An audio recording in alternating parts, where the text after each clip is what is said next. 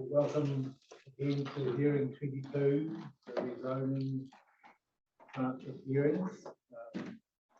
Just welcome everyone to the table. I'm Stephen Dash, I'm the hearings chair for this plan review. Looking around the room, the Councillor Karakia. Thank you, Judy. Kia uru mai, aho ora, aho kaha, aho maia, ki runga, ki raro, ki roho, ki roho, rere rere ho, tamarere.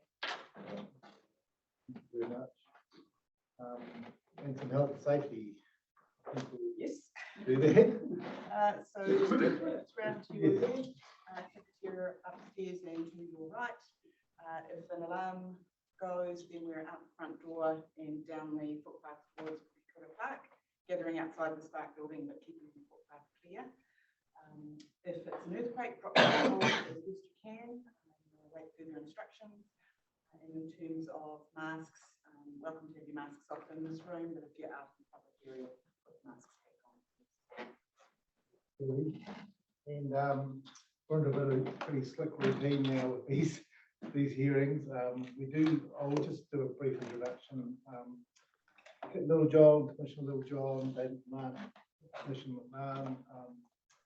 We are 3 or 4 independent hearings commissioners that have been appointed by the council to hear and make recommendations of all matters to do with the New Plymouth District Plan Review.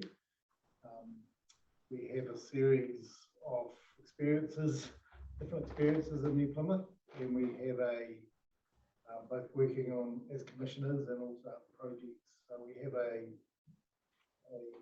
minute which sets out any proposed or potential conflicts of interest, and that's all up online. And so far, we've managed those pretty well. No one's any concerns, but we do just pause and see whether this hearing anyone knows any reason why we might not be suitable to hear it. Right, thank you. That's quite an important issue because sometimes these are quasi-judicial hearings. Those matters of conflict of interest are really important. So we're just quite careful about that. Thank you. And the other thing, just to note that all the hearings are on Zoom and they are being recorded, just for a record.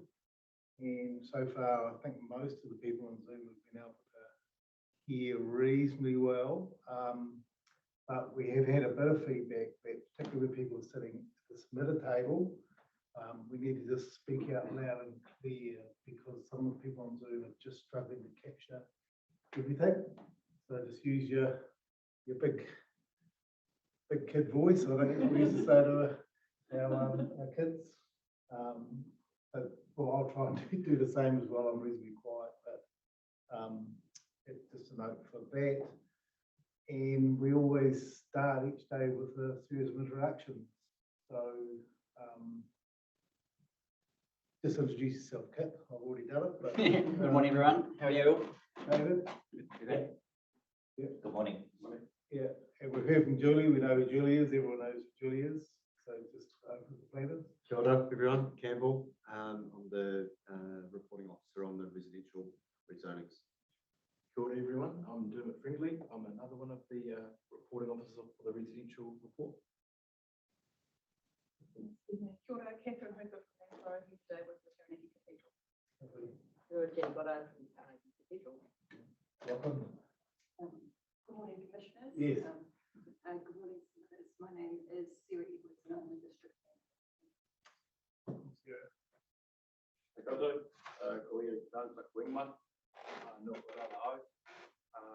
My name is Jeff Dunn and I come from the Netherlands, but I live in Noguanao, Thank you very much. All right, so we've heard that. We'll get underway. Hine is unable to attend. He's not well today, I think. So I think we're going to get some notes from him, and he won't be attending. Thank you. So Catherine and Jenny, you're first up. So come up to the table.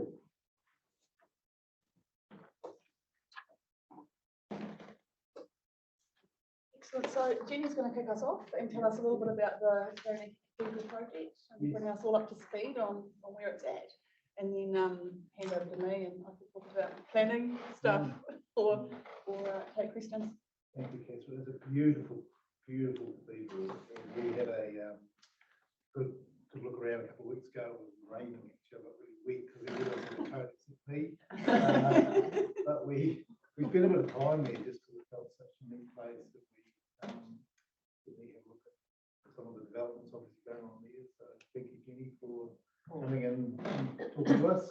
I'm pleased that you've had the opportunity to have a look because I didn't realise I could have brought pictures along. Anyway, you've been, that's better. Yeah. So thank you for the opportunity to speak today. So I'm a registered architect and a registered building surveyor, and I'm employed by the Taranaki Anglican Trust Board, the owner of that cathedral, as the project manager for the cathedral project. The cathedral project began in 2016 when Taranaki Cathedral, which is New Zealand's oldest stone church, was deemed earthquake prone and forced to close its doors. It's now 6 years later, and we are well advanced on the first two building stages of that cathedral project.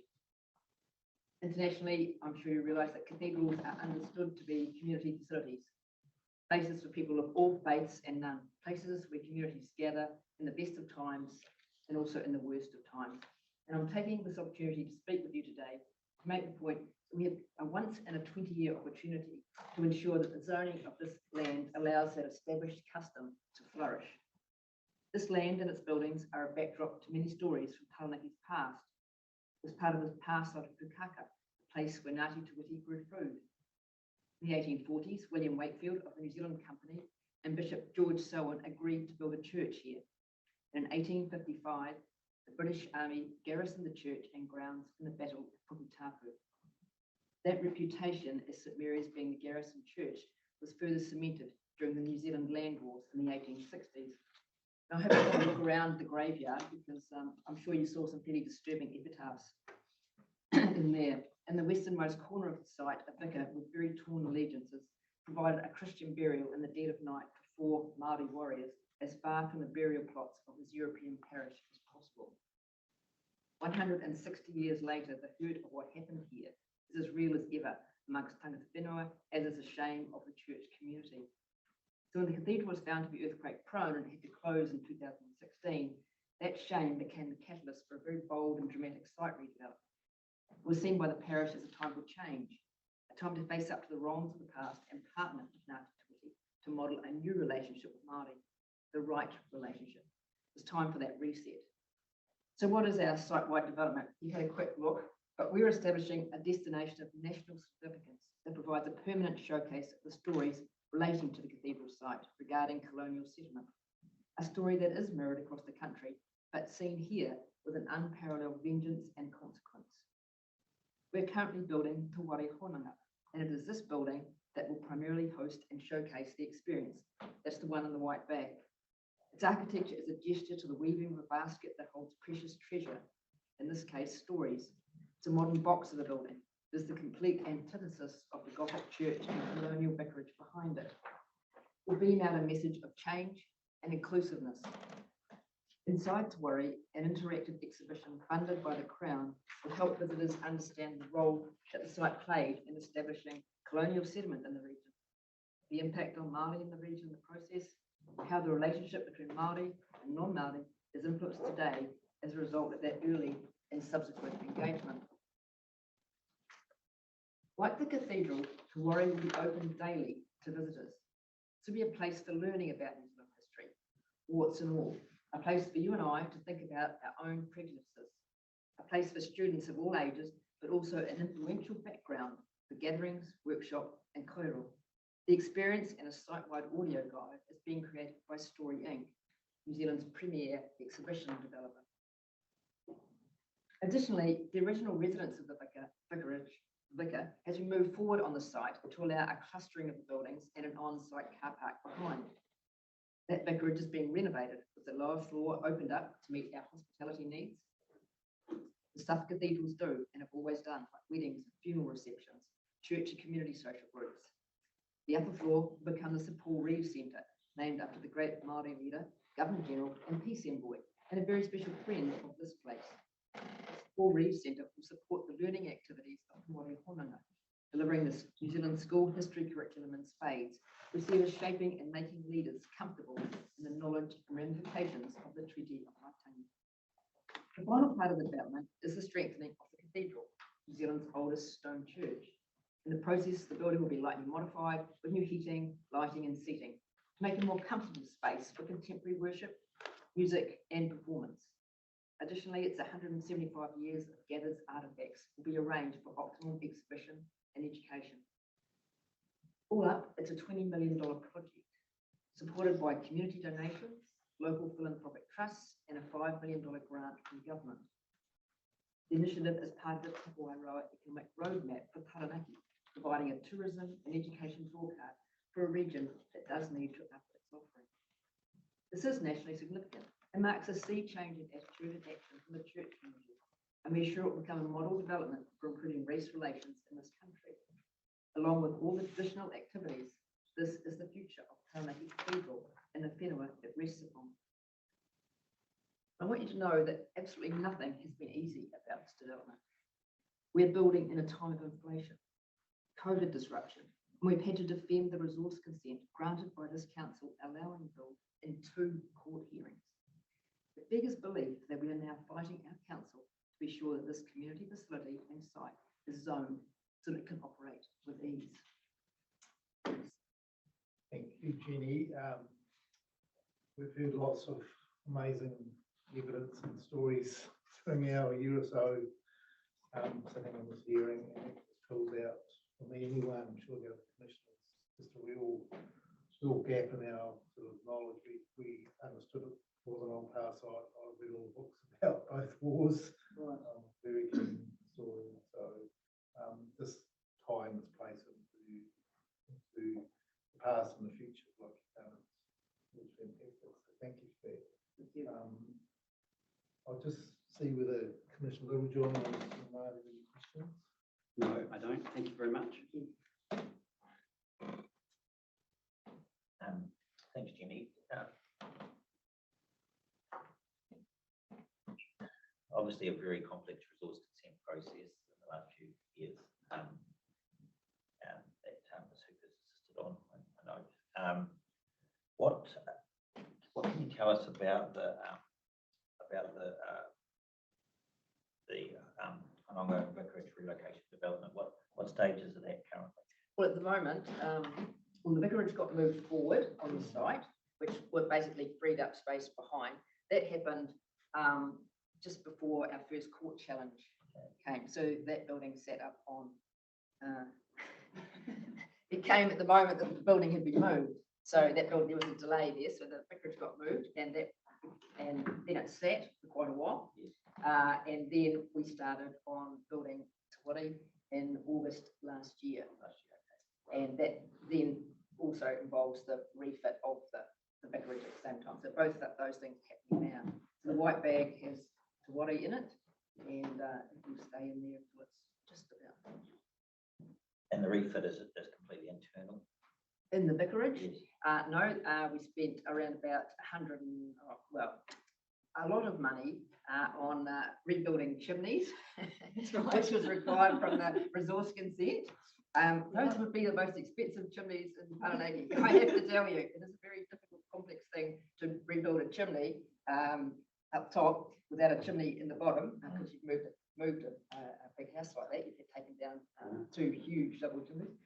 So all those sorts of things, and a total repaint and re-roof. So a lot of exterior work, and it's a protected building. Right. So all of that's happened, as well as interior. So it's been around about $1.5 million inside, and around $750K outside on that building. Sorry to interrupt. This was the general price for 2 chimneys as a whole package. How much should that cost? 150K. Each? No, for the 2 chimneys, the rebuild. Structurally, it's really, really difficult to do, to put something heavy up on top of something that's, not there underneath. So, yeah, they look beautiful. The reason I ask is I've got the old home in Napier Hill, 2 beautiful chimneys came down on the 31 earthquake. Right. Smashed through the slate roof and didn't get replaced. So it would be great to rebuild these chimneys, but always realised it's a big job. It is a huge job. I mean, sometimes you see people put steel pipes up inside of them. And, Yes, we had those. I was just, that's right, I interrupted. No, that's fine. Chimneys definitely resonate with me. From Christchurch originally. Oh, yeah. Chimneys, right. I can remember driving to the airport after the September quake and driving past an old normal school in the central city and wondered why there were these equidistant piles of brick along the road. And I soon realised it was where the chimneys had just toppled over and fallen neatly in those spaces. Well, I mean, it does make quite a difference to put a beautiful picture like that back up. Yeah. I mean, surprising. I would have to say, I think it's been a really good thing to do. But What I'm getting off track here a little bit, but what Christchurch City decided to do was, rather than, and through with the insurance company, rather than rebuild chimneys on residential properties, commercial properties, they actually gave money for installing heat pumps. So anyway. it's sad a heat pump. No, on non-heritage. Yeah. Yeah, it was a chance to deal with Oh, yes. Christchurch's smog problem and Yeah. conversion later. Absolutely. Anyway, what's the likely completion date? The stage that's happening at the moment is scheduled for completion in late October with an opening, a proper opening on November the 24th, which you're most welcome to attend. So after that, the cathedral is the next stage. Yes. Building development aside, and you may not be able to answer this, has there been any particular problems with activities being authorised in the entirety of the property from an RMA perspective with the residential zone? Are you aware of In the any? past, you mean? Yes. No, none whatsoever. I mean, large funerals of 400 people and things like that. Yeah. Happen. Those are big events. Things. I'll Yeah. follow that up with Catherine. That was all from me. Jenny, can you, as a very experienced architect, obviously, can you envisage residential activities apart from the vicarage going onto this site in the next 10 years or in any planning period that you could think Pretty about? close too. We've got a graveyard. We've got, unfortunately, we have people buried in places that are not necessarily where we think they're buried. Yeah. I mean, all digging on this site is with cultural monitors, and it is a constant worry that we will find a grave. And there are, I know that they have been in the past. We've done all the right testing and things like that. But no, I cannot foresee any chance. We have protected trees on the site, lots of them. I think we're a better steward of those than most residential areas would be. Yeah, it's unthinkable. Okay. Thank you for that. So planning wise, I guess, is really to point out the obvious. It's an island of general residential in the middle of quite a mixture of different land uses. So the pink, of course, generally to the north is the mixed use zone, and that surrounds on two sides. To the back, we've got the open space being Pukaka Marsland Hill, and then of course you get into, actually you touch on the edge of the city centre zone in one corner with the nice hotel across the road. So it is a bizarre underlying zoning to have in that location, I find. And really the exercise we went through is to look through all the different zonings and the descriptions in the district plan, and landed on this community facility, that the most logical zoning for it is the mixed use zone, which appears to provide for these types of things quite well.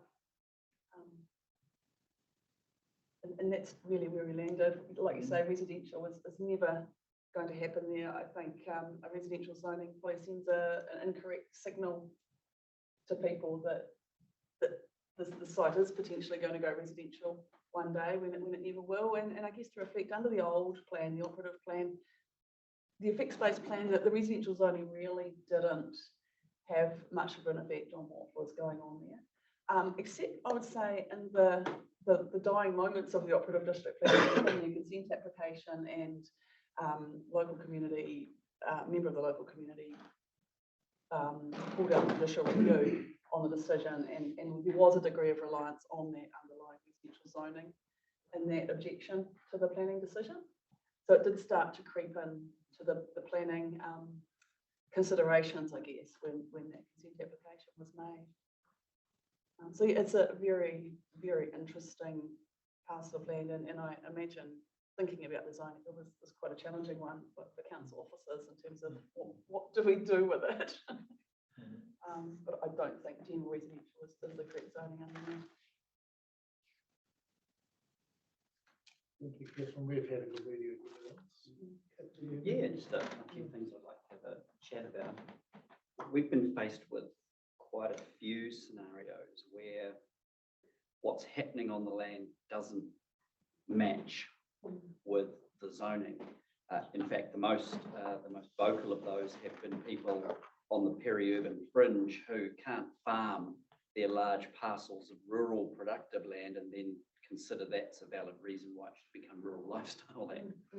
And so to that extent, you'd agree that sometimes zoning serves a different purpose in terms of managing how land is used. The other thing that has struck me and the commissioners is that a lot of the schools in New Plymouth are also underlying zoned residential, and yet there's no prospect that they're ever going. But none of them have come along and complained that the zoning doesn't match. So there are some anomalies there. I guess the one question I'd like to ask is, if you were to go back and you were starting the resource consent process again, and so, sorry, I'm not I don't want you to relive any nightmares. If the proposed plan in its notified state was the only document, what would have been the consenting pathway difference between residential zoning or the mixed use zoning? Is that an exercise you've had to think about? We did, and I might look at Campbell because he actually processed the consent application when it came through. I know that his fingers are all over it. Yeah, they sure are. We did go through the exercise of looking at what rules in the proposed district plan were breached, but that actually came in because a lot of the rules are around the notable trees and the heritage items. They actually had immediate effect, didn't they? Yeah, so I didn't really go into the exercise if the underlying land use was different, what the implications would be. It's probably one we could work through. I have sort of borne it in mind that certainly the mixed use zoning anticipates more of the nature of activities which will occur there, and that's probably more the ancillary things to the cathedral, being the weddings and the events, which would require a consent in the residential zone under the proposed plan. Yep. And that's probably the biggest one I was thinking about when I wrote my evidence. And just setting those general expectations for the community that these types of things do happen alongside a cathedral activity. To some extent, I mean, the site has, because of its history, it had presumably significant existing use rights. No one's contending that you need a resource consent to continue all of those historic community facilities based activities. Do you see a section 10 ceiling being reached potentially here? I can see that this is really early days for the site and facility, and there's been a lot of work and a lot of investment, and it could evolve quite strongly, and that's why I actually thought quite hard even about the city centre zoning, and that it is actually part of the heart of our city. Whether that might even be more appropriate and connect it through into the city centre framework. Issues, I guess the parking issues have disappeared, but that was a fascinating area of contention in that the cathedral and the council really didn't want parking. The council didn't want parking provided for on site at all. We were happy we wanted more on our side. The cathedral wanted more, given the types of activities. There's a compromise being reached behind the old vicarage. But then, of course, the judicial review comes through and we haven't provided enough parking. So those types of conflicts did start coming to the fore as a result of the consent application. And looking at it from from a section 32 basis, I imagine So one of the costs of potentially not giving it a more appropriate zone is that you do in the future have to weave your way through an underlying zoning. And I guess to some extent that's a key point of difference between this site and the schools, for example. The schools all take the benefit of a designation, They do. which gives them a land use, a free ride basically for land use changes and stuff. Whereas you sort of don't, you're solely reliant on existing use rights. So one of the costs is that it just imposes potentially difficult resource consenting processes in the future if anything else needs to change. One of the risks, I guess, that I sort of think the council are looking at in their Appendix 3 is that for whatever reason, the cathedral's going to go, woohoo, let's knock all of this down and put apartments up. Yes. Which I've got to say, given the number of overlays that sit over the site, plus the national significance, I mean, my gut is that that's a very low risk, almost to the point where you could discount it. I mean, is that? I mean, and I understand that's your evidence, Jenny. You know, this, Absolutely. we're not waiting for the plan to change. We're going to rip the cathedral down, are we? You know, so category 1, you know, Yeah. building, all Here's that the kind oldest stone all church that in sort of New stuff. Zealand, Then you've got this big graveyard, and then you've got these other people that, you know, seem to be buried in strange places on the side. Honestly, I could have bought you the geotech. Oh, It's a dangerous place to be digging. Oh, I grew up on Mill Road, and we always used to spend our time as kids up Marsland Hill, and we'd do nighttime torch episodes through the graveyard. It was some of the scariest It's terrifying, isn't it? It's a rite of passage when you grew up in New Plymouth. Okay. No, look, I mean, I'm just looking at it through that lens. I don't think it's too much of I mean, there are lots of anomalies with this, and I guess each of them have got their own reasons. But I think my sort of head at the moment is coming at it from a section 32, that the costs of retaining I guess a discordant zoning are potentially all going to fall on the cathedral. And charitable. And charitable use, whereas the risks to some extent are extremely low. That is going to be a residential site or a residential, for even a mixed use development to that extent. Anyway, those are my thoughts and questions. Thanks.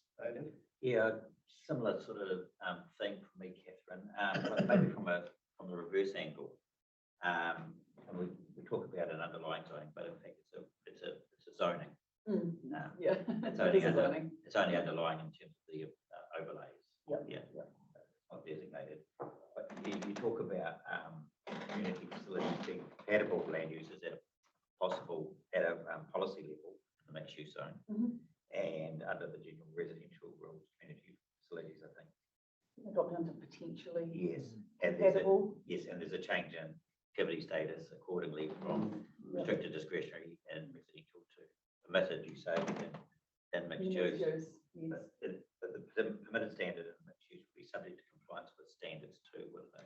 Location. Yeah. And have you done an exercise to look at the likelihood of compliance with those standards, less so from a bulk and location point of view, but also in terms of activity type standards, noise, I haven't worked through that in detail. traffic generation? Yeah, it does appear more permissive than the residential zone, so from a traffic generation perspective. Yes. With the noise is slightly different too. So the noise standards are slightly different for the mixed use versus the residential zone, and I think it's 5 decibels difference at the nearest residentially zoned site. Well, that you haven't done that exercise, have you? I think I might have mentioned the noise briefly in mentioned my the noise evidence. in the Yeah, evidence, that was the one difference I noticed, and I was thinking of that from the perspective of the gentleman who actually applied for the judicial review, and his dwelling is on the corner, just opposite the vicarage. Yeah, better glasses, but just how the change in rezoning would affect that medium density residential zoning on the periphery, and the only thing was really the noise standard was different. What about high traffic generating rules with community facilities?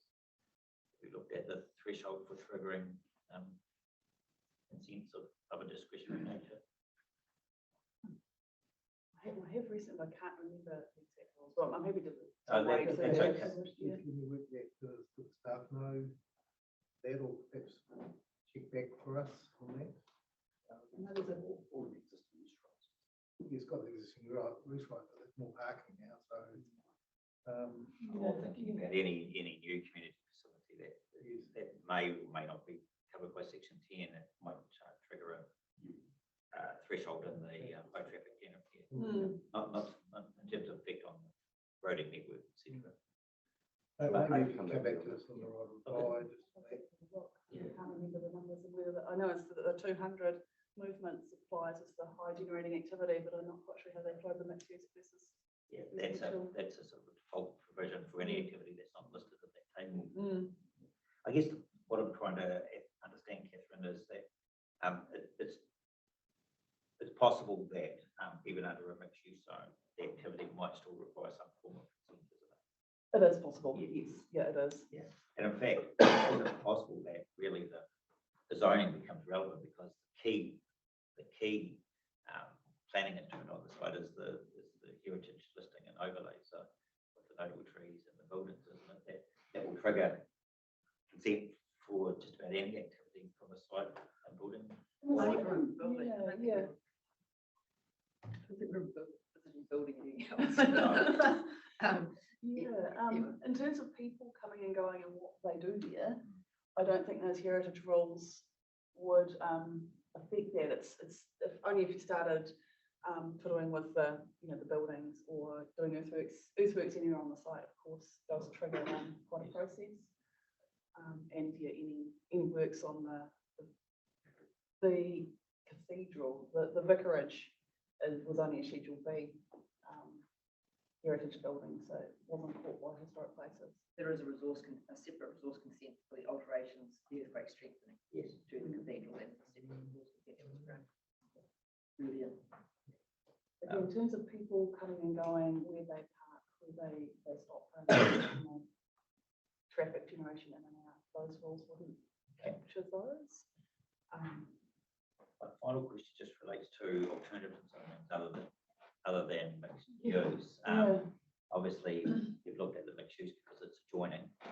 Have you looked at any other potential? Well, you said you looked at other potential. Yeah, we zones. did in the original submission. Actually, we went through a bit of a process there, and we did land the mixed use did appear to be the one that provided for community facilities like this, which were quite busy community facilities and probably evolving a little bit. I mean, the other one is the open space zoning to the rear of the site, whether that was any more advantageous, but I don't think it is. Have you had a look at any other public facility buildings like churches throughout the district and how they're? We did have a skim through the churches. A lot of them actually land in the city centre zone for the main churches in town, so they weren't particularly helpful. And I think if you look out, you get to your more the smaller churches, like potentially St Chad's up Royal Francis Douglas College, that has I think residential.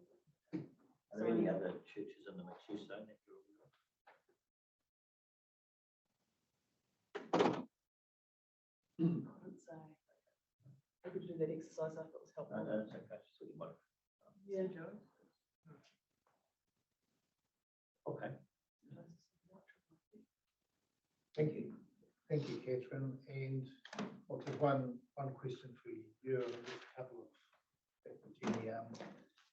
We really have to look at what most appropriate zoning is in a section 32 context. And I think we agreed with Commissioner Littlejohn on that.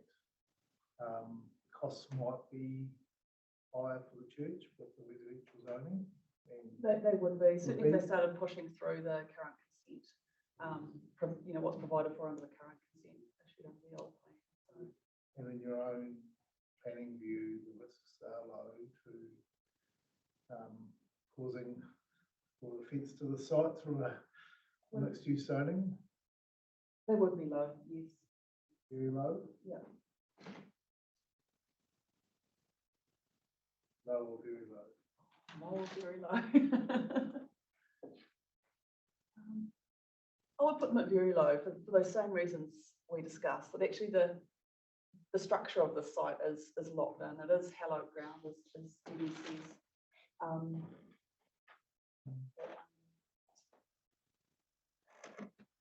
A lot of the heavy lifting has been done with the consent date, is just that risk that, you know, as the site evolves and grows and becomes more well-known, that there is a, you know,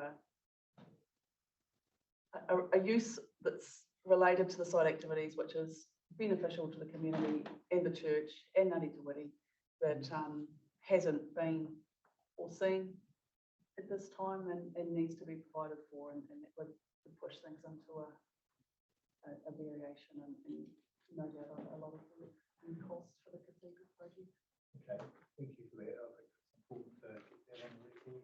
You know, I just have two or three out of interest really. This plain church, in terms of its construction, is it similar to the Christchurch Cathedral, or are there No. differences? Well, similar, no. It's the walls are about this thick, and it's one layer of stone here, bit of a cavity sort of thing, which is filled up with mortar and things, sometimes cavities, sometimes not, and another layer of stones. And the stones are not plastered on the inside or the outside, so that means that you can't sort of use some of the geotech type of sort of ways of strengthening it by putting plasters or reinforcing meshes and things like that. So what is the strengthening? So the strengthening is very expensive and very difficult. A type of grout gets injected into that cavity space, and which will kind of glue both sides together of the wall. So that's one small part of it. The other is to remove a layer of ceramic on the inside of the building all the way around and put a concrete bond beam around the top with pins that go right down into the foundations and new foundations at that. And it's like a pre-stressed sort of construction. So these are, you won't see any of this stuff. And then the concrete bond beam at the top gets covered over by the stones going back on.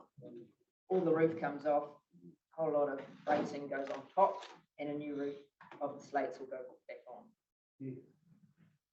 Real easy. Not every day. No, no risk, no risk. So this is a bit of a project.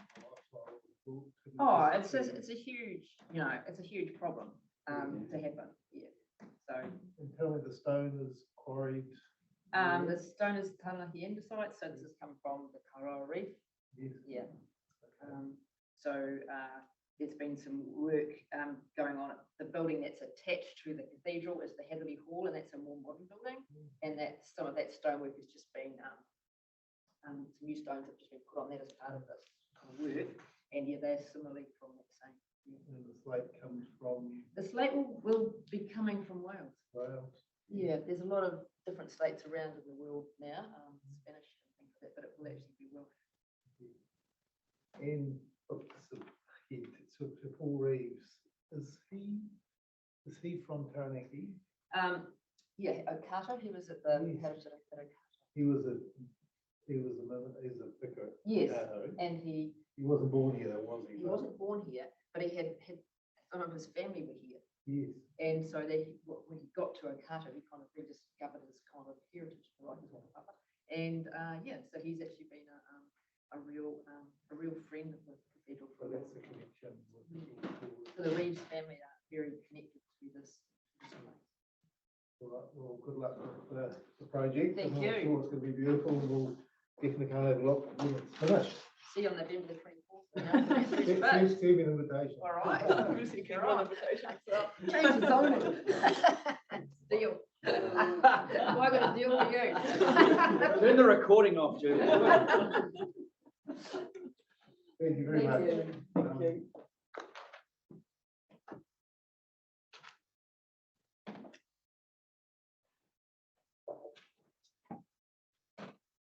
Thanks. So, Julie, I just wanted to ask about Mr. Carrington. He's not available today. He's not coming to talk to us at all. No, just sent through a brief message on Friday. Okay. So we have his, essentially we just have his submission, we don't have anything else? Yep.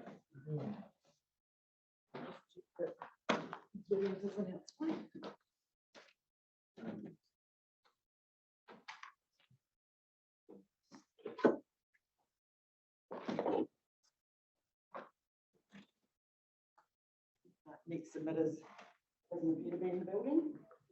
Do we have anyone else that's ready to go? Yes, we've got Mr. Lambert and Mr. Owen have just walked in. Right. How's it going, folks? Good? Are you ready to go? If we Yeah, we're ready approach to you go. now? Yeah. What's the here, do we? Yes, just sit there and You're make welcome. make yourself at home. True, they have gin in those things or not? No, Is it? Absolutely true. no, it's just one old boy's tale, I'm afraid.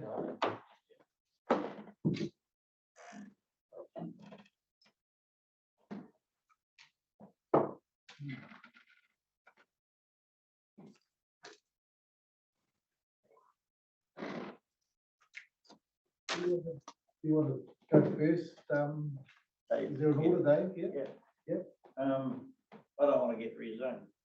Okay. So show us your property. So we've got it up on the screen. Is this the, I'll just come a bit closer to me. Yeah, just show us up on yeah, the it's the screen, one we Dave. looked at Yeah. down there.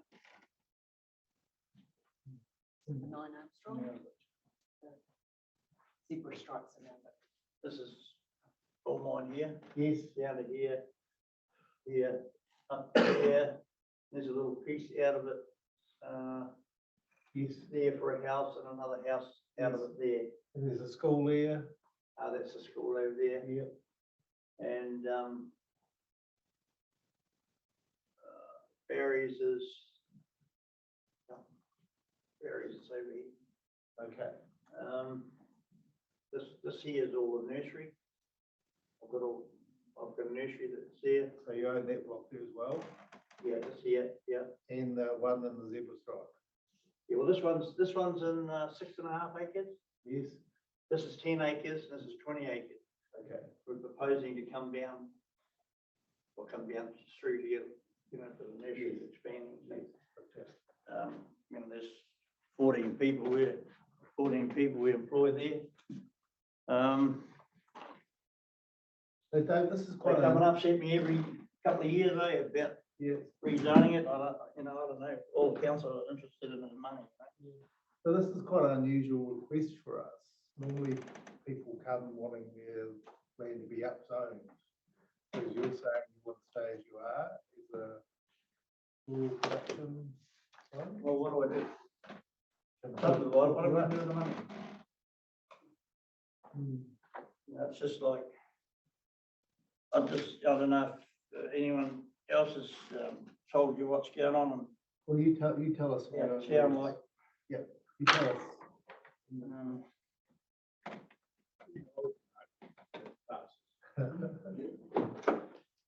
like section of availability for the future upgrade, the council can supply infrastructure as they can. Armstrong Avenue, there's 30 odd sections of guys trying to get through there.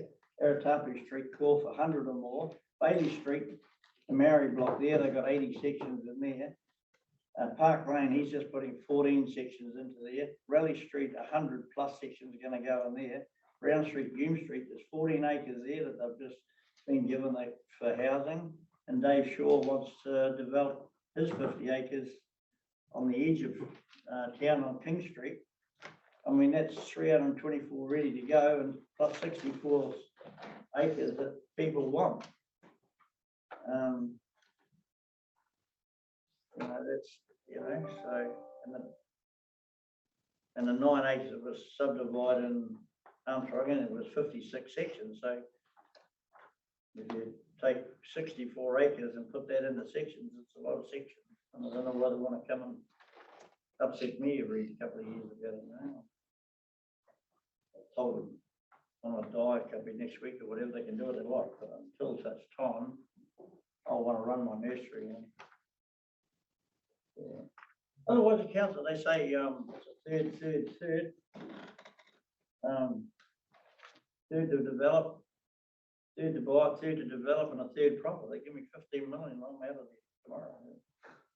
I'll just pay all my staff for a few years and that's it. But, you know, 14 staff, it's quite a, you know. What are you growing in the nursery, Dave? Oh, mainly hedging and lemon trees. Yes. All that sort of thing. And you're looking to expand that business. Yeah, well, we want to see if we can. Since it's, earthquake down in Christchurch, so they want millions of plants down there. It's probably amazing. So we did come and have a, we got up the drive by the school and we just had a general look around this area. A couple of weeks ago on a site visit. You have been? We just been on the public road and had a look, just to prepare ourselves for the hearing. Did you come down Armstrong Avenue? Yes, we did. Aye. Yeah. Yes. We didn't go off the roads though. We were a bit shy. Thought there might have been some rampaging bulls or dogs off leash or something. Yeah, so that's basically, I don't want to move. Okay. Is there anything else you'd like to tell us? No, that is basically it's So it's pretty clear. different, no, yeah. Definitely no. Has anyone told you that the zoning doesn't have to make any difference to what you do on your land or anything like that? Oh, yeah, well, who told you that? Well, no, that's the law. Has anyone told you that or not? No. Oh, okay. What happens, I've got another section across the road on Armstrong Avenue, it's up from the middle of my place, an acre section. Yep. That went into, they put that into urban. And the rates went from a rateable value went from 100,000 to 300,000, just like that. Woof. Did you object to that at all? Can't, because they put it into urban. How can I? You can. Sorry? Has no one told you there's a process to object to rates? If someone changes your zoning, but you're not actually utilising that land use, you're actually using it for rural, you can ask the rates to be set back to your land use. Council aren't very good at telling you those sort of things. Oh, okay. They've never told me that, because, you know, when every time I've had a blue with them, I say to the lady, oh, so my rates are not going to change. No, okay, my land value is going to go up from, say, $1 million to $10 million. So you're not going to charge me any more rates. Not up to us, we're not the council. No, but you know, that's what I say to them, and then they, yeah, we'll get back to you on that. They never get So back. that's the only issue. I mean, Yeah, basically. Yeah. All of a sudden you go to urban, you can't have a cow, you can't have a sheep, you can't have a chook. Well, that's not right though. Sorry? That's not right. Well, that's the way I see it. Once you go to urban, you can't have a fire. Yeah, no, there's a thing called existing use rights, which means that you're entitled to continue to use your land in the same manner that you have historically forever, if you want. I mean, for example, the last submitter, they own the land with the Taranaki Cathedral, but they've got a residential zoning, and yet and cathedrals are effectively non-complying in a residential zone. But because they've been there for 170 years, they've got a right to continue to do that, just as you have. Your nursery can continue to operate. You can continue to run cows. You can continue to do everything you have been doing historically until such time as you choose not to. So, And they can't change your rates. well, they can change the land value through the zoning, but there's a process under the Rating Act where you can object to that on the basis that you're not utilising the land for the zoning purpose. And that's a simple letter of complaint back to the council when your rating assessment comes out. Would you trust the council? Well, you don't have to trust the council. It's a matter of law. You've got a right under a statute to object on that ground. And if the council don't agree, you can take it to the Land Valuation Tribunal. Anyway, look, I shouldn't be going. I'm just trying to help here because I think maybe there's a bit of information in the picture here that you sort of haven't had, and that's not a criticism because I agree it's a very dense and regulated area of the law. But if you got some advice and that advice said to you, Barry, look, they can change the zoning, but it doesn't make one bit of difference to what you can do on the land. You can continue to do that until the day you die, and they can't stop you. And you can also object to any rates increase on the basis that you're continuing to do that. But in the meantime, you get a residential land value that has an opportunity for your heirs and your successors, but it doesn't change the way you live on your land or do anything on your land. what's your answer going to be? Do you take the value increase in the land in your lifetime, or do you let someone else go through a process at some stage in the future? Because at the moment, the council's recommendation is okay, Mr. Lambert doesn't like the zoning. We'll put it to a thing called future urban. Now that would effectively require any person in the future who acquires that land to spend hundreds of thousands of dollars to change the zoning to residential. Whereas right now, your cost is effectively a submission. You know what I mean? Well, that would change everything, but the council don't tell you that. Well, there are people who you can get this sort of advice from. I'm not one of them, unfortunately, because I'm actually giving you the advice here, but I'm just a bit concerned that you haven't fully grasped that this is an opportunity to change the value of this land for the future, and not just for you, but for hundreds of people who could potentially come and live on that land and use it for its benefits, while it doesn't affect one thing that you do for the rest of your life on it. Could I step in here? Yeah, sure, yeah. That's Barry. He's Barry. Oh, he's Barry. Oh, Yeah. sorry. Oh, Okay. yeah. Okay, sorry, Dave. But I won't let you. I've had quite a few dealings with the council because I'm right in the middle of the subdivision. Yeah. And I was promised when I built the place that I would never get built out because it was in the county council. And they weren't going to be making any smaller sections, you see. So I've got 7 acres. And then the council come along and all around me, they've ordered the city, or the town. Now, they stuffed up with the sewage. And they wanted to put a pump in, they had all the sewage laid out in the subdivision. And then they found out that the sewer was about 5 feet above where the outlet was. And I said to them, well, you can put it under my driveway at your cost, and I don't want anything for it, providing you put a fence up along the road to stop people on bikes and things rushing out onto my driveway. Now, my driveway's 1/3, 3 of us have got 1/3 undivided. So none of us can do anything without the other one's permission. And then the subdivision next door to me used the driveway for bringing all their stuff in and stuffed up all the tar seal. I've been looking after the tar seal, fixing the potholes for 30 years. Yeah. And all of a sudden, the council owns 6 of it. Would you like to tell me how that works? No, I haven't. I'd have to have a look at the documents, to see how it's happened. It became a bit of a shock to us other 2.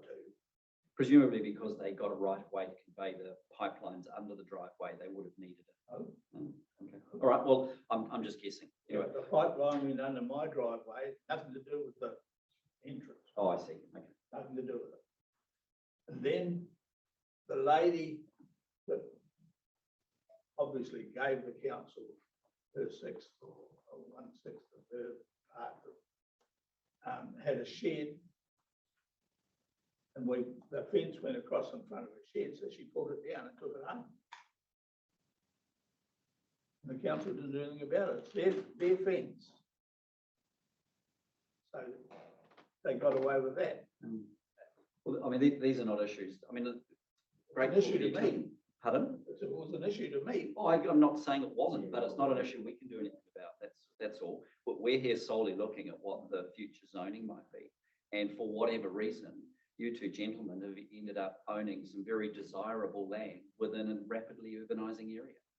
But I can absolutely assure you that if the zoning changed, it doesn't mean you have to change anything you do on the land. They promised me that nothing would change. You know, with my piece. two ladies came up from Stratford and told me I had a fire. I knew I had a fire, I looked bloody thing. Put it out. And I thought, they told me that nothing would change. This was an air shed, because you're in the urban air shed. This was the regional council coming to talk to you about those issues, wasn't it, Darren? There was a little wee bit of smoke that didn't affect anybody, it was just going straight up. It was only a little scrub, just a bit of rubbish. Yeah. I understand, that's the other council, the regional council. Yeah. No, I didn't. Just a couple, Barry and David, I mean, I think what Mr. Littlejohn has said to you is very sage advice about the value of this land. Yeah. Should you want to do something in the future.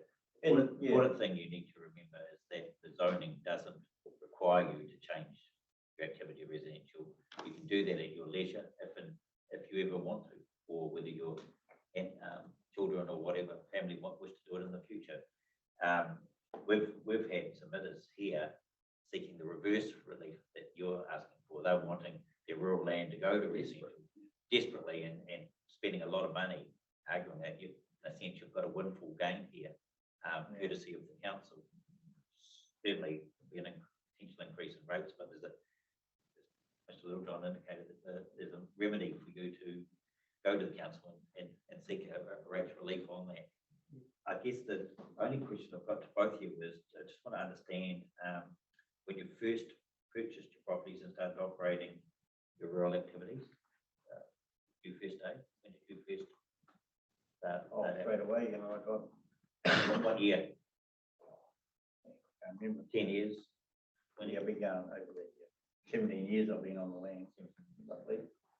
And about 5 to 20 acres. Yes. And then the nursery, the guy got in trouble.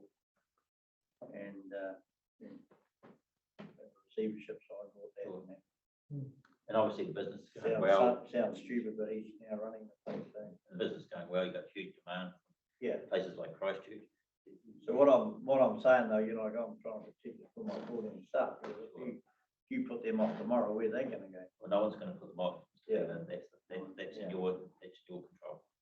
But in light of what your colleague said, well, I would probably put it into, not to even, but. And you would have that choice over the what they call the planning period, which is the life of the district plan, which is 10 years plus, maybe 15 to 20, depending on when the next review is. So it gives you some flexibility to make that decision over time. Mr. Lambert, how long have you been on your property? Quite a few years. 1989. And what activities do you undertake from there? Is it grazing or? Yeah. Yep. It's just a lifestyle block. Yeah. And it's 7 acres, isn't it? Yes. It's right beside the school. Yeah. They've got 7 acres there. Yes. And it backs on to David's. And in 10, 15, 20 years, do you think you'll still be holding that land and farming it? Or? No, I won't be dead there. Yes. Sorry, I wanted to live a lot longer, but I don't Yeah. think I'm going to. Do you think there's a desire for whoever might end up with the property Yeah, I've to got do that? three boys. Do you think they have a desire to carry on that activity, or do you think they might want to carve it up into residential sections? Possibly one day, but not while I'm alive. No. Okay. Well, then that's the thing, you won't allow it. Brilliant. And that's your prerogative. And I went to the lawyer about this business at pinching my sixth of my drive, and it cost me $2,000 to talk to the lawyer, and I just got no reply. Basically, they said, "Oh, nothing we can do about it." Of course they can't. The council's too big. Oh, in light of that then, because the council have told me different, but so in the light of that, I would probably It seems have it for future. Seems to be a wise thing to do for you both. Yeah. And certainly if you've got any questions about the rating issue, that would be well worth your while talking who in the council deals with that? Yeah, if you just go through the call centre and ask for the rates team. And they'll let you know what, in terms of what Kit's just told you about the fact of the rating position, and if you get some clarity there, certainly for your family estates, this is quite a wise move, just to leave it as the council's proposed. And just as you are. Yeah. Can I ask, when is the council's annual rating revaluation process? Anyone know? Every 3 years. I think they're every 3 years. It's rates revaluation every 3 years. Do you know when the next one would be, Sarah? Yeah, just thinking, I mean, at the moment, you're still being rated rural because that's what the current zone is. If we were to make a recommendation that took on the residential zone and the council accepted that, then it would probably take another year or so before a rating revaluation looked at any change in the zoning. So it wouldn't happen overnight. Do you want, can I add something? Yeah, sure. The way the rating works is also based on the size of your property. So if you don't subdivide it and it stays the same, even if it was no matter what it was zoned, that portion of the rating part won't change. The only portion that would change would be the value of the land. So it doesn't look at it and go, this is zone residential, it's a residential rates. It looks at it on a size. So I think it's a large buildings or Under 1 hectare, you're rated as a residential property, regardless of where you are in the district. So under 1 hectare is residential rates. 1 hectare to 10 hectares, I think, is called a small lot holding, and you've got a different rating category. And anything above 10 hectares, you're rated as a rural property. What happens when you got 16.5 acres of nursery? I mean, that's more than, more comes off that than a cow farm. Probably, They don't rate how successful your business is. It's solely on land value. And land value is not influenced by what you're doing on the land. It's set as an average based on the average rate per hectare within the district. So it's not, if you're running a very profitable rural exercise, you're not penalised. It's not a tax. Rates are not seen. They are a form of tax, but they're not taxing revenue. They're taxing value assessed across the whole district. Anyway, I guess the other factor that comes into it with the residential zoning, for example, is under the rural zoning, it's a minimum 20 hectare to subdivide. So you couldn't subdivide.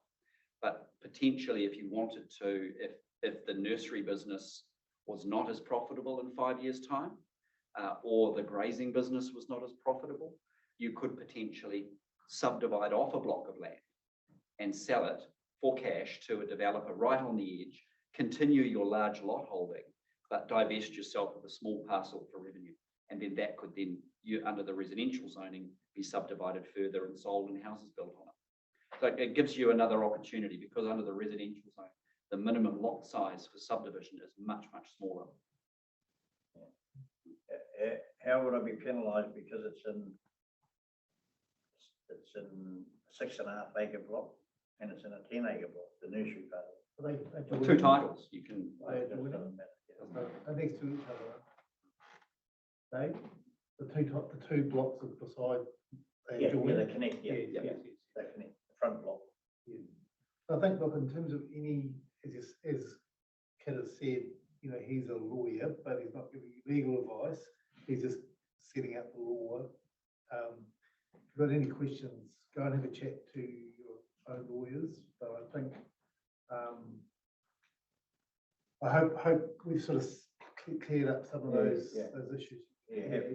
And certainly for the district, if in the town of Waitara, if that land, once you've finished using it, could become residential. That does give a lot of people opportunity to live in what is a beautiful part of town. So This is ideal for subdivision, but I don't know. Not in your lifetime, understand. Anything else, Commissioner? Just one, sorry, three, we seem to have three options on the table now, Mr. Lambert. Your original position that you wanted to retain rural. The council's position, that original position that should go to residential, and their 42A report, I think they've recommended future urban. But I'm getting the clear impression that you're moving away from your original position and you're seeing the merits of a residential zoning now. In light of what you call it. Yes. Yes. Changes everything. Yes, and presumably you wouldn't support the future urban zone because that involves another process to get it to residential in the future. Yeah. Is that for both of you? As I long do as need they his don't address, change, though. you know, I do need your address. I'm infamous. Just put my name in the internet. You'll learn more about me. Yeah, no, I don't know if Joe was aware of that, but Joe and I may not. We weren't aware of that. It's not what the council told us. Well, it's certainly been good to hear from you and to understand the issues with your land. And yes, we obviously the staff have been listening as well. So I think it's been a very, very worthwhile session. Yeah. Thank you for coming in. Yeah, that's really cool. Thanks, man. thank you. All right. Thank you. Have a nice day in Cherny. Will do. Yep. It's a bit warmer in here than out there. Yeah, but chilly. Oh, yeah, it's got nothing yet. Wait, mountains covered. Thank you. All right, thank you very much, folks. All right, thank you, gentlemen. Thank you. Do have, we've still got the issue with, TRTR was still a little bit concerned about the process. Yes.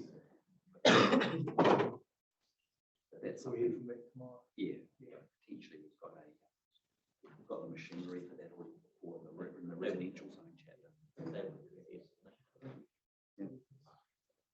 So we're still recording, aren't we, Judy? Yeah. So, Mr. Kiss, are you here by yourself? Stefan? Judy Williams on Zoom. Yes. And she just texted me earlier to say she's online now. She's struggling to hear you. Yes. We've had problems with that just in the last wee while, so we'll just check with Julie if she's online. She's not online anymore. She's gone.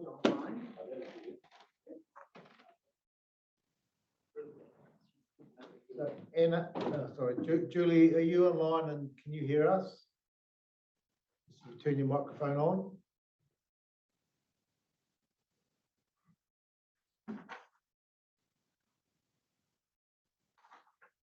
Julie, are you online? Judy, sorry. Judy. Judy.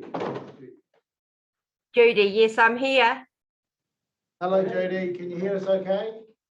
Yes, if I concentrate. All right, we're aware of the audio problem, so we try to speak as clearly as we can. And we have Mr. Kiss here. Can you see him at the back of the room? Sorry, what was that? Can you see Mr. Kiss at the back of the room, Stefan? I saw him before, but he's gone now. Oh, I'm okay. still here. When he speaks, you'll see him. So, Okay, Stefan, and we may have some questions for you. So just listen in clearly. If you can't hear us, just let us know, okay? okay, thank you. Just come on and tell us to speak up. Stefan, thank you for attending. Thank you. So the primary reason I'm here today is to support Judy Williams and her husband Michael Flynn. Michael made a submission and then a subsequent submission in regards to their land at Whitedale Road. And then I've provided a statement of evidence as well. Yes, so we've read your evidence. Thanks, Stefan. So a little bit complicated, but I think working through the evidence is your way. We now understand the position of the various parties. But I think if you could just summarise that for us again, just with reference to the plan up there. So the land is proposed to be zoned general residential. without any indicative roading to the site. That's the council's primary position. And the Judith and Michael submitted that in support of that through Colin Comer, planning consultant. And at the same time, Colin Comer also submitted on behalf of Mike McKee's company next door for there to be an indicative road through Judith's land. So he sought that, it's not currently on the plan, is it? No.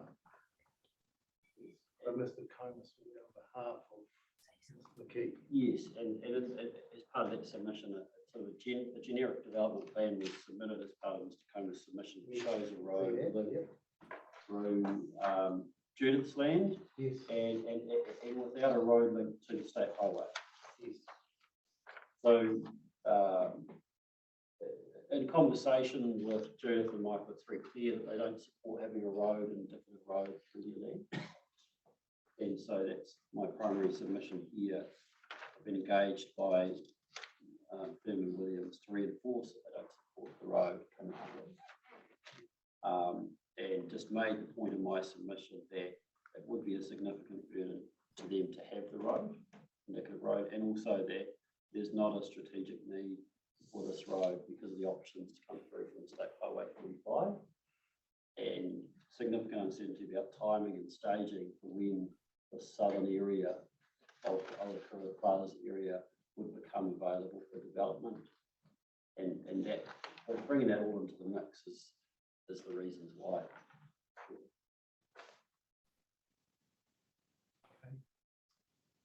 So as I said, your evidence was very, very helpful, the way you've set it out.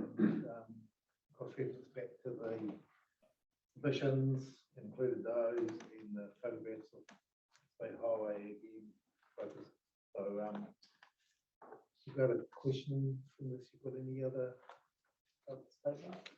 Judith, do you have anything you'd like to add to that? What was the question, sorry? Do you have any statement or anything you'd like to add? So Stefan's told us the background to why you don't want to have the road shown through your property. Is there anything else you'd like to add from your perspective? What are you currently living there as a lifestyle block, Judy? Yes, it is a lifestyle block at this stage. And how long have you been there, Judy? At a guess, probably 25 years.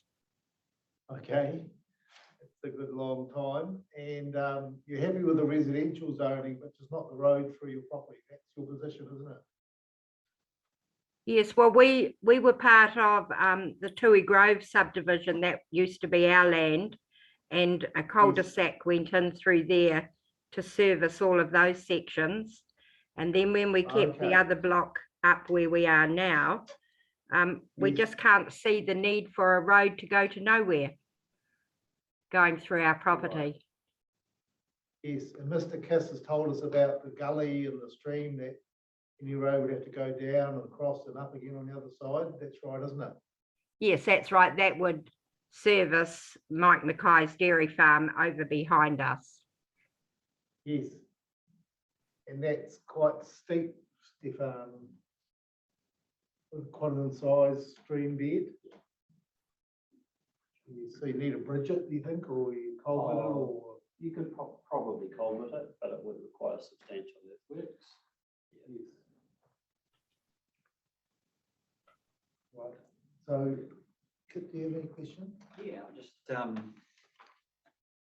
I mean, the submission is quite clear. Presumably, Mr. Comer has been fired.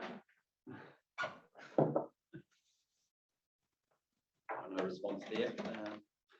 The submission's clear, and to us it does, well, to me it seems that if the future of this proposition really rests on what we may or may not decide happens with the proposal for the site across the river, because there's a big contest about whether Owakura Farm Park ought to have a future urban zone at all. And there's also a proposal by Mr. McKee to change the zoning from future urban to something more solid as well. So we've got all of those issues circulating around it. So I guess these questions are really to just explore the relevance of this in the context of that third option, which is we potentially accept that there ought to be a rezoning. And so don't take it that that's what we're thinking, but I just sort of bound to have a little bit of a thought experiment about that. So I guess the first question, Mr. Kiss, is if without an indicative road providing access from Wairau Road across the stream to this land, what are its other options to be serviced by a roading network? So the rectangular shape of State Highway 45 is the power co facility. There's a building there, and that's what I've taken photos from, or showed the photos taken from Google Street View. So that's a location that has appropriate, what appears to me to have appropriate site visibility in the context of the current speed arrangement, but it's also if there's going to be rezoned.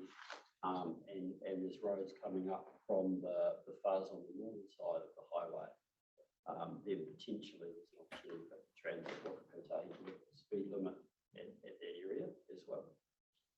But that would be the most appropriate place where there's sort of like a localised hump in the highway that gives you good visibility in both directions. Okay, now and you wouldn't need to culvert a significant stream to achieve that. Well, there is a stream valley you can see through the Oakwood Farm Park land. Oh, yeah. I don't know the status of existing culverts and farm tracks through there, and whether that will need to be upgraded. Right. Just thanks for that, Mr. Kiss. Looking at the record of title on page 7 of your evidence, there is shown to be an esplanade strip 10 metres wide on the right hand bank. Yeah. Now that's not shown anywhere in the cadastral patterning of the district plan, and I guess that's an issue that is sort of in our heads around how we make, because they're public access tracks. So is it generally the case that esplanade strips are not mapped as a cadastral boundary in the district plan? In the district plan, probably not. Okay. Generally only when a reserve has been vested that you end up with a separate record of title. Yes. Yeah. Okay. An esplanade strip is a type of easement. Yes, I know that. To some extent, if a road were to be constructed through there, and of course that's not something that Judy could be forced to do, obviously. What would there be any potential ramifications of conflict with the esplanade strip? Would that have to be buried or amended, or could it? Okay. So that in itself presents a potential legal barrier to the creation of the road anyway. The road would need to be free of encumbrances. Yeah. So you'd have to go back and undo that esplanade strip in that particular location. Okay, so there's another technical problem for that there as well.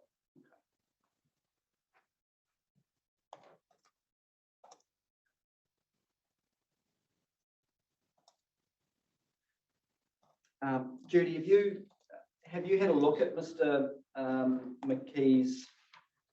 Or do you pronounce it Mackay? Is that right? Yes, Mike Mackay. Mackay. Okay, I'll remember that when he comes and talks to us tomorrow. Have you looked at what his proposals are for the land to the west of your block? Yes. We've been involved with him for a few years now. With his last big plan that went in, I sat through all the commissioners' hearings every day for 2 weeks.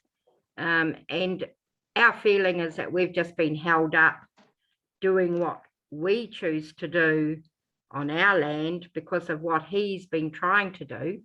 And our understanding was at the last commissioners' meeting that his plans were all wiped and that there would be no need for any access through our property to service his subdivision. Well, that's certainly the position at the moment based on the proposed plan, and hence Mr. Comer's request to reinstate that former sort of proposition. So, did you make a submission on Mr. Mackay's, a further submission on Mr. Mackay's submission? Okay, thank you for that. I didn't. I know David's busting me with a question, but Yep. Oh, sorry. Judy, could you bring up the concept sketch, it's page 10 of Stefan's evidence? Sorry, what was that? I can't read it myself on that. No, so I just want to get orientated. Once it comes up online. Oh, that's the Westland. Oh, sorry, I mean Julie Straka, sorry, not you, Judy. Oh, okay, sorry. Yeah. Yeah, this slide. Yes, that's what I thought. Yeah. Right at the back, number 10, page 10, it's the full page, Judy. Julie. That's the one. Yes. So can you tell us, can you just orientate us here, Stefan? Okay. So the coloured, the right-hand side of that coloured edge is the State Highway 45. You can see that travelling Yes, northeast. it's a straight road there, yes.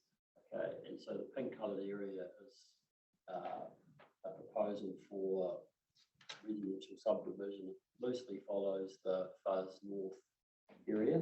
Yes. Is that the Holden? That's the Holden block. And so the primary access into the Holden block at the moment is Cunningham Lane, which is off Whiteout Road. You can see the white line extension there. And there's proposals for stage 1 to start there. And that's useful in the sense of servicing wastewater. They have got a culvert project to do, perhaps a bridge. I think it's probably a culvert. I'm not involved with that project. But the overall concept is quite a large increase in Alcuda. And so for connectivity reasons and other reasons, it seems to me logical that as they have shown that there'll be another connection to State Highway 45. I think the failure to do that would lead to problems with traffic. Wairau already has an issue with the junction. I know council has got roundabout concepts for Whiteout. But it seems to me that what's shown there is quite a logical solution. And where that hits State Highway 45 is also the same location, I think would be, yes, I apologise, Mr. Mackay, into Mr. Mackay's land. Yes, and coming in that side of it. That's the other location that you come in. And you can sort of visualise a crossing, whether that's a roundabout as well. Yes, and that's your entrance to Alcuda. Yes. Yeah. Okay, it's a very helpful plan just to orientate ourselves. All of the orange, well, terracotta, that's all within the future urban zone, as far as I can. As far as without having the two together, yeah, it looks about right. Yeah. But there's a resource consent in for the terracotta. Not all of it, no.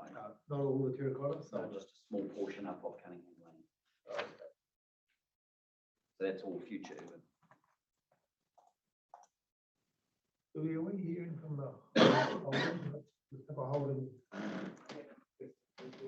Okay, but are they seeking this? No. They're not seeking this. So this came in on the submission though, didn't it? So this is a submission 303.1. That's where that comes from.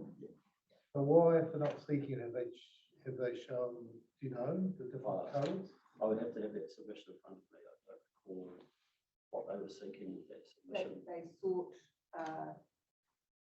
the terracotta this is from memory, I think they sought it to be medium density. I can confirm that, Yes. but it's only been accepted in part, which is the new part of the subdivision of Cunningham Lane. Okay, and the balance Is to retain as future urban zone. yes, that's what I thought. And so that they're not contesting that with any evidence. Not that I'm aware of. No, okay. Thank you. David, how do you? No, Mr. Kisso, that's very clear for me. Diagrams are clear. That last question was one I had. Thank you very much. Judy, thank you very much for attending the hearing and for answering our questions. We really appreciate your participation, and certainly Mr. Kiss's evidence has been most helpful. So thank you very much. You're welcome. Thank you. Thank you, Judy.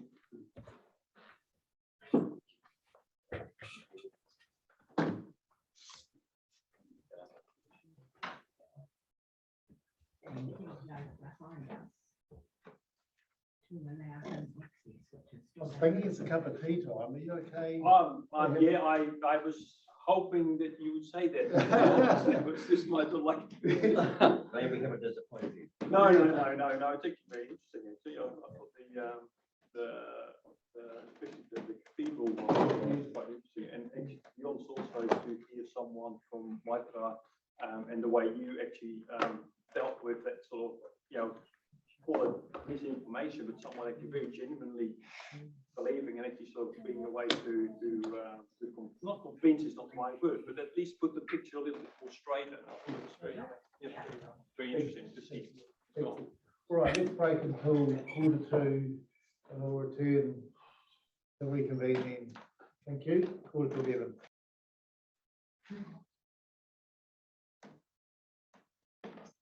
Thank you.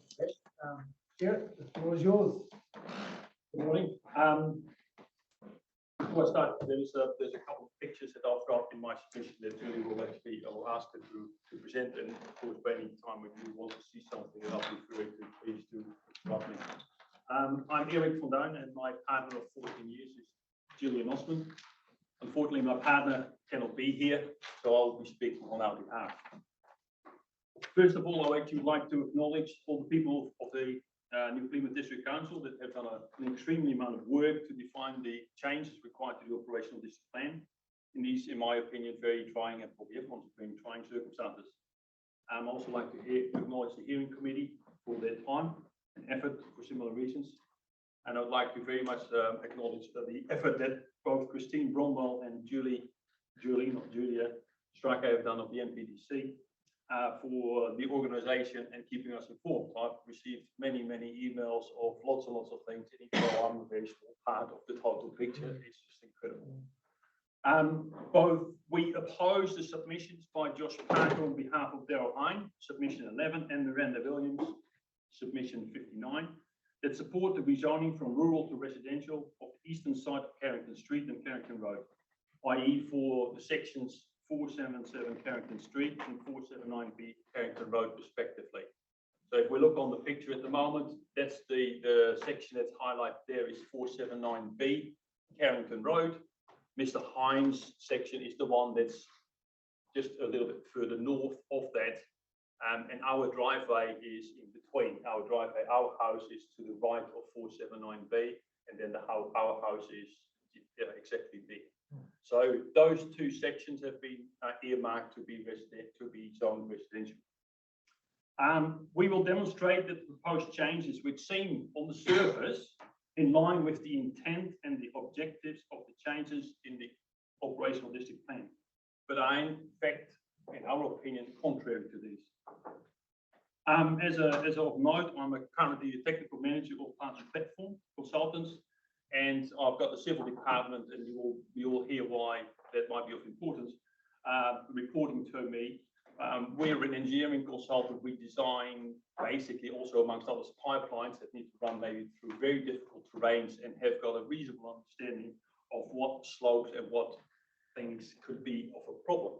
And my job is actually to basically make sure that they not only do the thing right, my engineers, but they also do the right thing. So I need to be able to challenge their thinking, so to speak. The scope of plant and platform, I've always looked at that name and thought it's interesting. Yes. What is the scope of the engineering? That's an interesting one. Our engineering is mainly oil and gas. That's what we service, and our engineering does everything. So we do civil, mechanical, instrument, electrical, and process engineering. Basically, if you take a well that comes out of the ground, anything that's downstream of that, what we call downstream, once it comes out of the ground, anything that needs to be done with the oil and gas, we do, including supporting the pipe and making sure that it doesn't fall over and all that So stuff. you're a full civil engineering consultancy above. Amongst others, right? So we we do mechanical as well. mechanical, process, and instrument electrical. Okay. So we do we basically, if you compare it to a house, right, we design everything for the electrician, the plumbing, and build and the building. So we do all those documents. Yes. And you're just Taranaki based? We are Taranaki based, but we service also Micronesia, Australia, as well as wider area in New Zealand. So also, yeah, just North Island, South Island. Mr. Van Duyn, just a supplementary on that, you're the technical manager. Are your qualifications? Yeah, I'm a process engineer. So I'm a process engineer as in background, and I've been in the oil and gas industry for the last 30 odd years. Yes. Yeah. So that's my degree is in process engineering. Yes. Not a geotechnical. No, I'm not. So I'm not going to claim that I'm a geotech expert. No. I am basically stating that I've got a lot of exposure to geotech due to my role and my need to be able to challenge my engineers. Are you doing the right thing? And of course, exposed to the problems that they've seen. Yes. So that's a problem. And you're not reporting to give expert evidence. No, I'm not here. I'm reporting as an opinion, but the opinion is of course fed by my knowledge of my own, my own experience. Understood. Cool, thank you. As a background, we live at 479 Carrington Road since 2010, and it's an enjoyable lifestyle section with a rural setting on the city boundary. Due to the fact that our house is in a valley, some 20 meters below Carrington Road, we have almost 360-degree rural outlook. The only neighbor we can see is 479B Carrington Road, which is, if you look at our thing, is that little red dot at the bottom, where the previous owner, Miss Williams, still lives. As a reference, so our primary view is indeed to the east, and it's got rural, but our area of, let's say, entertainment is actually on the western side of our house. The hearing evidence provided by submitters paints a picture which makes perfect sense to change the zoning of these two properties from rural to residential. The western side is predominantly the western side of Carrington Road, which is on the other side of the road, is predominantly residential. There's a footpath, there's a speed limit of 50 kilometers an hour. There's a stretch of road in question on the other side. There's 19 dwellings on that side. But on our side, on the eastern side, there's about 5 dwellings at this point in time. So on the surface of these changes, the changing that to residential makes perfect sense. Our submission has been labelled NIMBY. And yes, we have a personal view on this and on the impact this development would have on our property. But so does everyone else. Every private person that appears here will have a private opinion about the changes. For example, Ms. Williams would like the subdivision to happen so she can, as she stated numerous times in her submission, sell it for her, add it to her retirement funds. Despite our personal view, we would accept these changes, provided that these made sense and are indeed in line with the intent in which the new Plymouth District Council would like the district to grow and the town to develop. However, when one looks at the detail, this is actually not the case. At this point in time, I would like to stress that we are not questioning the robustness of the development of the draft 10-year plan, but more the certain aspects were overlooked, or for that matter, were so detailed that they were not picked up. And I am, again, I'm referring to my job, but I am fully aware that when one does a project, and this is a big, big project, the scope and the outcome of an intended project, including the changes that are required as a result, are often changed when one looks at more into the detail that I did. The legal counsel of Ms. Williams, Ms. Ongley, painted a picture which supported the plan changes to the district plan. She stated that on Carrington Street, the residential zone stopped at the triangle between Sexton Road and 477 Carrington Street. And it's indeed true, there is a triangle at that point. However, this triangle is standalone. The residential zone and field and outlook changes approximately 50 meters further away. This is the location where the footpath finishes and the rural zone starts. This stretch of land in the proposed changes to the operational district plan will have a zone change from rural to rural lifestyle. In recognition of the predominant lifestyle blocks and the potential development of these lifestyle blocks in the area surrounded by the crescent that is formed by Sexton Road. Maybe Julie, if you could bring up the photo that was on now. There's the first photo on my image number 1. The image below, for you on the street, from Google Street View, this is not taken by myself, it's from a Google Street View, illustrates this quite well. On the left, you can see the end of the last bit of the footpath, and the triangle that is referred to is where those trees are in the middle of the picture. That's where the triangle starts. This section of land cannot be developed into residential due to the steep slope down. I will provide more details later. This first 50, 60 meters. The triangle of residential that exists is actually an example of the fragmentation that the fragmentation that occurred in the past, that the draft operational district plan is trying to address, as we don't want that fragmentation. The steep slope is also characteristic to 477 Carrington Street and 479 Carrington Road. The following pictures show the overview contour lines for 477 and 479 specifically. And this one is the first one here. Note that the thick lines are basically 5 meter, drops of 5 meter. And you see the top portion is where the rural lifestyle is. That was where the photo was taken. Then you have the 2 sections which are proposed to become residential. The triangle is indicated, and the orange lines is where it drops 5 meters. So basically, we'll get to that actually. The next one is actually the next photo, shows a bit more detail 477 Carrington Road. It should be Carrington Street. And just for reference, the asphalt is about 9 meters wide. So over a distance of roughly 20 odd meters, you'll have a drop of 20 meters. And for 477, the only possible building site that is reasonably accessible and similar, by the way, compared to, could you go to the previous picture again, please? If you just compare the contour lines on the other side, on the eastern side, on the western side of Carrington Road and Carrington Street, you can see there is quite a wide area for houses to be sitting in. Whereas on the western side, that slope where it drops down is just very close to the road. All historical, can't do anything about that. Well, I'm not going to that. So when we go to the next picture, on 477, the only possible building site for this section would be behind the existing house. That's a very decent size, and it doesn't slope too deeply for over a reasonable distance. On the next picture, that shows 479 Carrington Road.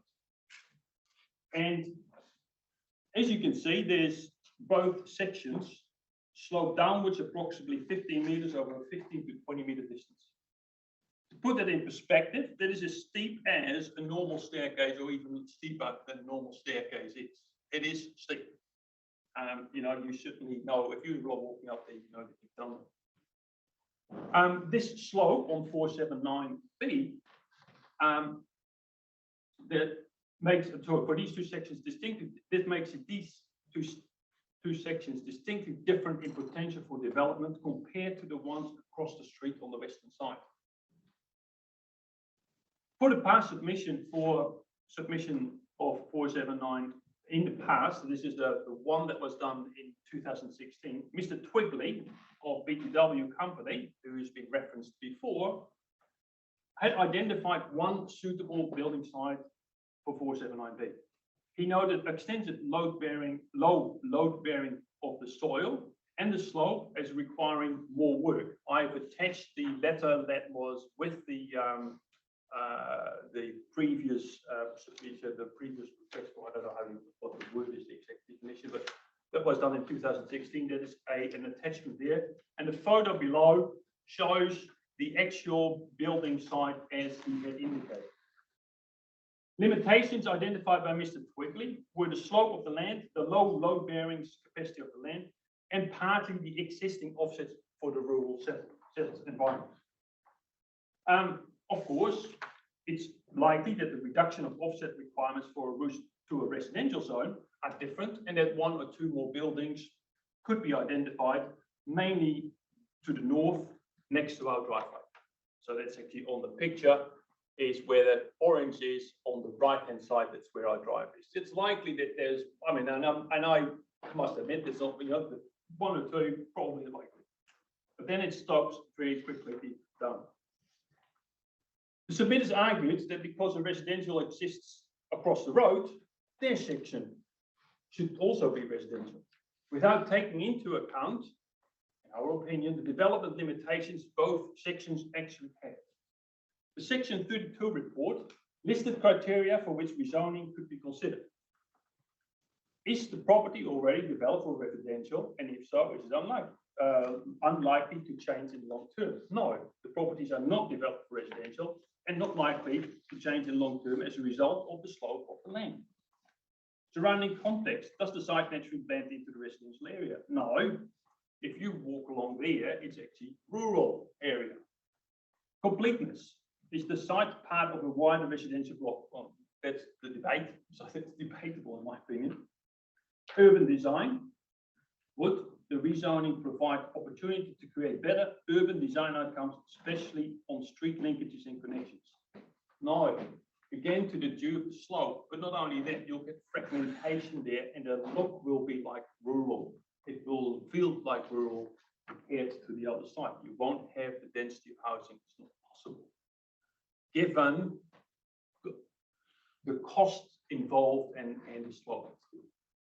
Bulk and location. Would the existing zone constrain residential development opportunities? No, the restriction is not from a zoning perspective. It is from the natural features of the land. Completeness. Is the current zoning incompatible with the surrounded land use or part of a wider residential area? No, the current zoning is great. It's exactly what it is. It is like rural. It's exactly what it needs to be. Growth. Would rezoning support opportunities for residential growth or connections to future urban growth areas?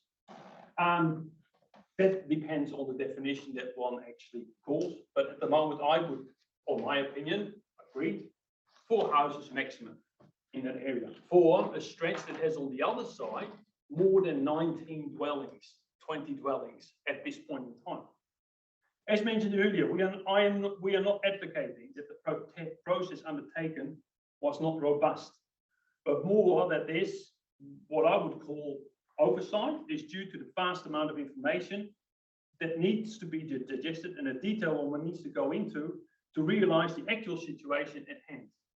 In my experience as technical manager, this is not abnormal at all. This is very normal for such a complex project that the council has undertaken.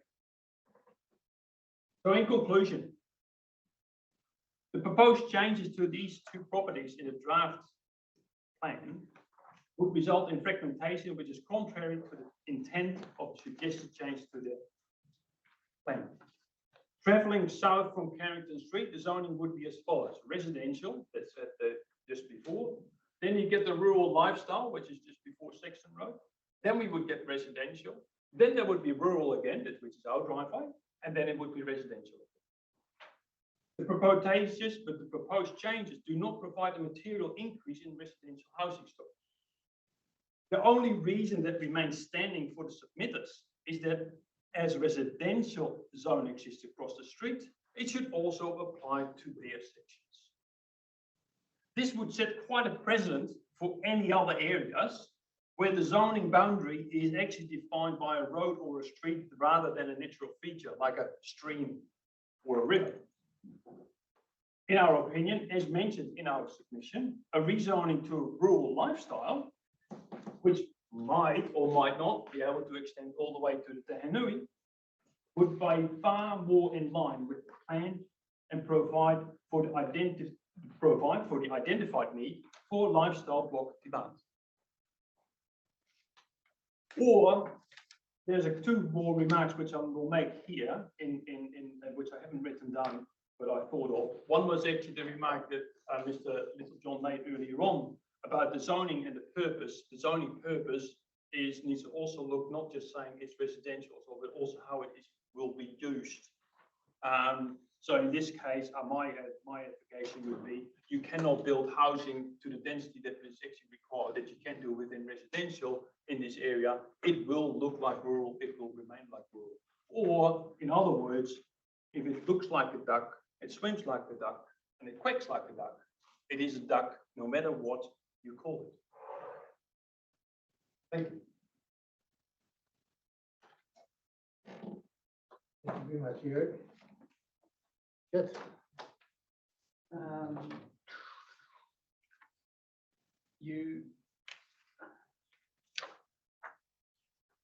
You've taken a very, I guess, principled is the right word, approach to this, and gone first principles in terms of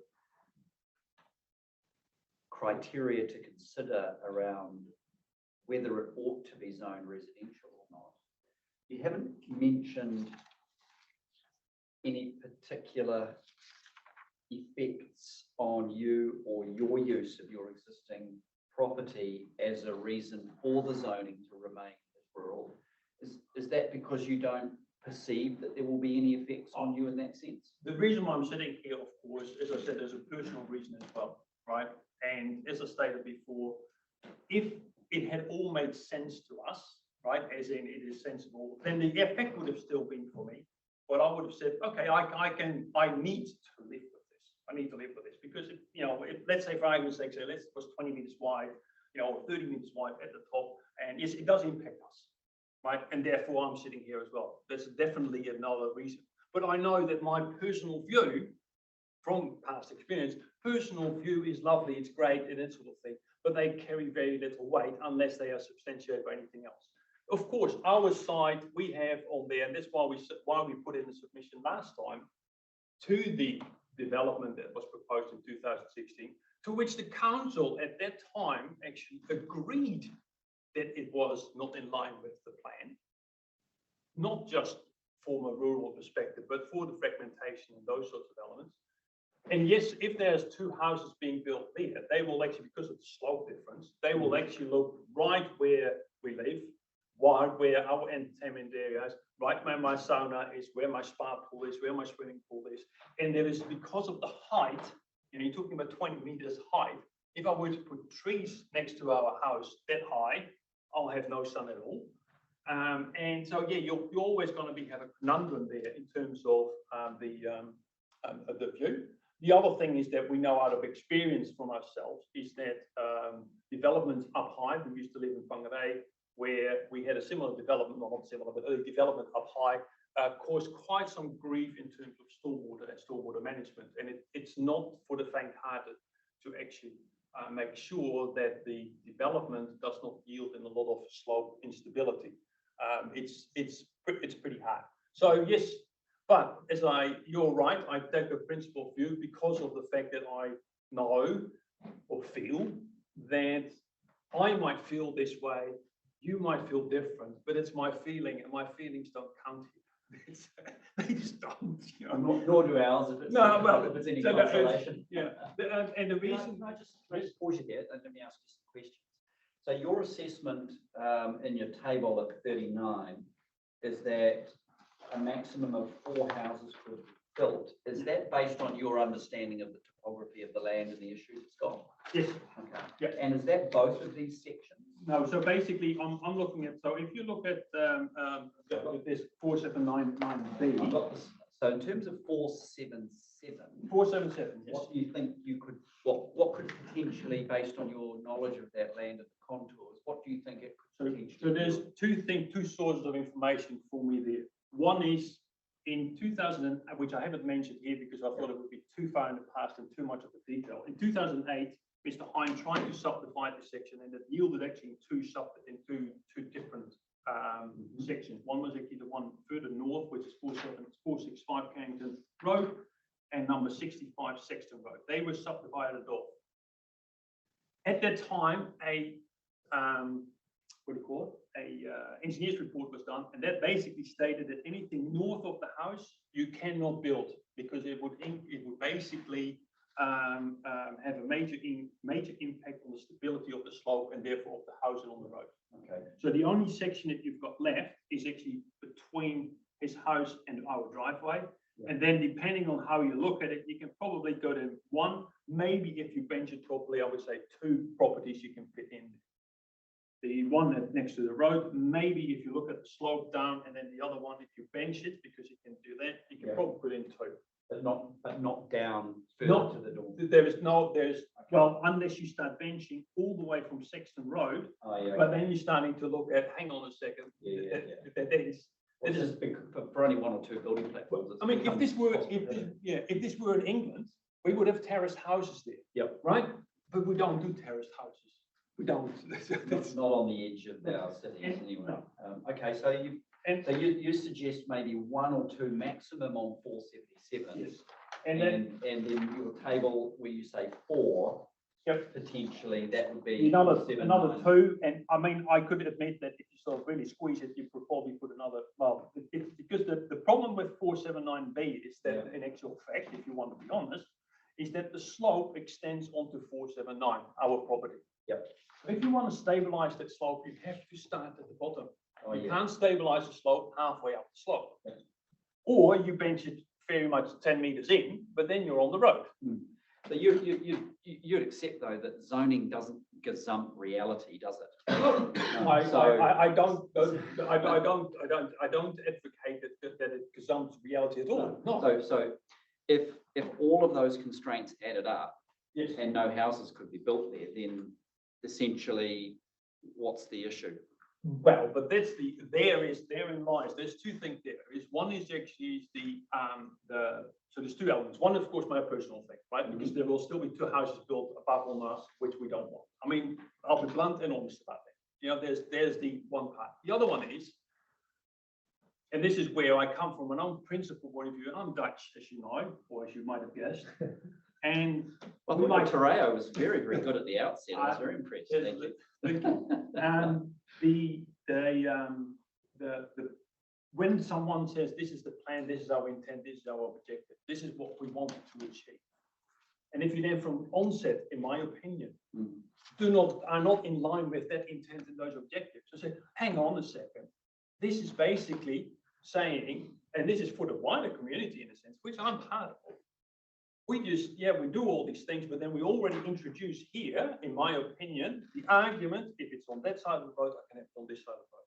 Or for that matter, as I said, no matter which way, I advise, you've been to the site, but if you want to refresh your memory, walk that side. Walk it and look that way. No matter what, and this is also talking in your language, because it doesn't matter what you call it, if you call it residential, it could still look and feel and be rural. And if you were to make this residential, as I said, and this is actually then looking at the district council, you are stating that you're doing it for these intents and objectives, and you're not doing it. And that to me is just like, whoa, this is not right. It offends you. Yes. If that had been 20 meters, 30 meters wide, and it was just like, okay, I need to accept this because it does increase the housing thing. It did get residential. Why does one think that in actual fact these sites have not been developed? Because the city boundary is roughly where Mr. Hine's house is. This is where the city boundary is currently. Why does one think that the other side of Carrington Street has not been developed to residential to this date? It's for a very, very obvious reason. It cannot within the economics of and the houses that we allow. That's why it hasn't been done. Otherwise, that would have been just the houses on the opposite side. They're, I don't know, they're probably at least 20 years old, if not older. So all I'm stating is, if you're saying you do it this way, these are your intentions, this is what you want to do, then please, at the start at least do it.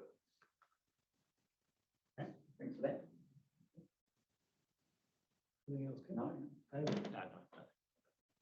No, and we, like I said before to Mr. Kiss, the way you've set out your evidence, it's just fantastic, like just with the diagrams and analysis and the contour lines, we've been asking the staff to turn on and off contour lines through the rest of the hearing, so very, very good evidence.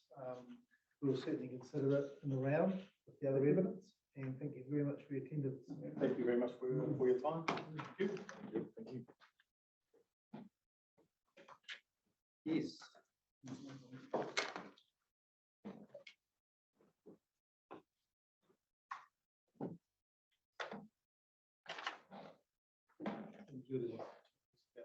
So adjourn till 1 p.m.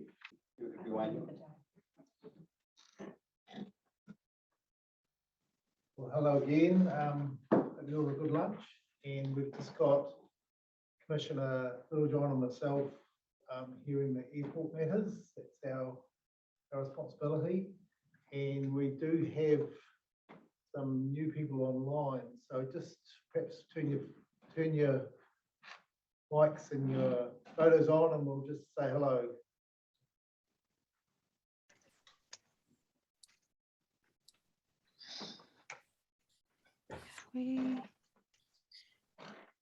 Hello, Adam. Good afternoon. Okay, I think Lauren's there as well. Lauren Byrne.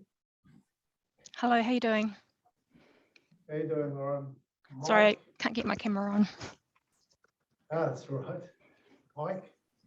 I think that's Mike Mackay. Mike Mackay, okay. So you're just listening in, I think, Mike, is that right at the moment? Okay, and Tim, just welcome back, Tim. Can you hear us okay this time?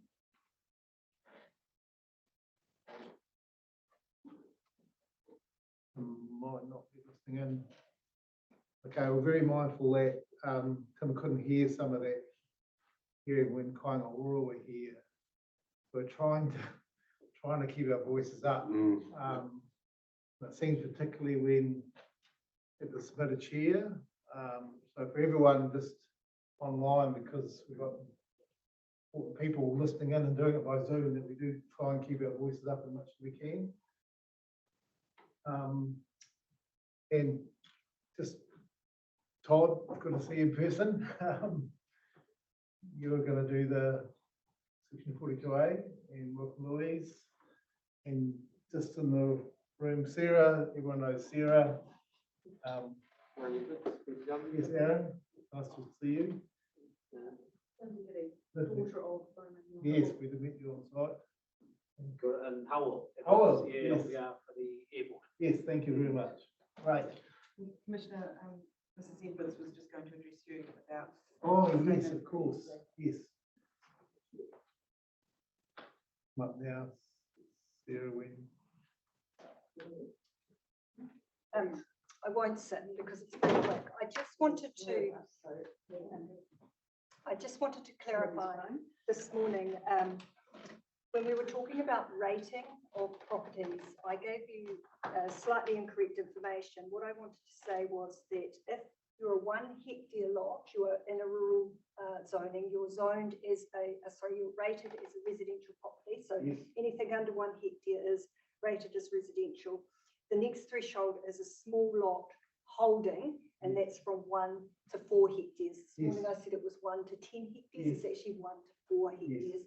And you've got a certain rating category that you fall into. So anything over 4 hectares, you're a rural category for rating. So I just wanted to correct where Regardless of zoning. Correct. Okay. Correct. Yes. All right, thank you very much for that, Sarah. And we've just done hello. So the new people in the room, just stand up and say who you are, or sit down and say who you are. Alan Johnson, I'm a local surveyor. Yes, Alan. Representing. Anne Johnson. Anne. Yes. Nice to And meet my son Carl will be here in a minute. Okay, well, we'll know who he is when he comes in, so we won't embarrass him, but thank you very much. So Todd, we're in your hands, I think. Thank you, Commissioners. I have prepared the 42A planning report in response to the Airport Drive zoning request. And I prepared that in conjunction with council staff. And some of these matters have actually already been touched upon in some of the early hearings, including the fuzz hearing and also the structure plan hearing, where we talked through some of the matters associated with Area Q. In terms of the presentation, so I'm here to answer any questions on the Section 42A report. In terms of the HIPPO rezoning request, council has engaged Tim Heath to provide a statement of evidence in relation to retail distribution and economic effects.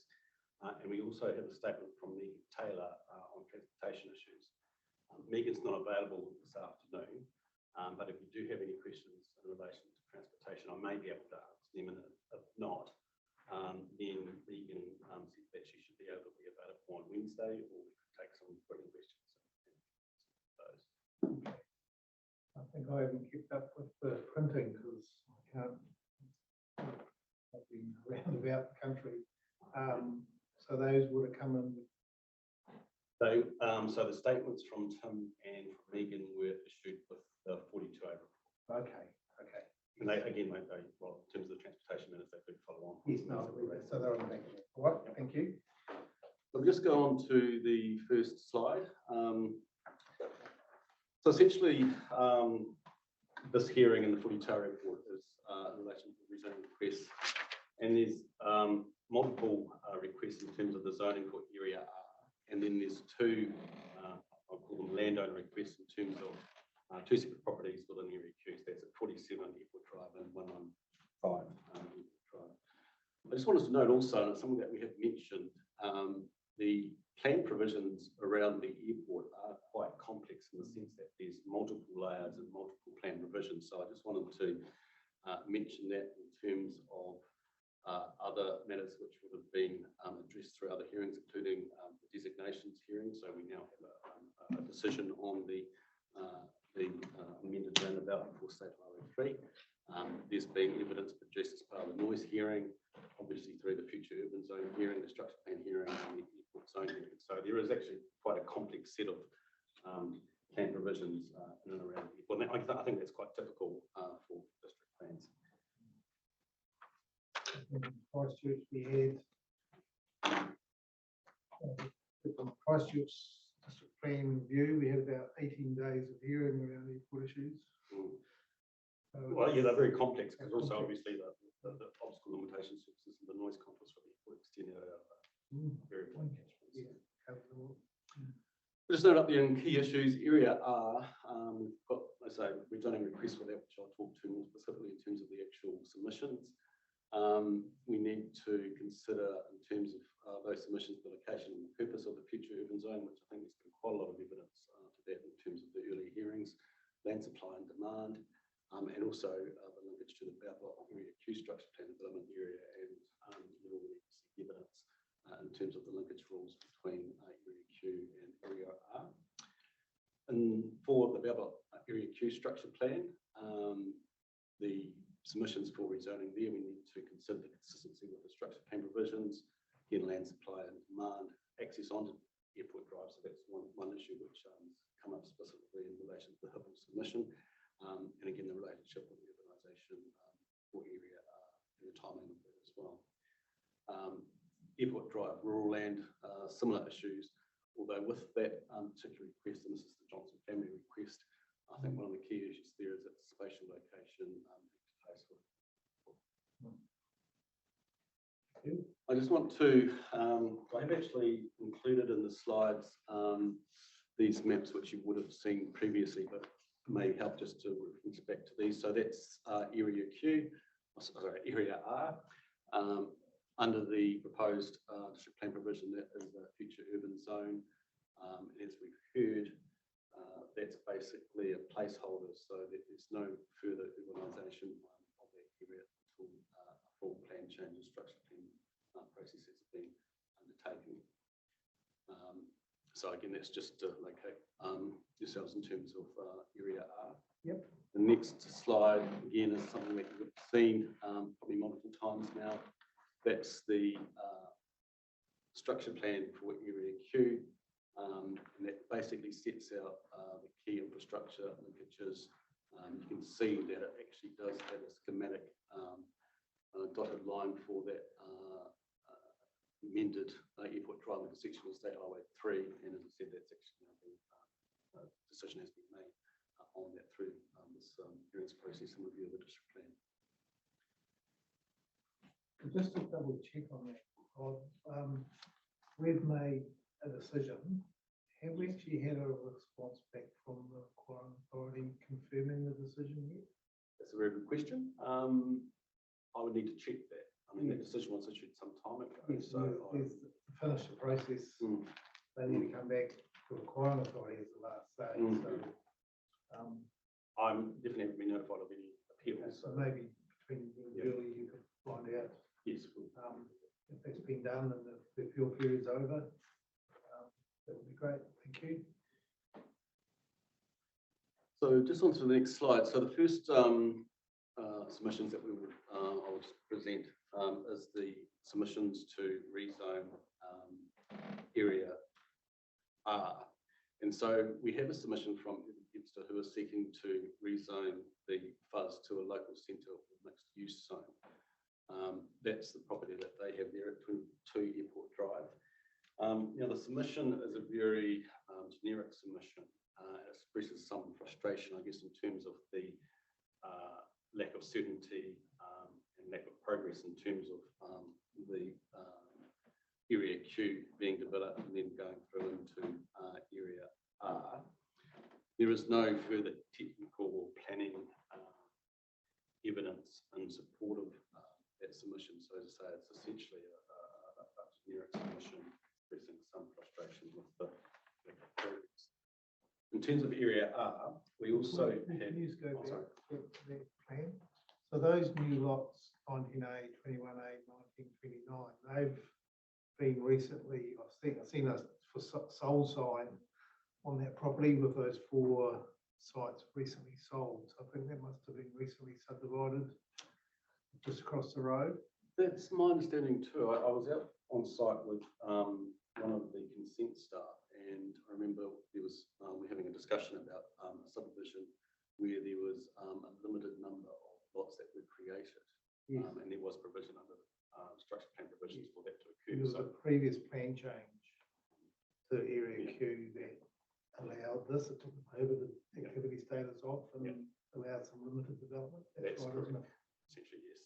So that basically, I think, is exhausted that allowance. I think for particularly Commissioner Littlejohn, because I am aware of that, it'd be quite good to just reference us that plan change was done 3 years ago, I think, 3 or 4, and what that actually allowed, because the key issue there was taking the prohibited activity status off some of that area Q land.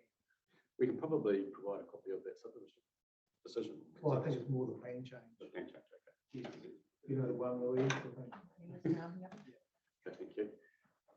So as well as the urban density submission on the area land, we also have submissions from Puketapu Hapu and also from the New Zealand Pistol Club. Puketapu Hapu basically are opposing the fuzz zoning on area R and are seeking a rural lifestyle, rural production zone instead. Now, we probably heard in the earlier hearings their main cause of concerns. They were concerned about the lack of engagement with Tanga Whenua through some of the development of the plan provisions, and then also looking specifically at some of the fuzz areas. So I think there's been quite a bit of evidence on that already presented as part of the fuzz hearings, but there is a submission from Puketapu Hapu to have that retained as a rural lifestyle rural production zone instead of the fuzz zone. And there's also a submission from New Zealand, from a Pistol Club. Again, they are opposing the fuzz zone. And essentially, their issue is reverse sensitivity. They're actually concerned about additional urban or residential development coming closer to their site, creating issues in terms of their existing use.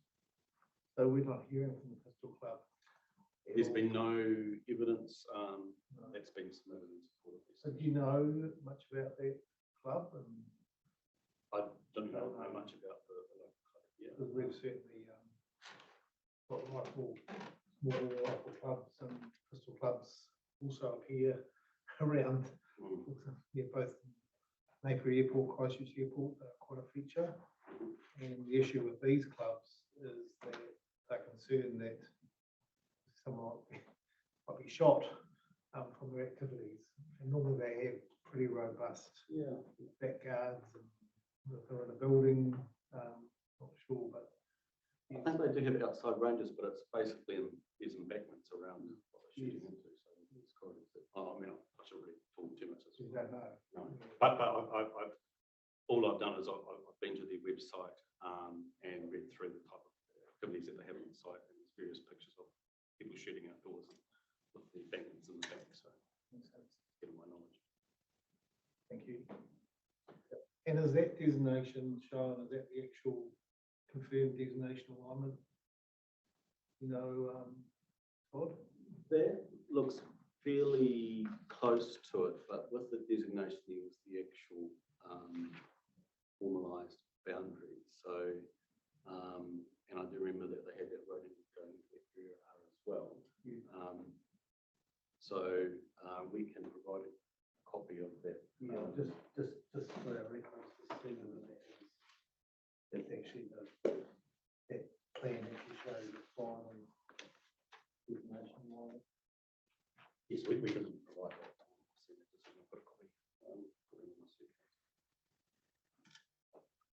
So in terms of the submissions that we've received,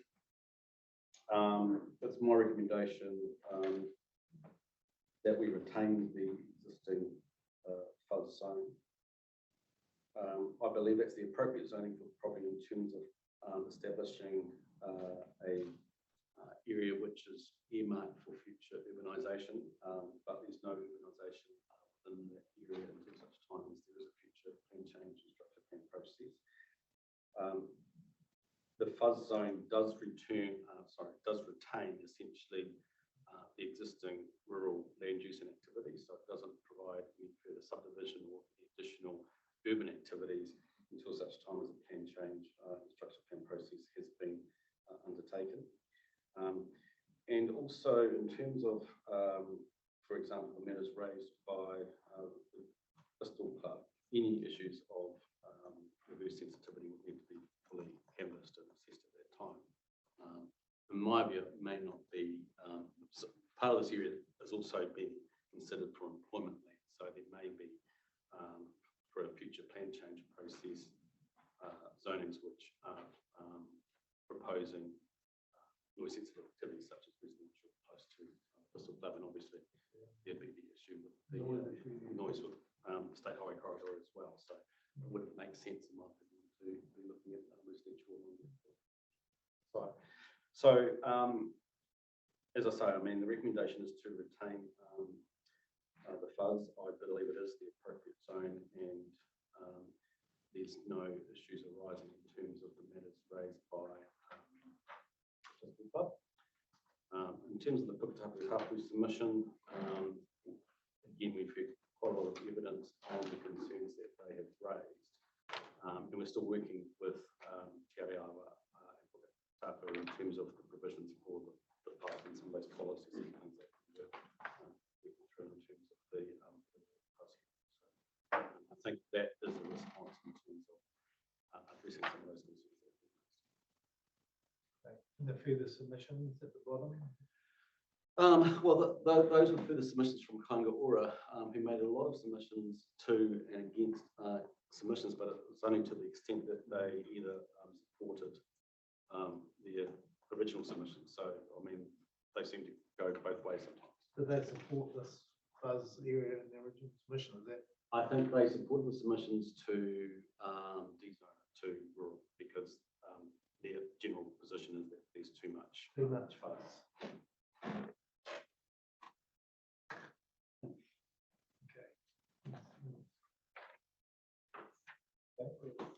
It's clear, thank you. So the next one, oh sorry, I'm just waiting for the next one. So So the next one then is the property located at 47 Airport Drive. And this probably will be familiar to you because it was part of the evidence that we received through the Area Q structure plan. Yes. And at that time, there was discussion around some of the submissions to the actual structure plan decisions. But there was also the matter raised about the primary submission and the rezoning of that. And just by a little bit of history, there was this issue of scope that has been addressed in terms of the rezoning request through the re-notification of the submission. So that was done back in May this year. Yes. And there was one submission on that from Te Areawa who were essentially opposing the rezoning request. In this case, the submitter has actually presented evidence in terms of planning and retail distribution, and so we and as I say, council's also produced evidence in terms of traffic and retail distribution. I think, and so there's contested evidence, particularly around the retail distribution and the justification for this area needing to be zoned to commercial at this stage. I think just in terms of something that Commissioner Littlejohn did touch upon in the early hearing, because there's some of this evidence that has been heard, is that if we look at that, that was the plan that was attached to the original submission, and if you add up those areas, I think it comes to just under 4,000 metres squared. And then in the next slide, the evidence which you've actually already had the opportunity to review. Basically, this is a plan now showing a schematic scheme plan for the residential development of that area, but also with the commercial areas shown there, and that's actually increased to 8,100 square metres. So there has been a little bit of creep, I guess, in terms of what's being requested as a commercial zone. Obviously, this is now being done with the benefit of the actual alignment of the roundabout and the designation arms to that. So this is a much more accurate plan in terms of what's actually proposed as part of that designation decision. But I think that's something that the commissioners are going to have to be mindful is if you are mindful to accept that there should be a rezoning request, what's your license in terms of how far you take that? Is it limited to a reduced area, which is part of the original submission, or are you able to accept the rezoning request based on this plan, which is part of the evidence? So what's happened, Todd, is that the Airport Drive link has come further down towards the bottom of the page, isn't it? So the Hibble advisors have just filled in, as part of the extension, they've filled in the gap around where the airport drives. I think so, and probably pushed it a little bit to the west as well. On the same alignment as the original thing? Well, I can't tell because they're different plans, but my eyeball says that perhaps that's part of it. We'll ask the experts about that later on. The Hibble's will probably Yes. To you specifically. Now, one of the issues that we did raise, and as part of the other Hibble submissions to the structure plan provisions, is the access onto Airport Drive. So there are restrictions in terms of the number and location of access points along Airport Drive. And that's something that we did want to provide evidence to you on. And Megan Taylor has produced a brief statement of evidence that says that there is a potential for issues to be raised with the design and access of any new entrances onto Airport Drive, particularly if they're serving a commercial activity.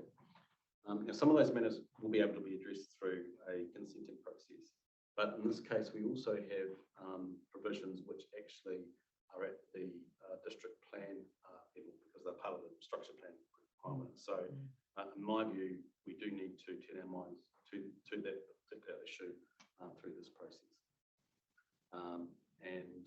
As I've mentioned, Tim Heath has also provided a statement of evidence where he challenges some of the assumptions and evidence which has been given by the applicant in terms of the need for that size of commercial area and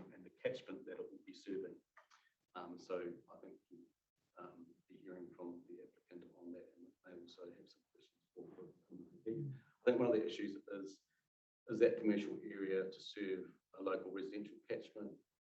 Is it to serve a wider catchment which could include the industrial zone across the state highway? And also, does it pick up passes by in terms of airport traffic?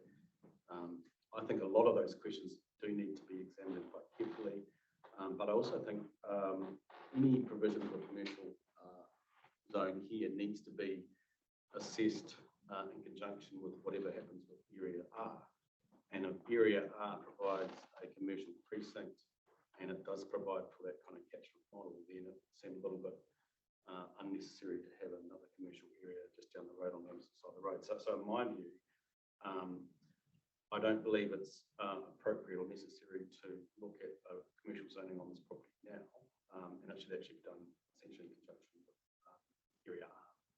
I'm a little bit concerned, obviously, that we keep saying these things keep getting put back, and it's going to happen down, on a further review process. But I think that is the nature of the beast to some extent, and as you've already heard in evidence, there is going to be a series of future development strategies which will be prepared. I think that will provide an opportunity to have a critical look at the buzz areas and the extent of those buzz zones. Hopefully with a little bit more guidance in terms of what's going to come forward. Got a couple of questions. Road 1 on that plan is Parklands Drive. Is that Yes. as you read it? Yes. And my understanding is that, or it's just an update on where the team's getting to with the structure plan sort of work that's going on that we asked to be done. Is that about to be reported back, or? There's work in progress being made with that.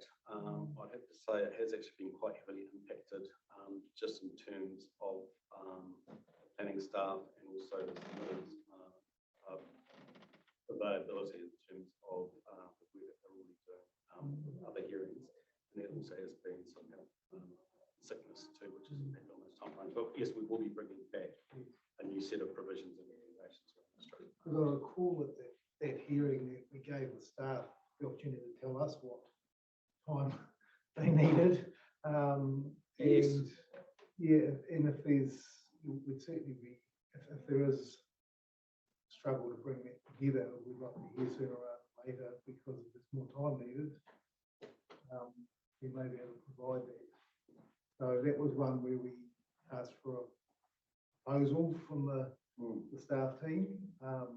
It wasn't imposed, so perhaps we take it back to the team looking at it, and they could get in touch if there's either there's a need to report back in the interim or there's some more time needed, because these structure plan areas are designed in the plan to come to fruition within the life of the plan, potentially, aren't they?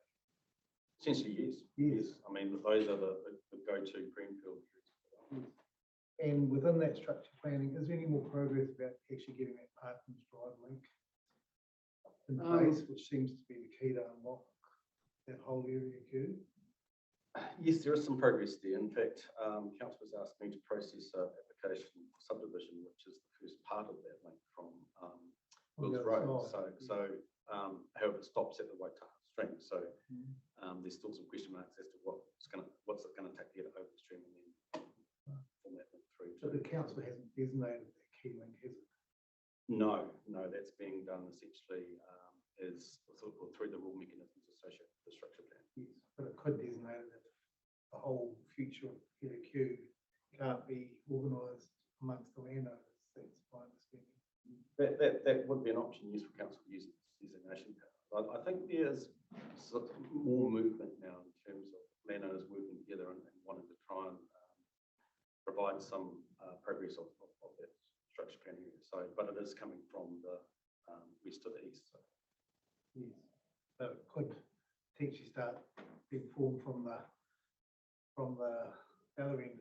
East to the west, yes. I mean, if there was definitely, because I think there's still some issues which I'm seeking some clarification from council staff in terms of the funding of that road, particularly the funding of the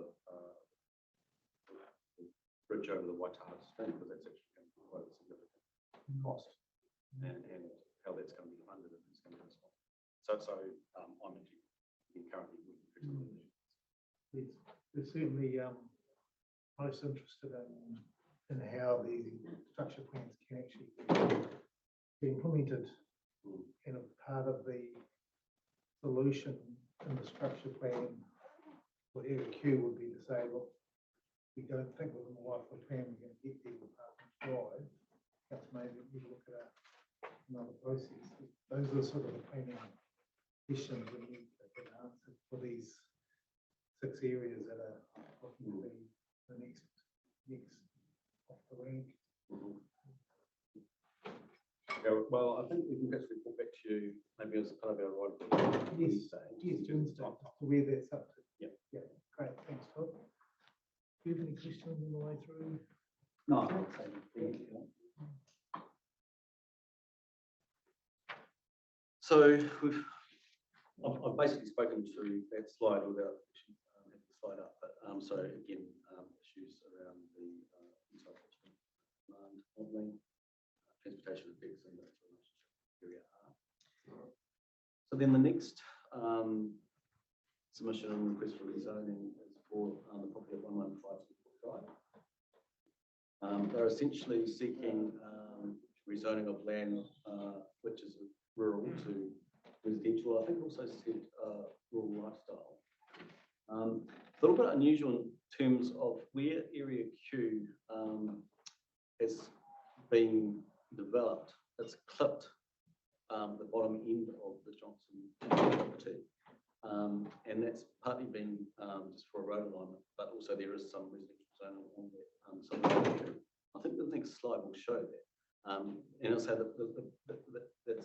that's the outline of the Johnson property here, and the light green is the top end of the structure plan. So you can see that there is a pocket of residential zone in there, and then as you move towards Airport Drive, essentially the structure plan clips the Johnson property essentially for the road alignment. And you can also see there the proximity of that property to the airport. So I think really that is the significant issue in terms of any further urbanisation or residential development on this property. The airport has made they have made submissions on this point, but they've also presented a late statement of evidence, which I think only came in maybe Friday. Yes, we've just had that. Right. So there's further evidence from New Zealand Airport on the zone, but they also made submissions, produced evidence as part of the earlier structure plan. Understand. Yeah. So Todd, that block to the right-hand side, adjustments there, that's part of that area recently been bought by the council. Is that your understanding? In the airport submission, there is a plan showing some land recently being purchased. And if you recall the evidence from the structure plan, the area there. Hearing, Top block. Yeah, the airport is having to critically evaluate the runway alignment. So that may mean obviously future changes to the airport boundaries and obstacle implementation services. But there is evidence on that, so you can hear from the airport there. I guess the other thing too that I think if there was going to be any change in terms of that residential boundary, there also need to be some work done in terms of how infrastructure and road linkages would be designed to service that land and what the catchment that would be. And again, I guess there's limited evidence in terms of the infrastructural engineering arguments to support the rezoning. Mr. Johnson is here today, and so you may hear today some further assessment of that. I think one of the issues that's come forward from this matter is that the property is getting squeezed, and it's becoming less of a viable farming unit. So I think that's one of the key reasons why there is this request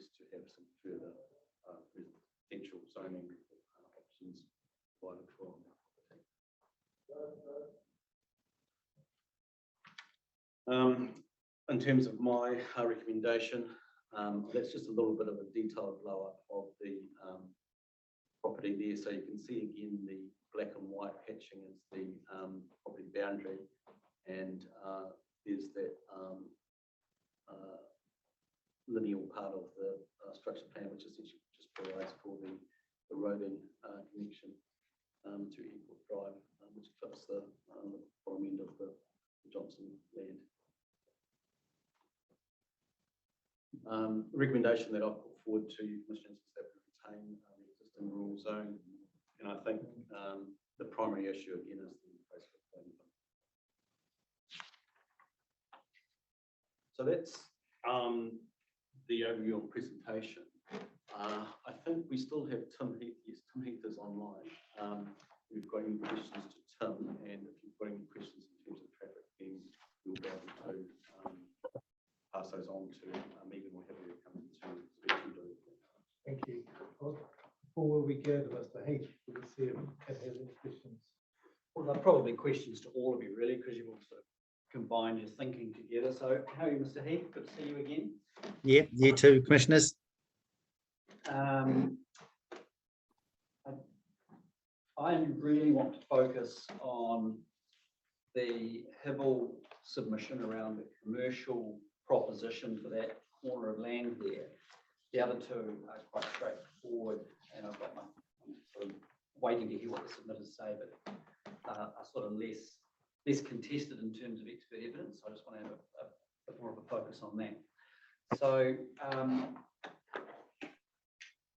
Mr. Heath, putting to one side the issues of, is now the right time to think about this, and looking at it from a purely catchment-based approach, it would seem to me that based on the current patterns, we've got an existing local centre in Bell Block, the one that's got a supermarket that's also aspiring to expand.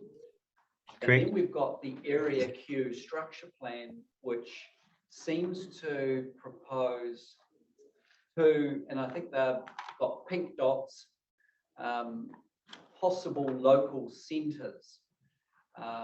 And using my sticky tabs as a rule, using the scale, I've worked out that there's probably about 1 kilometre as the crow flies between the Bell Block Centre and the first of those possible local centres, and probably about 900 metres a kilometre between the two local centres on the area Q map.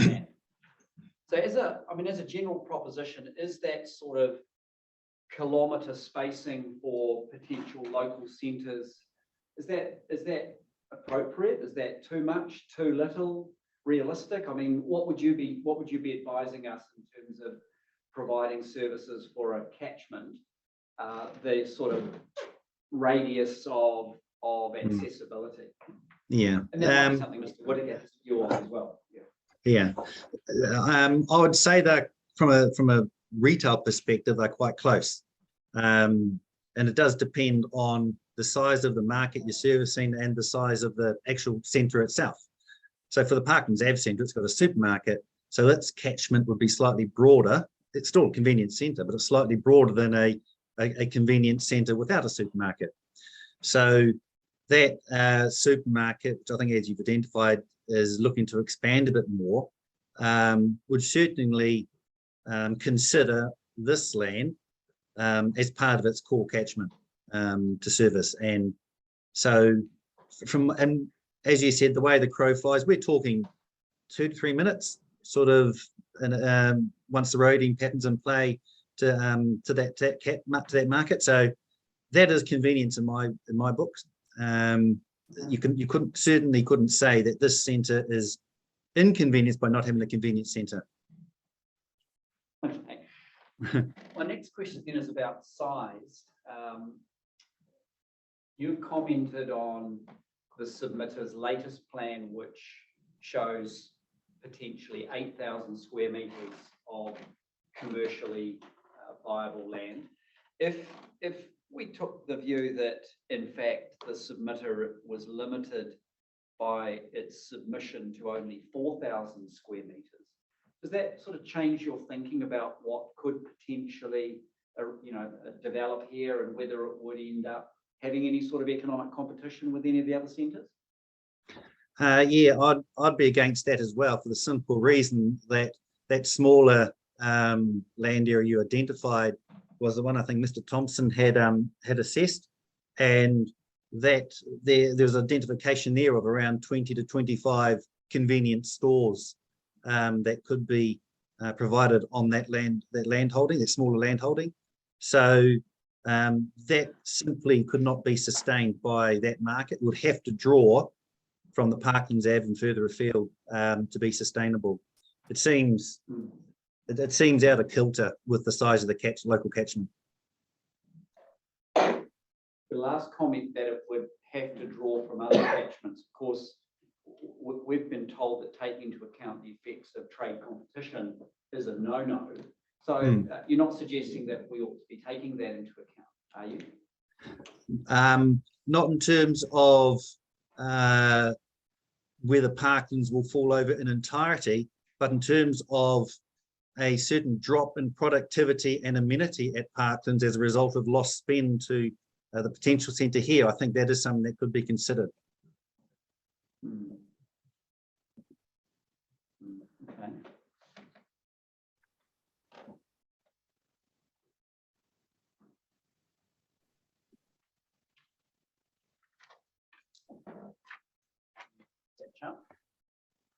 I suppose that's the economic cost question, isn't it?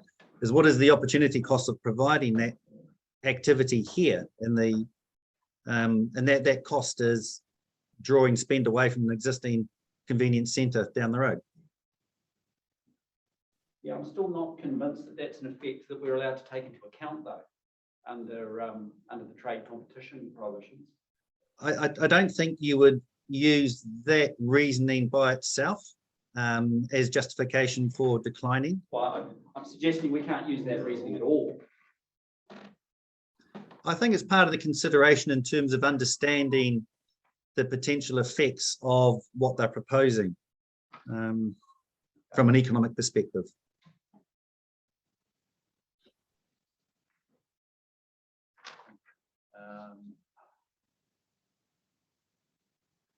Thank you, Tim. Todd, just coming back to the current set of provisions. At the moment, this area is within substage 3E of Area Q. So as currently notified, anything on there is prohibited prior to Area R being rezoned. But you have a recommendation that that status be downgraded to non-compliant. Okay. Specifically, the provision actually refers to residential development. So, yes, it does. So what we have with the structure plan, it's even interesting where it talks about a possible local centre. So it's obviously someone's given thought to that and said, well, this could be a good idea. Yeah, or someone's thought two of them probably could. And then there's not a lot of other guidance, I guess, in terms of structure plans to when you have that action. Have you done any background research as to how those ended up being indicatively on the Area Q structure plan? I did go back and reread the Commission's decision on Area Q structure plan when it was first introduced into the operative plan. That was on some other matters in terms of the rule provisions. I can't actually recall that there's any, I can't recall any discussion on the commercial centres and how they were identified, but I can go back and check that and come back and reply to see whether there was actually some explanation as to how and why they were. Well, there's two possible ways they got there. One, there was an economic analysis, and the other was it was some urban designers thinking that might be a good idea to create more walkable catchments. And I guess both of them are equally valid, and I don't know whether you need one without the other. But if you did have the capacity, just have a quick look to see where they evolved from, that might be quite helpful. Okay. The trigger, sorry, let me make note of that. The trigger around the status about the stage 3E is more to ensure that Area Q develops in blocks towards Airport Drive and that the Airport Drive designation of road is all aligned before activity gets that close, isn't it? I think so, but in my reading of the decision also from the original area construction plan is that I think it was anticipated things that would move through quite quickly. So that prohibited activity status would drop off in the not too distant future.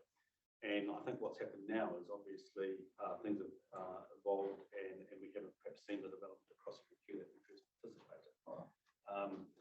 And yeah, just in my experience, I haven't come across a prohibited activity rule within a approved structure pack. If thanks for that. If we were attracted to the notion that Mr. Edwards proposes, which is there's a potential, and I think also Mr. Thompson, that there's a potential opportunity cost of not planning now and identifying this as a location, and assuming that it couldn't effectively get out of the starting block until other things had happened. So let's assume those things have occurred. Do the structure plan provisions with their specific requirement about access onto Airport Drive and the transport provisions in the district-wide chapters, would they operate together to require any access out onto Airport Drive to need a resource consent? Yes, so if there would need to be a change to the structure plan provisions, which I think Mr. Edwards suggested that in his evidence too. And so if the commissioners are mindful to grant the request for the commercial zone with essentially that entrance location onto Airport Drive, then I think we'd also need to revisit those rule provisions and see whether or not it's necessary to amend those or just amend them specifically in relation to this commercial zone, because you may not want to change the intent of the rule as it applies to the rest of Airport Drive if it's just this commercial zone wanting to make it allowance. I think the answer is that it's not as if someone could simply set up a service station and some associated retail shops without any sort of resource consent. Oh, no. No, absolutely. So there would be opportunity. I think that was Megan, I forget her last name, Ms. Taylor's. I mean, that was the overriding theme I got from their evidence, is that this is something that needs more work, and I think she acknowledges there are two ways to do that. One is making sure that if anything does happen by way of a resource consent, there's a full ITA done, which is obviously one way of doing it. The other is not actually zoning it until a full catchment-wide ITA is done in accordance with Area R. And of course, that's the approach. That's the approach you've adopted. Okay.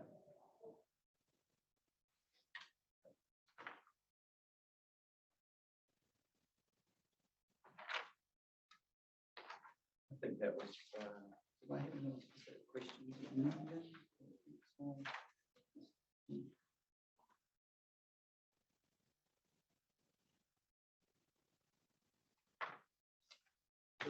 Sorry, I just want to check. Mr. Thompson's original analysis was done just on that 4,000 square meters, was it?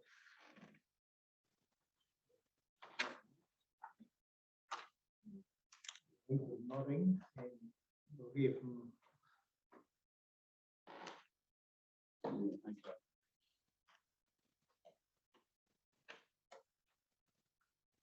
Yeah, no, you're right.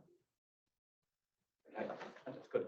All right, I didn't have anything. Yes, I have one further question for you, Todd. So you are really looking at these structure plans, aren't you, at the moment, the process that we set? Yes, we are, Commissioner. I mean, I think the focus of that has been in relation to the concerns raised by Hapu in Te Aroha in terms of how those structure plans recognise. particularly around the issue.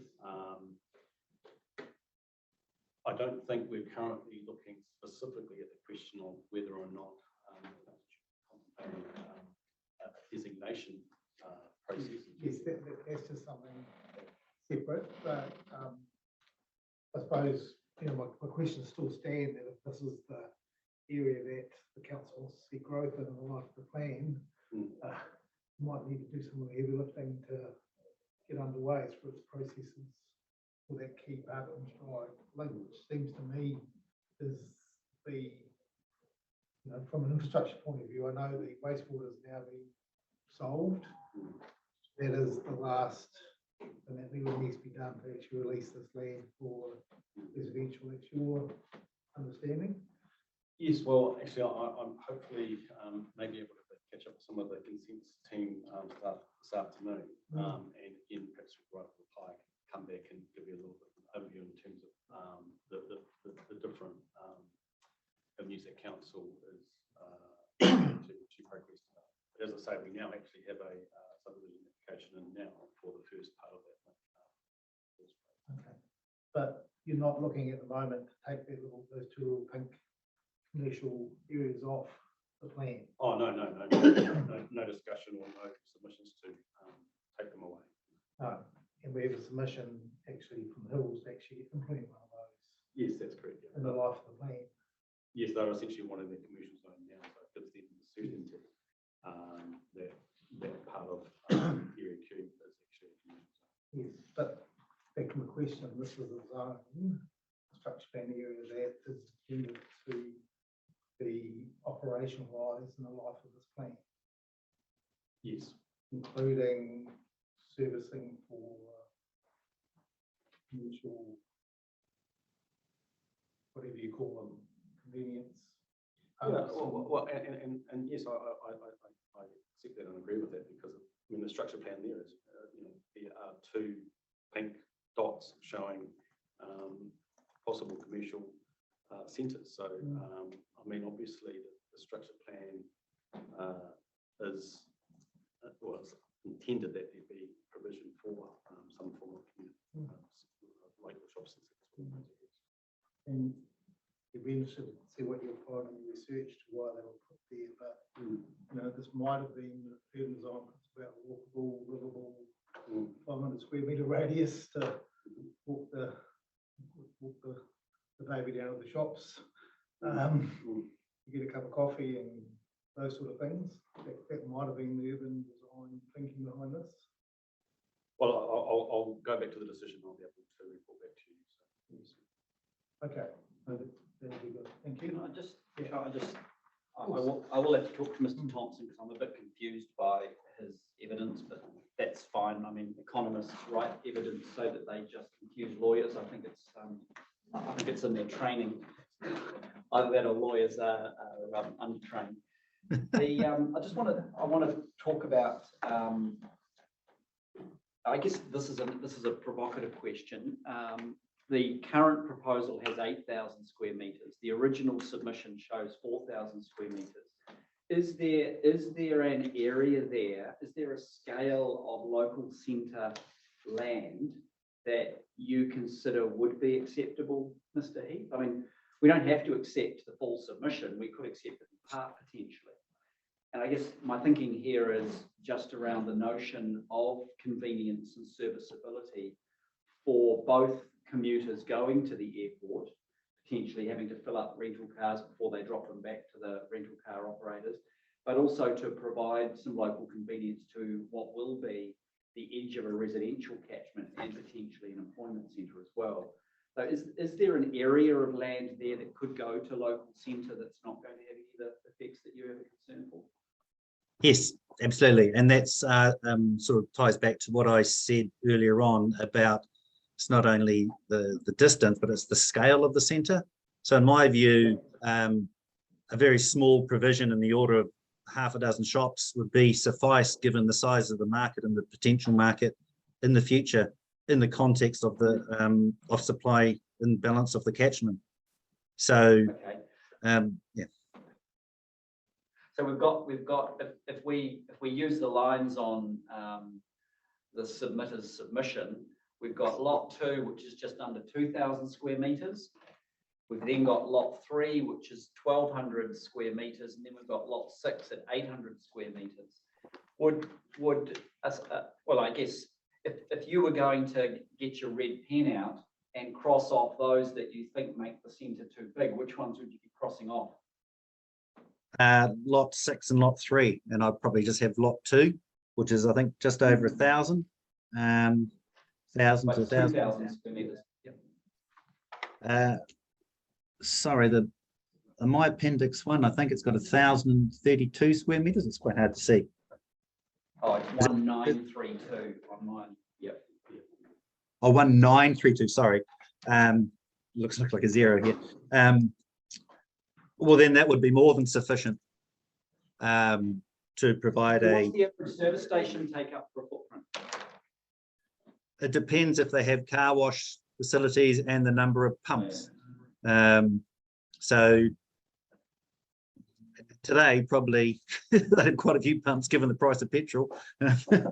But it's normally, I mean, the bulk of their income comes from the actual chocolates and lollies and coffees they sell rather than the actual petrol. So yeah, I wouldn't envisage it would be huge, but it would be a good location given the rental cars just down the road and the airport would have a lot of passing traffic, which would attract that.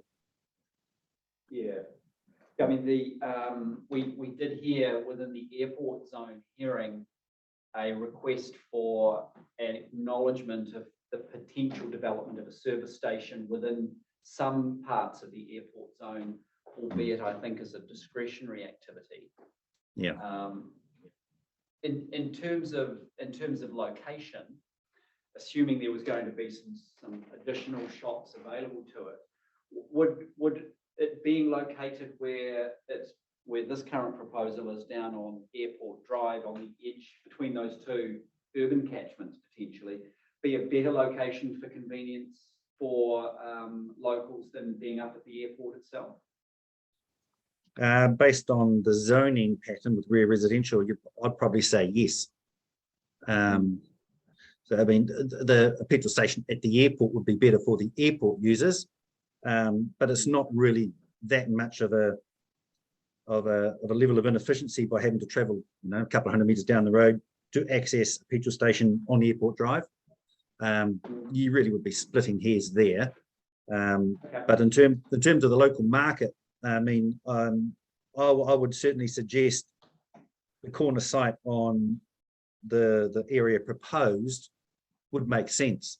And I think if there was going to be any, to be fair to the applicant, if there's going to be any centre or any provision in this area, I would have thought the airport drive, an airport drive location would be the most efficient and most appropriate,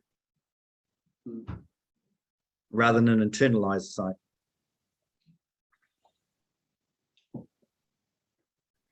But that provision, in my view, should be small scale, if any. Thanks for that. Thank you, Kev. Thank you, Mr. Heath. I think we will want to hear from the traffic expert. I know entrances near roundabouts are always very tricky. I do have 2 or 3 questions for her, so if she's available on Wednesday, yes, mention. Yes. Possibly during that little quiet period, that would be great. Can arrange that.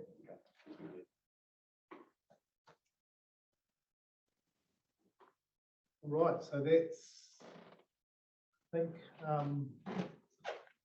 us now in terms of order. Julia, remind me. So you have Mrs. Hibble. Yeah, right. Okay, so come forward.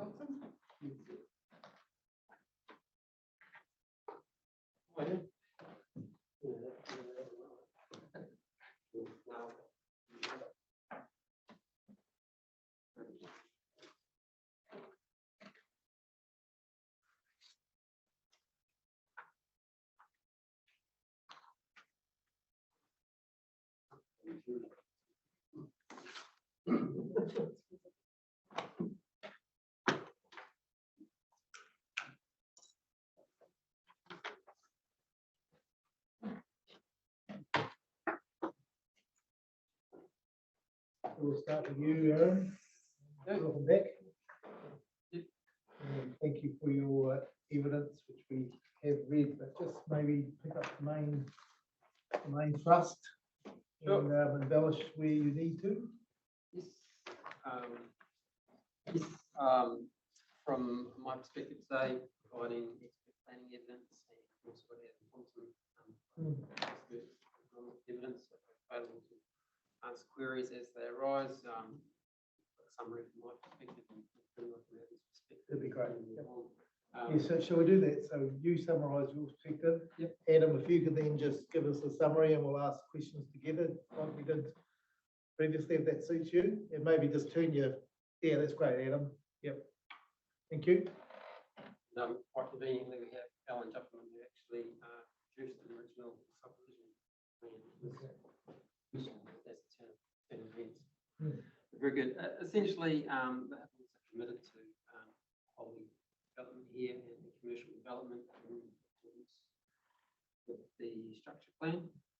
And the crux of the rezoning request is that opportunity now to rezone to commercial and to progress with that, give them certainty going forward. Evidence presented as part of the hearing 18 structure plan.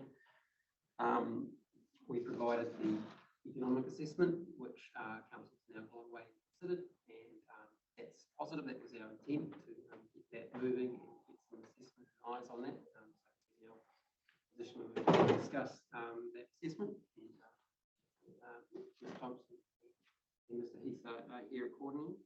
I guess I note from the council recommendation is that, and the discussion today, is that we're not really talking necessarily about total rejection of the submission.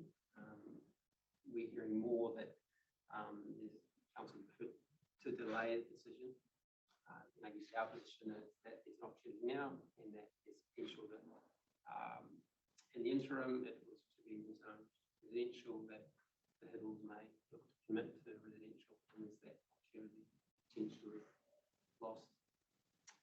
So I guess paragraphs 27 and 28 in my evidence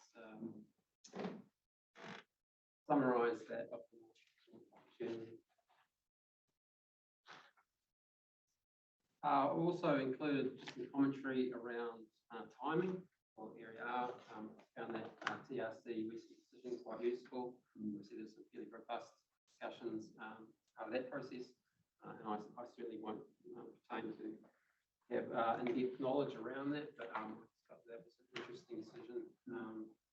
The Commissioner granted the discharge permit to 2030, is that right? Yes, yes. Yeah. For the chicken farm, also there was quite an interesting. Yeah, a few clauses in like general gist. Well, that's what you'd expect from a lawyer. Yeah, I know Commissioner Milne very well. It was, sorry, I was just trying to, the earlier of the following dates, 1 June 2038 or on or after 1 June 2030 when Airport Drive has been realigned and is operational, and any part of Area R has an operative urban zoning, and or any part of Area 3E has an operative and active residential zoning. So he's saying that that's when the discharge permit would expire on the date of active urbanisation happening and Airport Drive being realigned. All right. Does anyone know if that's been appealed? Because it must be almost due date. Be worth checking. I'm told if you could do that. Thank you. And I guess 2030, if we talk 2030, is a residential timeframe for getting commercial development moving. I guess in terms of the transport side of things, our position is that these matters are able to be addressed at the time of future subdivision roading design. And I know a lot of the focus seems to have been on that Airport Drive access. But there hasn't been much focus in the 22A about the balance, getting access on or off the apartments drive. Assume that those matters could be appropriately addressed at the time of subdivision development, indicative roading layout. So there's a fair degree of flexibility in terms of designing that to provide for the primary access off the Parklands local road. And the airport drive access, presented evidence of part of hearing 18 around that position. I do note that there is a discretionary activity rule for a vehicle access onto airport drive, which is Bev 1 R8, which is a discretionary activity. Presented evidence of hearing 18. I thought that was appropriate activity status, and that suitability of that access could be at the time of reasonable consent. Changes that we were seeking to the structure plan, just to give acknowledgement on the assumption that this site is rezoned to commercial, that an access from that site could reasonably be anticipated for commercial activity, subject to demonstration that the effects on traffic safety and efficiency. Yeah, I have a question about that. We've got airport drive designation now locked in, pending any advice if anyone's appealed that or not, and whether the council actually confirmed it. We've got Parklands Drive access as well on the side. It wouldn't be responsible for us to look at a rezoning request to any fatal flaws in terms of access in traffic, given the proximity of that confirmed roundabout. You're not a traffic engineer, but are you saying that in your planning framework that there's enough opportunity, given those two roads, to provide a safe access for an engineer to be looking at that in terms of scope? There's no fatal flaws that you can see? Not that I've seen. No. That's what I want to talk to council's traffic engineer about that. The other thing to bear in mind is that if the designation has been confirmed, it actually envisages part of the site being required for that. In the meantime, you'd need the requiring authority's approval to do anything on it anyway. So they have a control of it. Okay, no, thanks for that.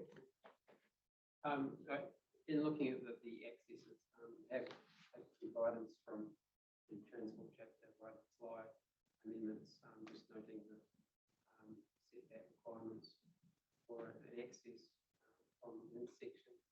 We'll drive, for example, the approximate appears to be in the order of 50 metres plus, which meets the separation requirement here.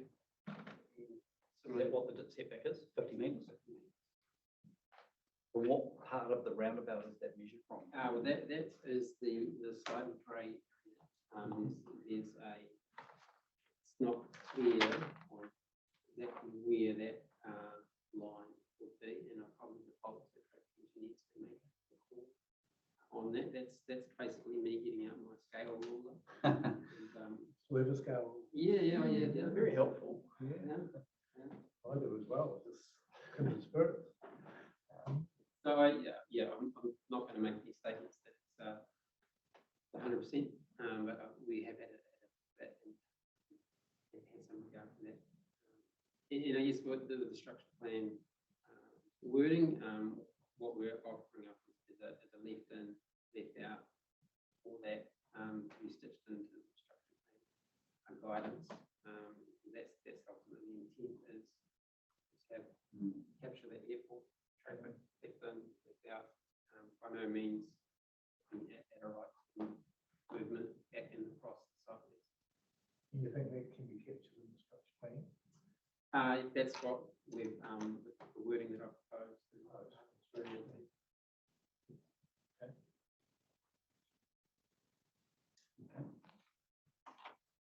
In terms of land supply and version, I'll rely on Thompson's evidence I will note, structure plan guidance, page 23, 24, where it talks about potential local centre zones. There is a clear differential between those two local centres, as they're described in the structure plan themselves. The purpose of the central commercial area is to enable the provision of retail services for local residents of 12 block area Q. In other words, local naval shops. The purpose of the eastern commercial area is to enable the provision of airport traffic related business, often in the central service station. So in preparing this proposal, commercial area, we're very much taking some guidance from structure plan guidance itself. These are potentially quite discrete commercial.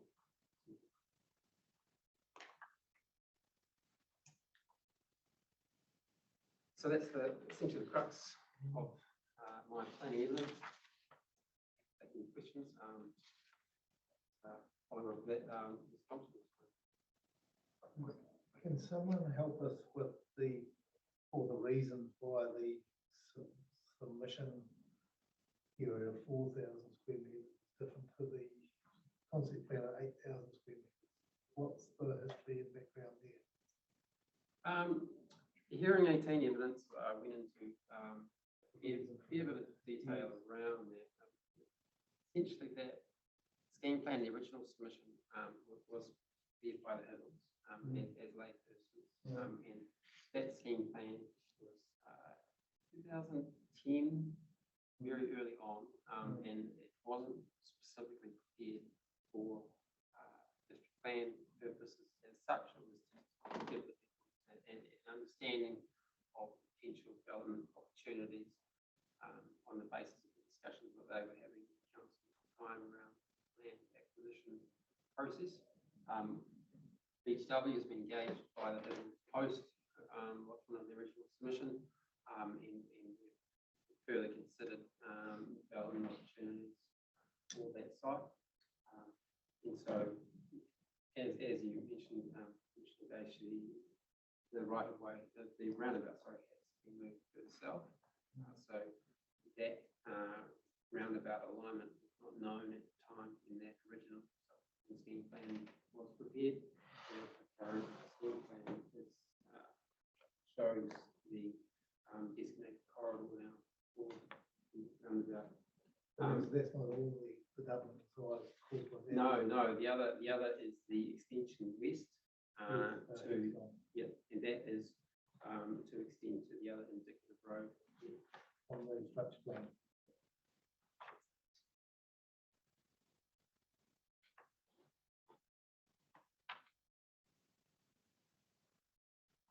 Okay, so Adam, just summarising your position. I think most of the points I wanted to summarise have been addressed in questions. So appears the panel is sort of up to speed with the things that I would have highlighted. Just two small remaining points. My demand analysis hasn't relied on the traffic going to the airport. So with over 600,000 vehicle movements to the airport each year, that's a big part of what would support this centre and bring its market feasibility forward. And then the other brief point I'd make is whilst 8,000 square metres are proposed, there are a few uses that would take up a fair amount of that land. A fuel station and a childcare would be two obvious examples off the bat, and both of those would require approximately 2,000 square metres of land, and that would leave 4,000 square metres for your day-to-day retail activities. So I think the location of the centre would be suitable for both of those uses, and I believe those are considerations to weigh up. Other than that, happy to answer any questions.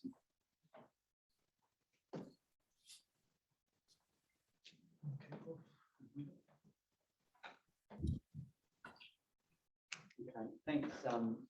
If I go back to your February, where is it? And I think you've just answered the question I'm about to answer, but when you did your assessment in February, you were looking at this plan with the 8,000 square meters on it. Is that right? Just bring that up. The evidence that I've completed recently with the main report in it is based on an 8,000 square meters of land, and it would enable 2,500 square meters of retail. So that really is the quantitative analysis that I've done that forms the basis for my evidence. Okay, so just capture that. You're saying that 8,000 square meters of land would generate how much GFA? 2,500. That's at around 35% is your standard building yield from that type of land, assuming single level, which is Is that once you take off all of the sort of the vehicle tracking, car parking, landscaping, all of those sorts of things? Yep, that's right. So it would be hard to get more than 35% GFA yield from a site at single level. That's a rough rule.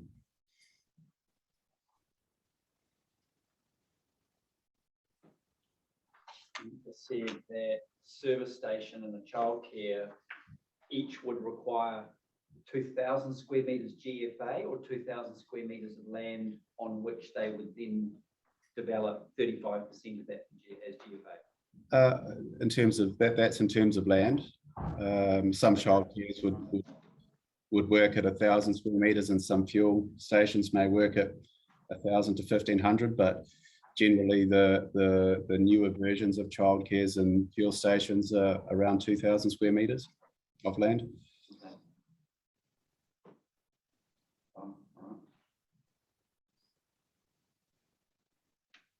You heard the questions I asked of Mr. Heath.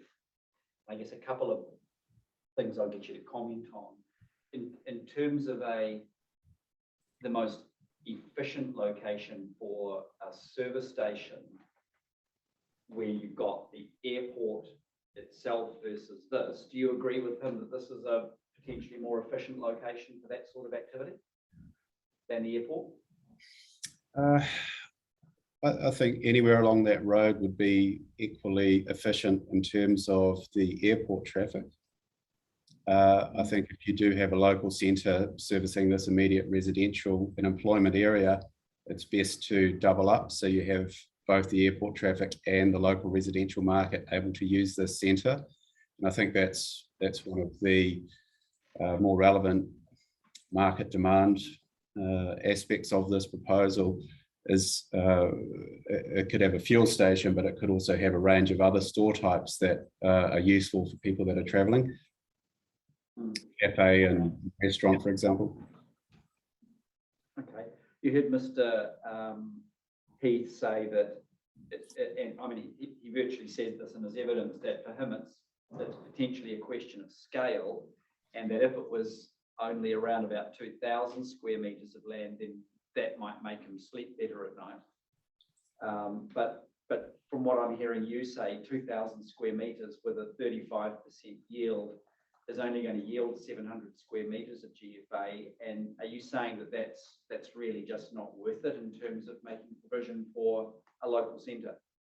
I think at that scale it may not proceed commercially because you wouldn't have some of the key uses that you would put into a centre of this type. I think it's the clustering of activities that support the commercial viability. So if you have a fuel station, a childcare, 10 or 15 smaller shops, they work well together.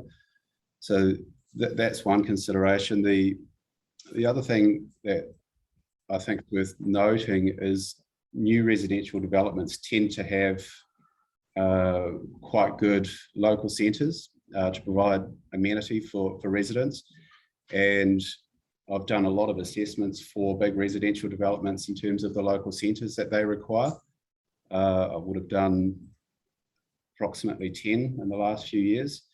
And most of them are in the 3,000 to 5,000 square metre range, because that provides the range of activities that people want when they are living in a new master plan development area. So at 2,500 square metres, which is what this would enable, that would be a medium size local centre or convenience centre. They range from 1,000 to 5,000 square metres, with your new bigger developments typically having 4,000 to 5,000 square metres, and they include gyms, yoga studios, real estate agencies, childcares, so forth. So I would say it's a medium-sized centre, which is about the right scale for this location. Just to clarify that, when you said 3,000 to 5,000 square metres, are you talking GFA? Yes, that's right. Yes. Okay. And what sort of size of residential catchment are you saying that demands that sort of level of GFA?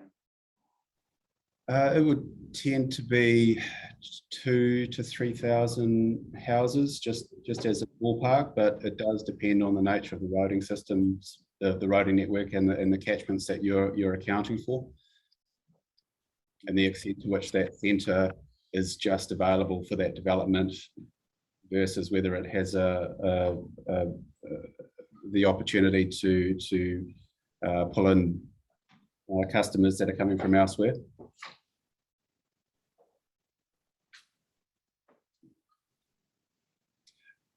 Local centres of this type, they would attract, I've looked at actual sales data in terms of where the customer origin is from for these sorts of centres. Normally 30, 40, 50% comes from right outside the immediate primary catchment. So you do have a lot of people that pop into centres that don't live in the immediate area, particularly when they're on a busy road. And if you think about your own shopping patterns, you'll have a number of centres that you are familiar with that you pop into when you're out and about doing your day-to-day travel pattern. So that comes into play in terms of how much can be supported.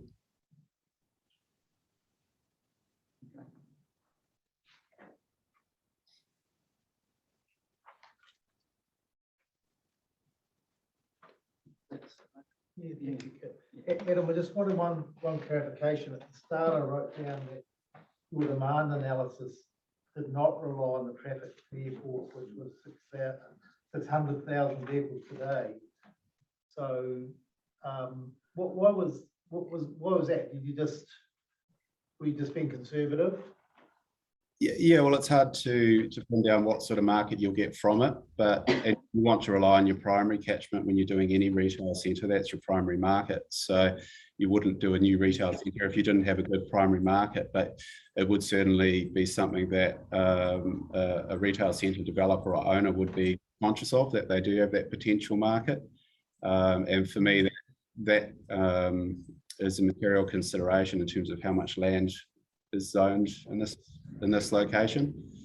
It is a busy road. It does have the airport traffic, so I would see that to be something that supports additional GFA. Okay, thank you. Sorry, Aaron, I got to make a note of it. You mentioned there was some sort of comment within the structure plan guidelines about a local centre to serve the airport. I missed where you identified that. I just noted that today. Okay. Yes. Could you point us towards that? Yes, just got the page 23 of the step 1 chapter. It's right at the end of the construction plan. Right at the end, yeah. 23 and Oh, okay, well, I've got your. Hold on. On my caller. What page is that? Sorry. 23. Okay, structure plan, potential local centre zones. The location for 2 potential local centre zones is shown. The purpose is to enable the provision of retail services to the local residents. In other words, local neighbourhood shops. The purpose of the eastern commercial area is to enable the provision of airport traffic related business. possibly centred on a service station. Council is not intending to rezone either of these at this stage, rather they are intended to signal that the council would be favourable to the consideration of local centre types at these two locations, should the market determine that these are needed. That the market does not require these should have a place. So if it doesn't go to commercial because the market wants it, then it'll go residential. Right. Okay. Mr. Edwards, has your client had any entertained any offers or interest from commercial operators for this portion, or is the current fact that it's sort of quite far into the future sort of not led to any interest at this point? Have you had that sort of discussion with them? Well, we have engaged a commercial developer to provide advice going forward as part of the plan review and the acquisition process. Okay. So they're certainly committed to that development, and there has been a lot of internal discussions within our team around the pluses and minuses. The short-term wins in terms of cash flow for residential versus the long-term gains for retaining a commercial element and the long-term future as an investment. And for the Hiddles, there is that option that cash flow chips now and develop it residential. Yeah, but they don't have a big service station operator saying, please, desperate, we want to put a service station here. Go to that hearing and secure us a zoning. They don't have anything like that. The head shaking at the back of the room. Okay, so it hasn't progressed that way yet. I had a few people before asking if they could buy his property to do something with it, but Dan's there primarily to have his dry stock being run and the retirement. Yep. That side of it. Yeah, people that would be interested in that. Okay. Oh, that's quite interesting. Okay. And just for the hearing record, Commissioner John and I did go and have a site visit, and we were walked up and down the property and up down the road, so we've got a good understanding and really coming in to and fro from the airport, we're pretty familiar with the area as well. Look, I think we're finished. Yeah, no, that was very helpful. Thank you very much for attending, and thank you both for Thanks, your Ms. Thompson. evidence. That's good. Yeah, and we'll consider things in due course. Thank you. Still got. Okay.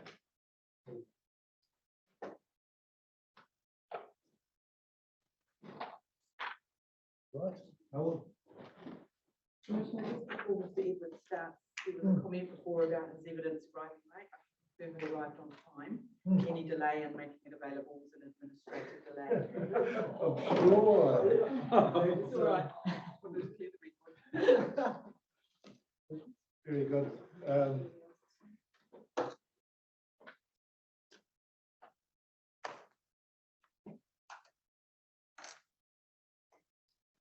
Thanks, Paul, and thanks for coming early to listen to that.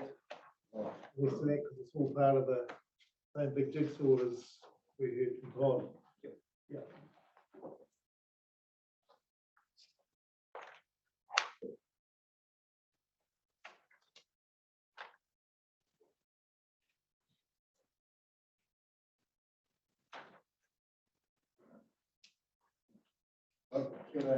Koto, and yeah, but I haven't prepared a summary of my evidence. It is quite short. What I might do is just give a highlights package or just talk through that. So what I would say is taking great advantage of every opportunity to bring us up to speed yet again with your client's aspirations. Which is good because we're always getting the latest statement. It's changed since your first one. So it hasn't much moved. appreciated. Yeah. It's a moving target, shall we say. So maybe just honing in from paragraphs 24 onwards, that really sort of tells the key story, I guess. Obviously, the airport is an operational regional airport. It's got some statutory weight through the RPS and also the strategic directions, which also includes upgrades. I've commented there about, you know, other sort of high order planning documents, and that, you know, from my reading of things, that there is sufficient short, medium and long-term plan enabled and feasible development capacity for housing. So i.e. there is no critical need for more. I mean, I'm not saying, you know, that shouldn't be looked at, but there's no critical need. The airport noise contours included in the plan at the moment, they are out of date, as I've canvassed previously. So they're based on 1998 aircraft activity, and they didn't include the updated contours in 2015 as part of Plan Change 20. The airport has undertaken a high-level options analysis for future runway extensions, and Mr. David Scott has outlined those, or the need for the extension is hearing 4 evidence. As part of that MCA process, or sorry, multi-criteria and assessment process, there was a third option to lengthen the runway, and that was the only option that didn't have a fatal flaw and a consentability review.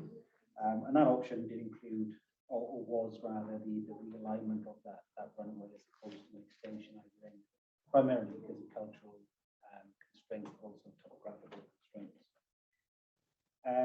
The approved district council purchase, and that should be at paragraph 24E, should be 161 Deerfield Drive, not 116, sorry.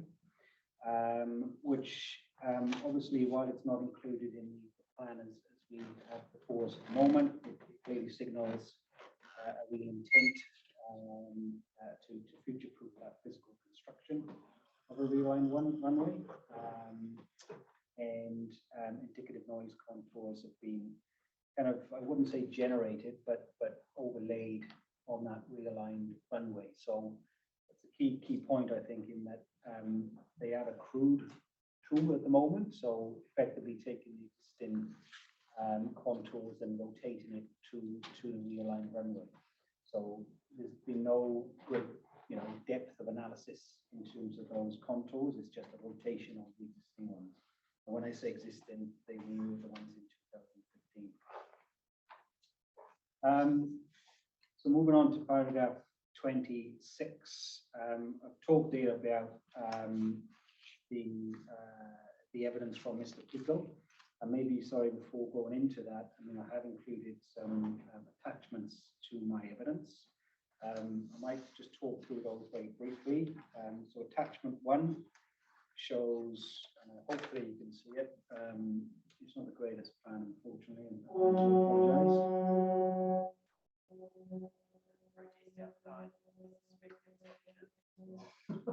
Fire alarm or earthquake, no. I can deal with them. Protesters, yeah. So maybe on. Shut up out of there. Pardon? Three Waters protest. Oh, okay. I was put off last week, but it was raining too much.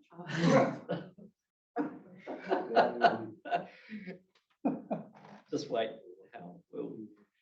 I suspect you might just have to howl through it. Do you see what I did then? I did.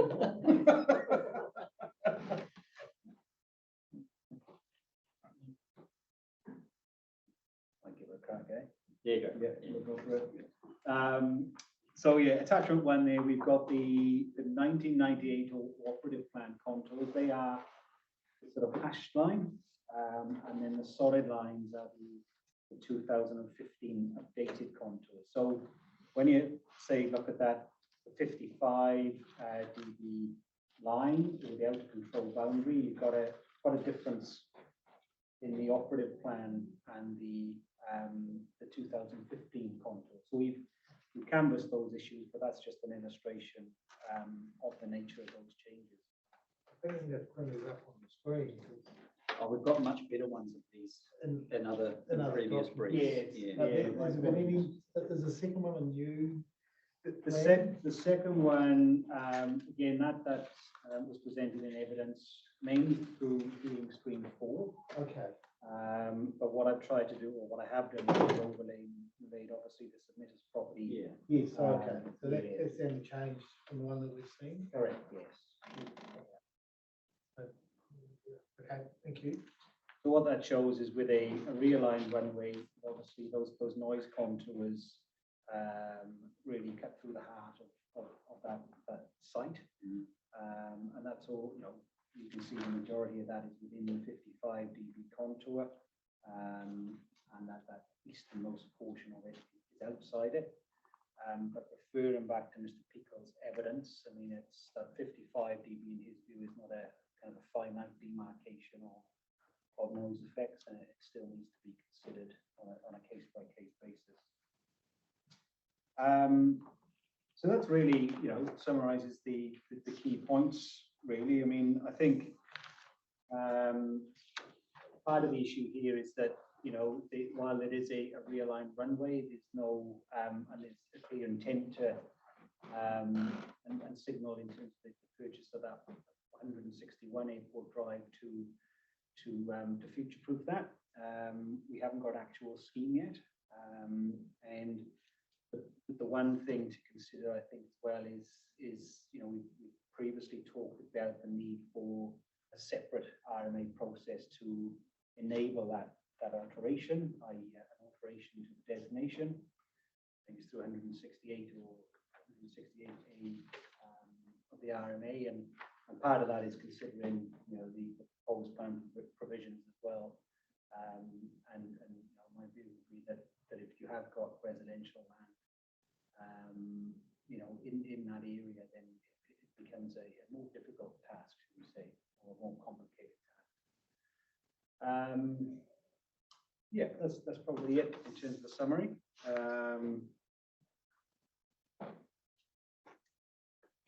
Any questions?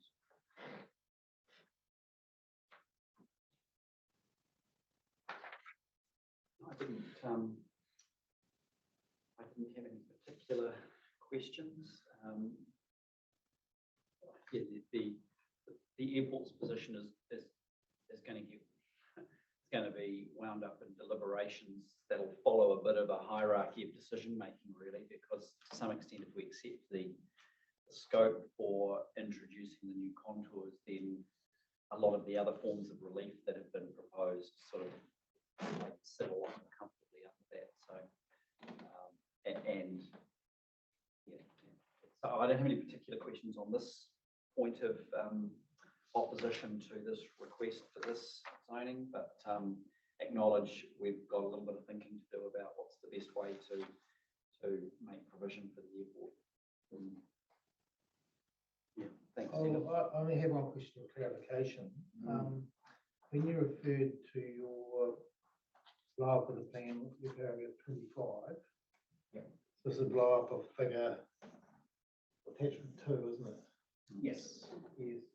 You mentioned that the noise contours in the current plan were out of date. They deal with the 1998 aircraft movement, and they also did not include the contours that were in plan change 20, I think. Right. Yeah. That plan change 20 was the area Q plan change. Yeah. That was done well before the proposed plan. Yes. Still coming back to me now. Yeah.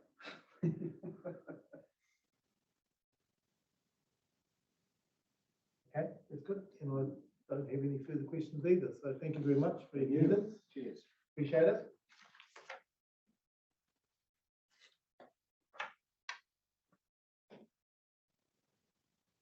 All right, Mr. Jufferman, you're here first for the Johnson Partnership? Yes. Thank you. Come forward. Yeah. Yeah, we'll come forward. Yeah.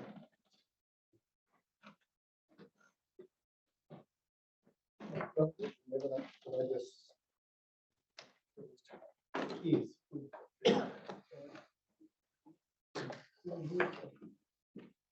You already know it's the handout. Oh, yeah, I don't think we set that for the Johnson.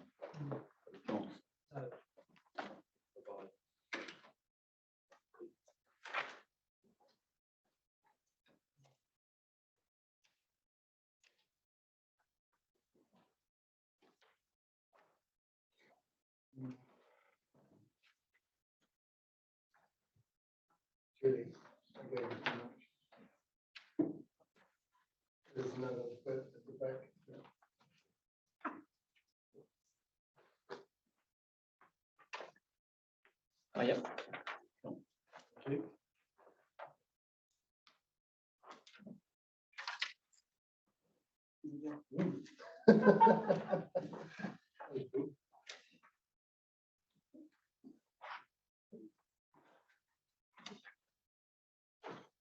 welcome and thank you for coming along. Talk to us. Kia ora, tēnā koutou. Carl, your mum mentioned, introduced you first. What was your name again? Carl. Carl, it was Yeah. Carl, yeah.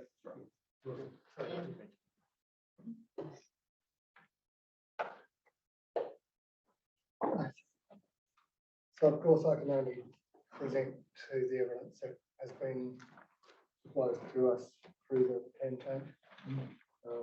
My apologies for the lateness of the evidence. I was trying to process as much as I possibly could, but come back to me. Yeah, become. So my name is Alan Juffmans. I'm the owner and director of Juffmans Surveyors Limited, a Taranaki surveying company that's been in operation since 2002.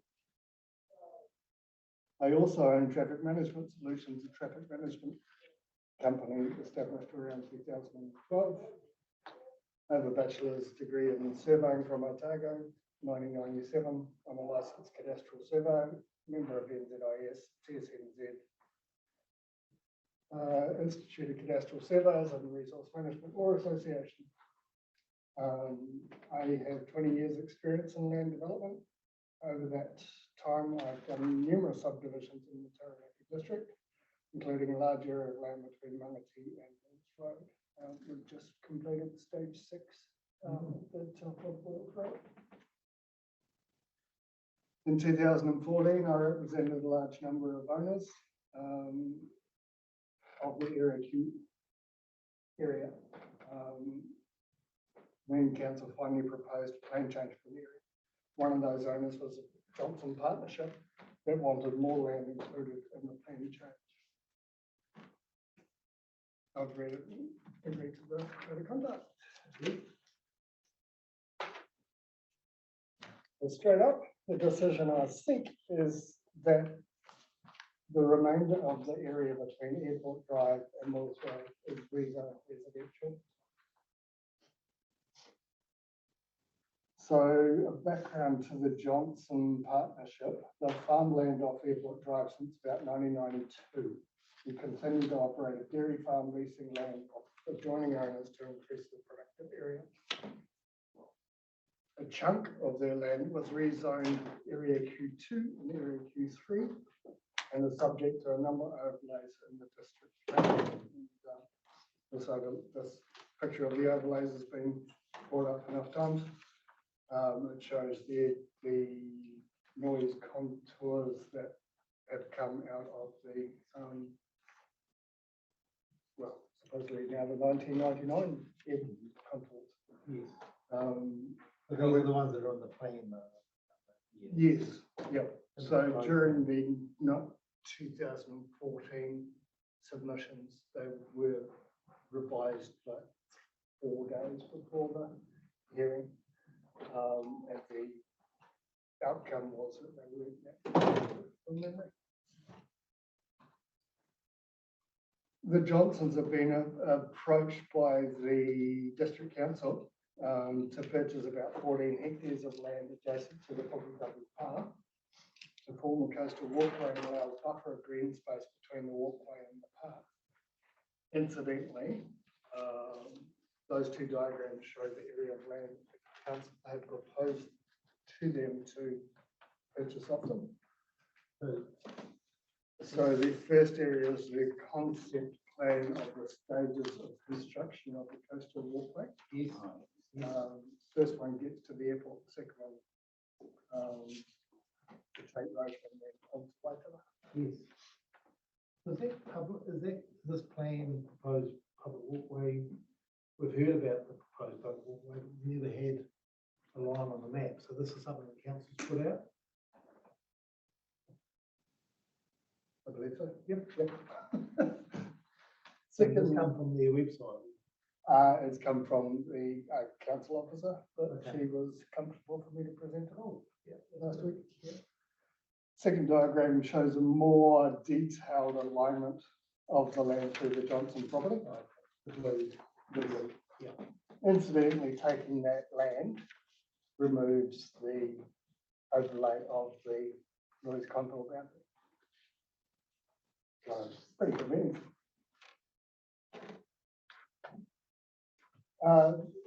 Servicing the Johnson land, which I had mentioned before, it can be efficiently serviced. Key considerations are outlined below.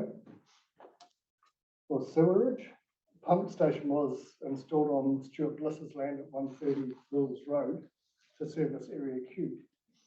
The sewer is then pumped along an easement corridor taken under the Public Works Act for the Waitara riser that conveys sewer to the treatment plant from Waitara.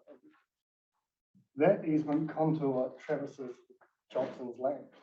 So it's going to be pretty easy to tap into that existing sewer network and service the remainder of the land between Wills Road and airport.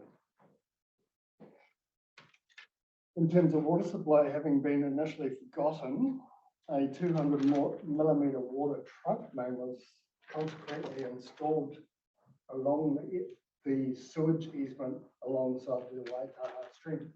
The main stops, the water main stops at the Johnson boundary. To further protect the supply, the main can and should be looped onto the 250mm firefighting main that goes along Airport Drive to service the airport. So actually the inclusion of the remainder of the area between those two roads would enhance the water supply to Area Q. Through a loop system. Through a loop Towards system. the security of supply. Correct. Yes. In terms of stormwater, a number of tributaries of the Waitaha stream run through the Johnson property. They will ultimately carry stormwater from paved areas to the Waitaha. Treatment of the outfalls consistent with the methods agreed by Puketapu Apu in accordance with the Te Ariawa Treaty Settlement 2016 will be appropriate.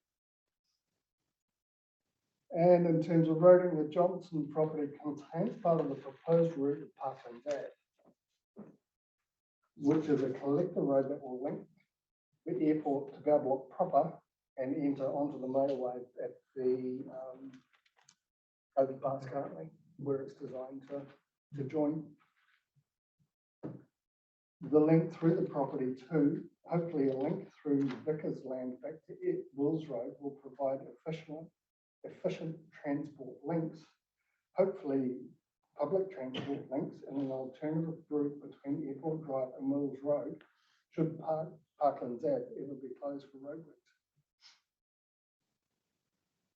In terms of fuzz zones, areas for rezoning should consider the following: the efficient use of existing services, the efficient use of existing road networks, the efficient use of existing reserves, the efficient use of existing walkways, and connection to existing work areas by means of alternative to a private motor car. It would therefore make sense to consider for rezoning the remainder of the area between Airport Drive and Wills Road that has an existing water and sewage network. A network of residential streets is adjacent to the proposed coastal walkway and a network of cycleway walkways that link up to the industrial work area on the opposite side of the state highway, not to mention the airport. In contrast, the proposed fuzz area on the opposite side of Airport Drive and also Smart Road do not have many of these attributes. Smart Road in particular runs along a ridge, and therefore servicing and roading would prove to be difficult. Conflicts. The proposed zoning of Area Q as the Johnson land zoned as productive rural land. That zoning proposes to surround the productive land with conflicting land uses. The ongoing use of the land for dairy farming will encourage conflict of noises, smells, the perception of cruel farming practices that generally occur in the fringes to the urban area. The addition of a public walkway cycleway promotes conflict of people and dogs with the productive rural land. Suitability for development. When Area Q was first explored, archaeologists, engineers, iwi and others explored archaeological, engineering and cultural aspects, investigations, and deemed the land generally suitable for development. Rezoning the remainder of the land between Airport Drive and Wills Road will allow the utilisation of already planned recreation areas, playgrounds, within 5 to 10 minutes walk. The development of recreation areas in Area Q has been slow, and many residents need to travel up to more than 500 metres, which is New Plymouth's level of service, to reach a neighbourhood park. More land is needed in the right location to provide for recreation needs of Area Q residents. Consolidation of public demands. The area is already about 75% set aside for residential development. As a new area of residential development, ideas of commercial hubs, cafes, that was submission essentially, have been mooted in the district plan, but demand hasn't been sufficient to successfully plan the commercial centre to the zone. I proposed in the application for a non-complying subdivision on the Crow land in about 2012. However, this application has not been processed as yet. However, as you saw in the Hibble one, I also proposed it in the last district plan. So that was 10 years ago, Alan. That being held at the applicant's request? Or? No, it just hasn't been processed by council. It's never been returned, it's never been processed. Consolidating growth to one area instead of sprawling it into Smart Road and opposite Airport Drive will never quite reach the demand required to consider a commercial area. With the logical inclusion of this land and in an area where landowners are already proposing it, in my experience, working with one willing landowner results in tighter and more efficient development process with shorter timeframes. This is an opportunity to minimise existing constraints on growth. In conclusion, it makes no sense to fragment residential land to isolated and unconnected areas of town, such as Smart Road. Excluding the Johnson land from residential development and zoning of productive rural land will inevitably encourage cross-zone complaints and conflicts.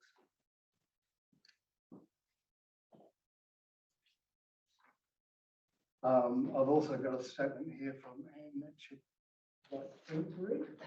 Oh, well, thank you. I wrote it down very late last night. Yeah, thank you. Should have rewritten it. That's right. Thank you. Looks very neat to me.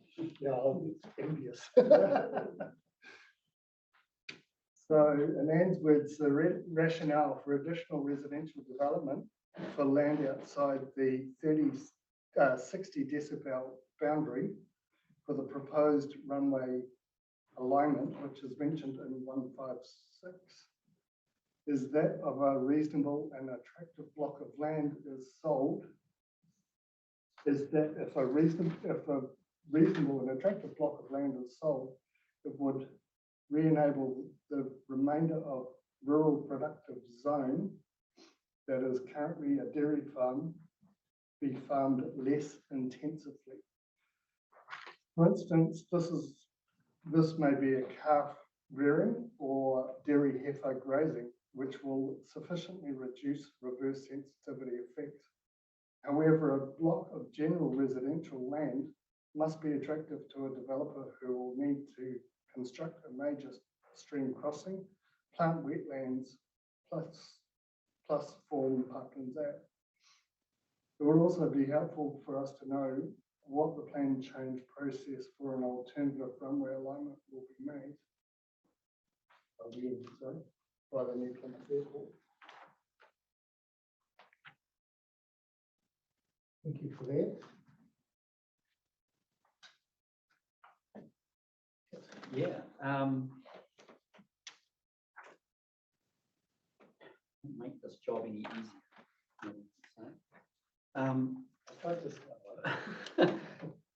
And were you involved in the Area Q structure planning exercise? The one that is now currently in the district plan? Was currently in, the one Yeah. that was passed in 2014. Yeah. Yes, we were. Okay. Did you raise the issue of it proposing part of your land remain as rural with a small part becoming residential? Did you raise that as an issue at the time?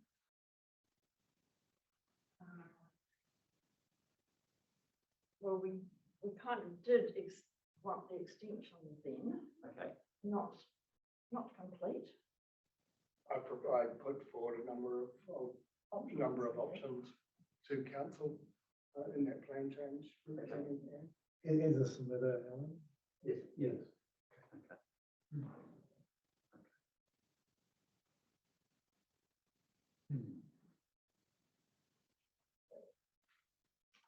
When you say, and you think that there's some rationale for additional residential outside the 60 dB boundary, do you have Mr. Edwards' evidence? Do you have a copy of Mr. Edwards' evidence there?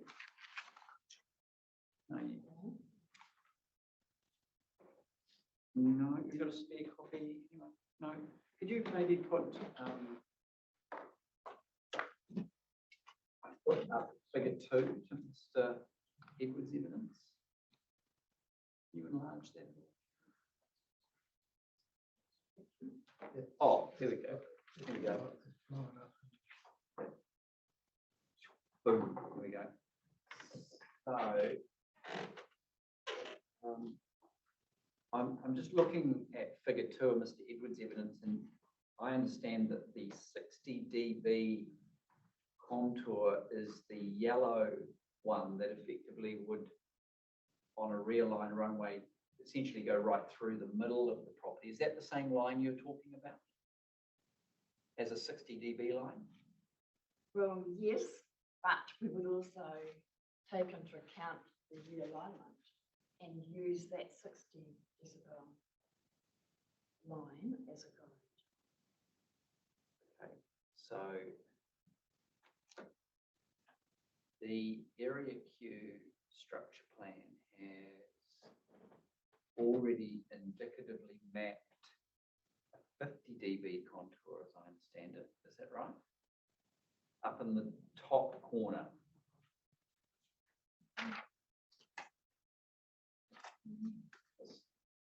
Is that the blue line? Yeah, there's a light blue line and a slight grey, slight greyish sort of that goes over the top. That I understood was 50 dB noise contour. The same as that blue line, is that right? Paul? That's right, yeah. I think I've got the screen there. Maybe you pull that up a bit more. That's the blue line. Now that, so That's that, the area that I said council would take for walkway. I think there's something different. These are the noise contours, aren't they? these are the existing and potential proposed, aren't they? So you've got 2 lots happening there. So that was my next question. The 14 hectares that the council have approached you to purchase, is that from the blue line north, or is it just that little dog leg bit at the top here? Correct. Just that bit there. Yep, essentially from that green line up. Okay. So if this was the 60 dB contour and for the rear line runway, it's your suggestion that why not zone all of that for residential below it? Okay. And so just remind me, this is Wills Road here, eh? Yeah. So you're suggesting that there could be an alternate route that came through to Wills Road and sort of mirrored Parklands?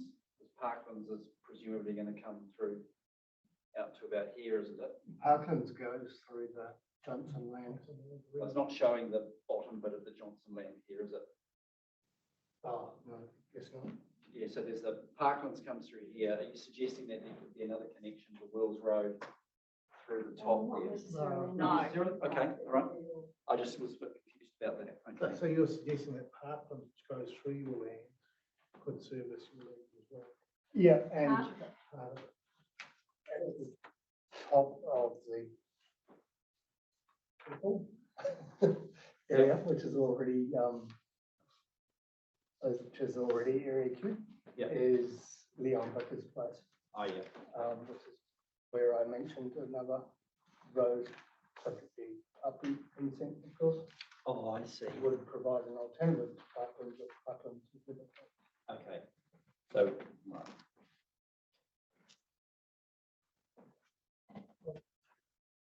One of the things that would really help me for this discussion is a key at the bottom of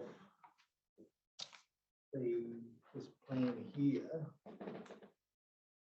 I already feel if we could get a really clear blow up somehow of the plan there in front of us.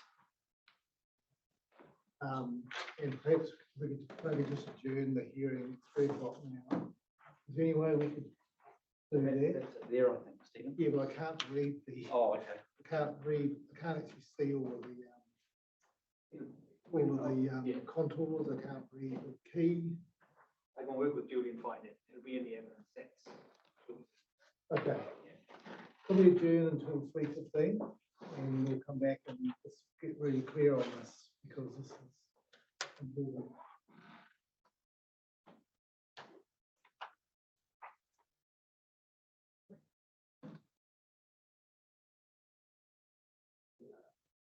Thank you. There we go. Yeah, and there's a copy there in case you want. It was attached to Ms. Ongley's You submission. had seen it, yes. Yeah, it does, but you can get a sense of. So I think the yellow, what I was really interested in trying to define is the extent of the realigned contours, dash lines. Yep. So the yellow is a 60 dB. Yep. And the green is a 55 dB LDE. Yep. So the reason I really wanted to look at that is I've done quite a lot of work around airports in New Zealand, and it's that 55 dB line that's the important one in most plans in terms of reverse sensitivity from airport onto residential land.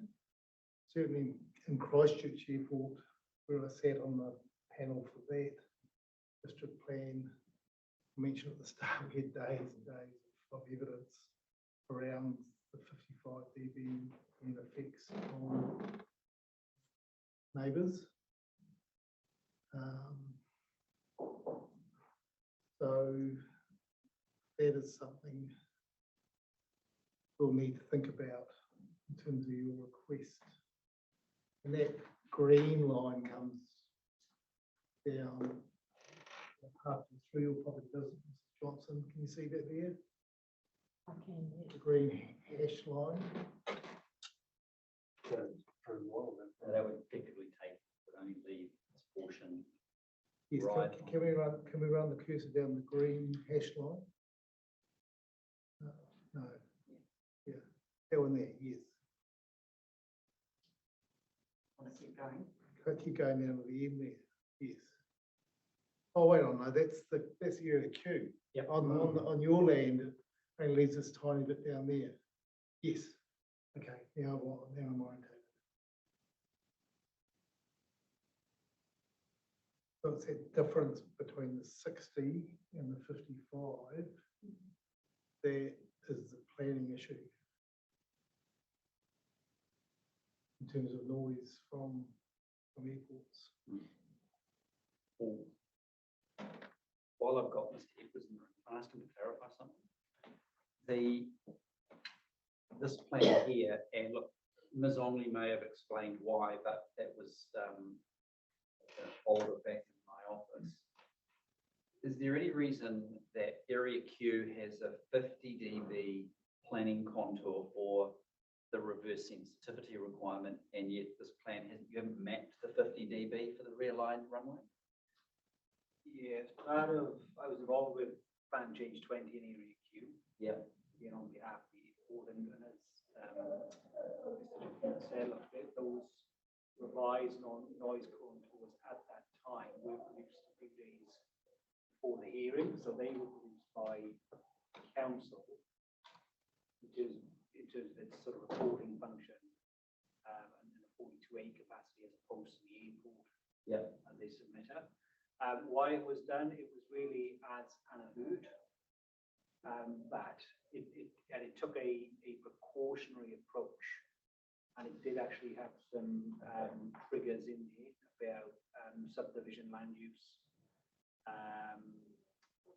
as a precaution, really, knowing that, you know, things were going to roll the airport at some point in the future, but not knowing at that time.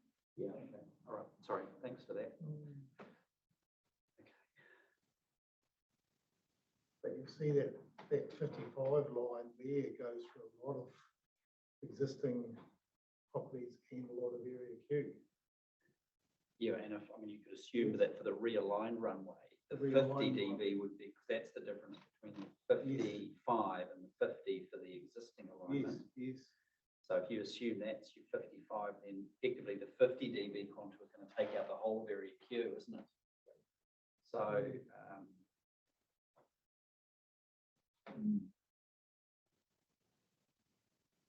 oh, well, there's not much we can So we've got that information. Yeah, in no, front of that's us. helpful. Yeah.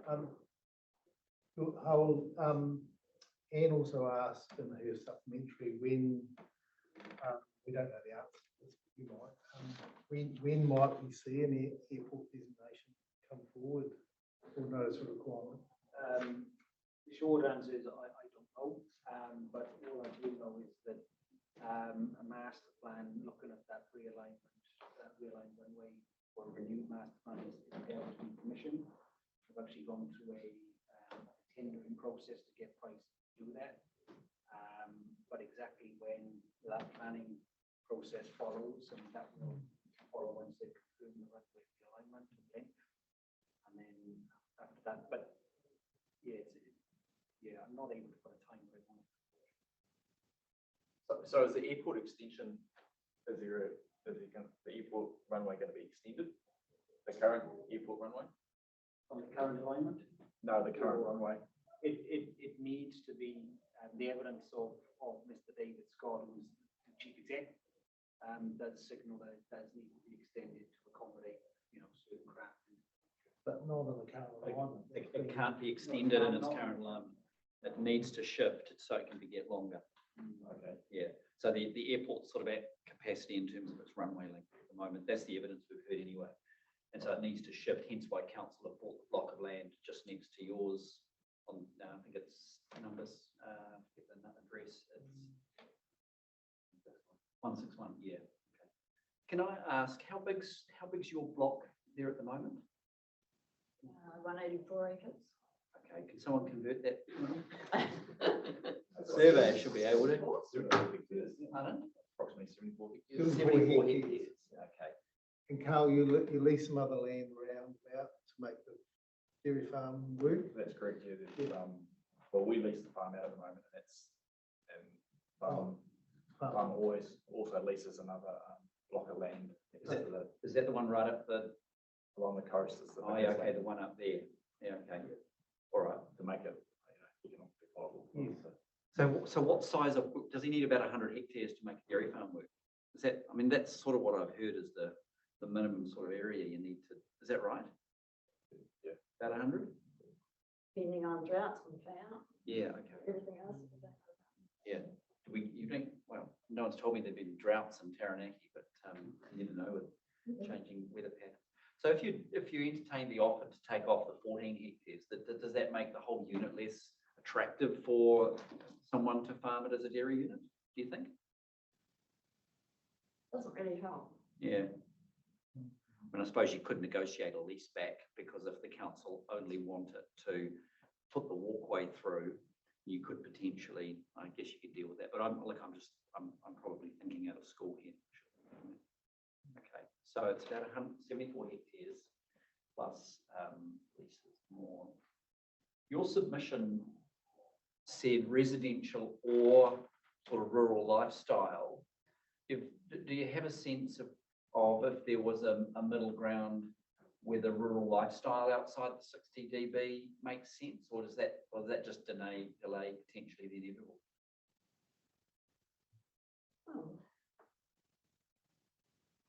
could be something that is wanted. I can't, I'm just saying that's what your submission said, and I'm just trying to get a sense of what your preference would be.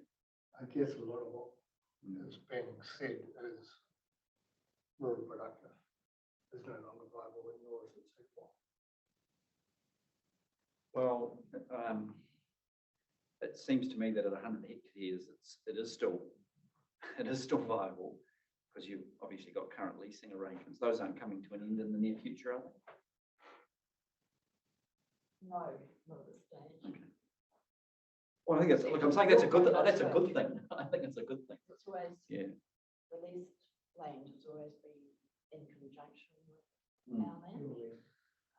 So if the walkway goes through there, then that will eliminate the rest of it as well. Yeah, because that's going through that lease. That will go The lease. Yeah, okay. through there towards. Yeah, it goes right through the middle of the other one as well. Yeah. So that, in terms of figure 2 in your evidence, Alan, that additional leased parcel is the one up the top corner there, is that right? Yep. Yeah, okay. Yeah, okay, that block looks like it's, what's its address? It's 138 Wills Road, does it sound right? 136 and 154. Oh, yeah, 154 is right up the top there, right at the base of the airport. 152? Is that what you said? 136 and 154. 136 must just be the next one. That's a larger block. 154 is on the coast. Oh, yeah, okay. So, yeah, okay. Okay, yes. Really do appreciate you. You know, there's a conundrum here for you, obviously, with the airport planning things around you and having your submission and does let us think very carefully about this issue. If the airport does designate, and that includes, it does rely on those contours, there would need to be some serious discussions on terms of your land being within those operational noise levels.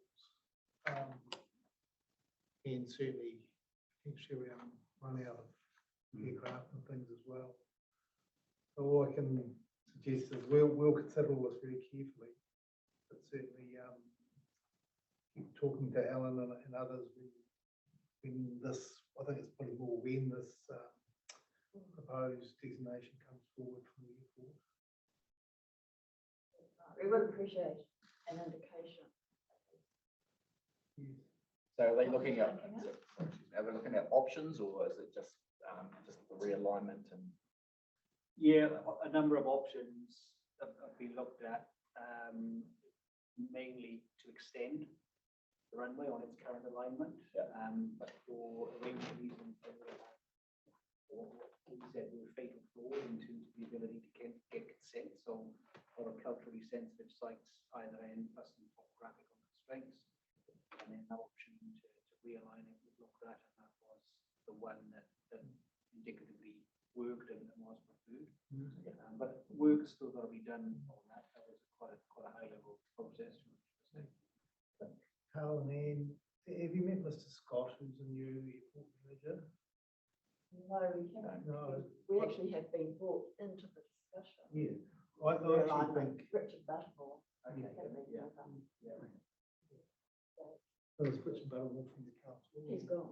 He's gone. He's gone. Well, I wonder whether now we're just might be quite good to set up a meeting between.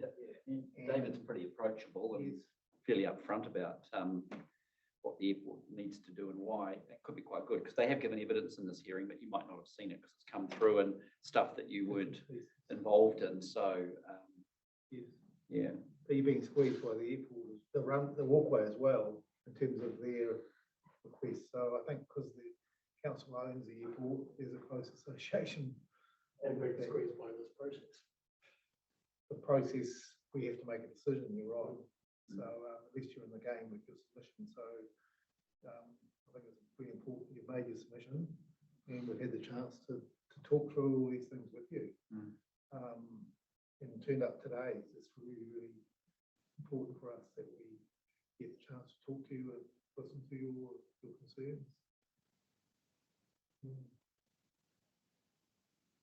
Do you have any other questions?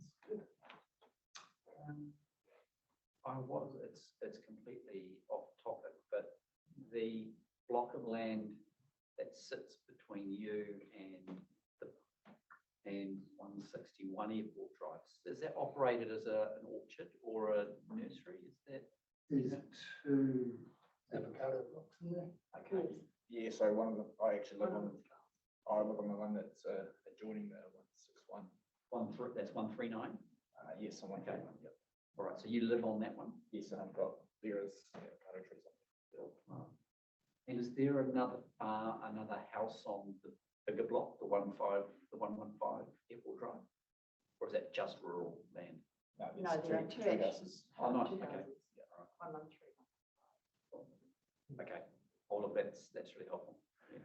One last thing I wanted to clarify from my mind before we go, the structure plan and the location of Parklands Drive in relation to and Carl Land. Can we just have that up again? Because I think that is just on the plan. On the district proposed plan.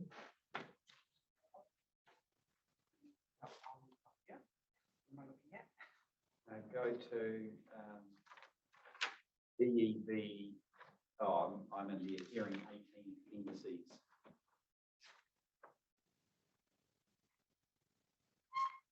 And it's the officers reply. Oh, sorry. Where did you say? Oh, no, sorry, no, go up into the 42A, sorry, and have a look, appendix, the officers recommended change provisions. Appendix 1, I think, the DEV one. Oh, sorry. The first one. Go right to page 15.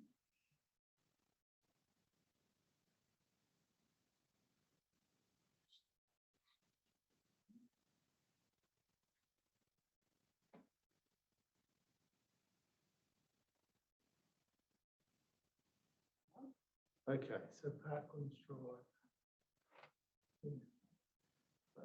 Perhaps for the right of reply, Todd, I'd be really interested in this plan showing the location of the Johnson's property and also those new airport contours, the 55 and the 60 that come off the Howells plan. Yeah. Because that tells me the story of the key infrastructure, even though Howell's plan's not in the plan, it's a future process. I think I would like to just correlate the Johnson land in relation to those, to the structure plan, and also the 55 and the 60 dotted lines from Howell's plan. Is that something that I'm sure we should be able to do that through some forum files or something like that. Yeah. So, okay. Yep, we can do that. It may not be available for Wednesday. Okay, even if you drew it up for us and gave us some idea. Right. Okay, we'll see what we can do for Wednesday. Okay. Produce it better. These foreign people can do magic in my experience if you give them a job like that. One final thing then, if we're looking at the 55 decibel line, as you can see on that plan.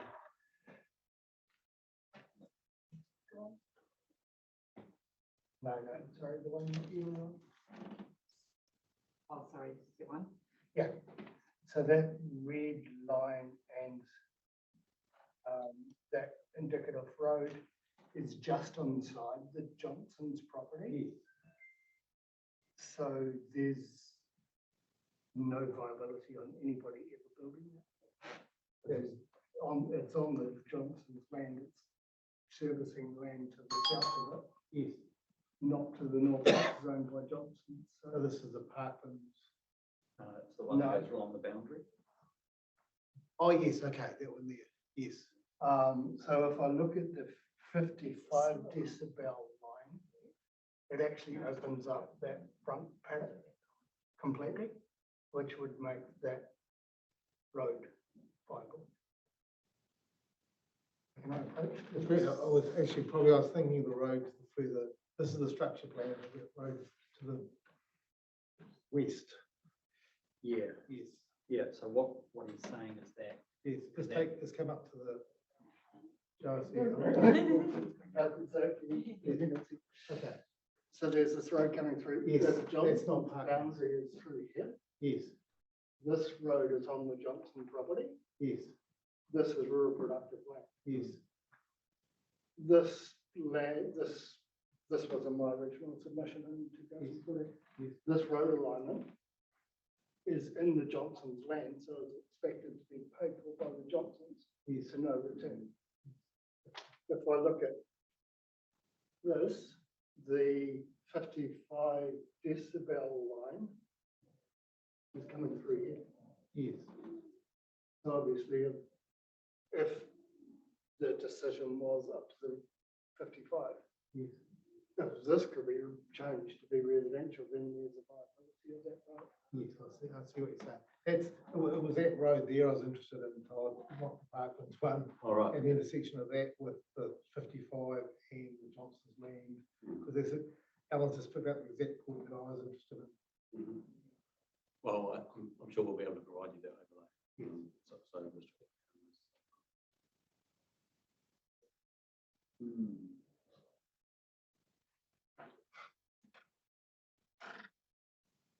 Any other questions? Well, I Commissioner just, John? it's just this, the area Q not following cadastral boundaries, it's yet again the problem of part zoned properties, because if there's no incentive for the Johnsons to develop any of their land, then they effectively create a chasm between both sides of the structure plan, because there's no incentive for them to do it, because they get That's right. no residential outcome. So they potentially hold Parklands Ave to ransom to some extent, unless they're prepared to do a boundary adjustment or a large lot subdivision to sell it to adjoining landowners to enable them to do it. Just because we're not talking about Parklands there at the top, are we? We are as well, it crosses the property. Parklands does cross the property as well. Yeah. That's right. Yeah. Yes, where the pink dot is. So Yes. you effectively hold that whole completion of the structure plan area to ransom to some extent. Not to ransom, that's a pejorative way of saying it, but you are critical to it actually happening.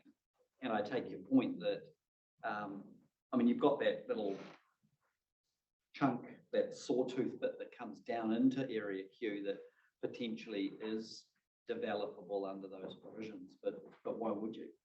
You know, why would you? Unless you were, particularly in the course of doing that, they said, well, okay, you need to build this road all the way out to the end there. But, yeah, I know. It's, Not the Johnson had to pay for that. well, no, that's the way the provisions are set up. Oh, okay. It's not designated, it's an indicative road. Yes. So that's it, the quid pro quo, you get residential development, but you've got to build the road. Yes. Yeah, again, that comes into questions that asked and told about that designation by council. You know, it seems to be much. Well, if I was in the driving seat, it would be something I'd be looking at quite seriously. That's problematic. Thanks for raising that. I think we have come to the end. Just like to thank you again very much. Ellen, you're staying with us for another session? Yep. Ian and Carl, thanks for coming along. Really is appreciated. We'll see where we get to.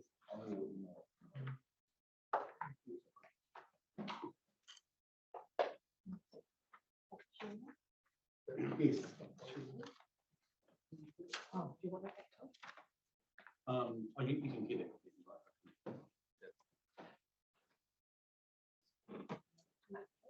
Any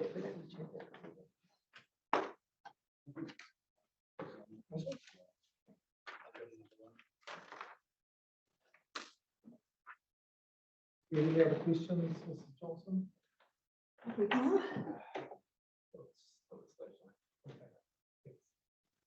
Right, we're going to welcome Commissioner McMahon back because he's dealing with what's the rezoning as well. So just kidding me on the airport stuff, but David's helping with the decisions on the next topic. Thank you.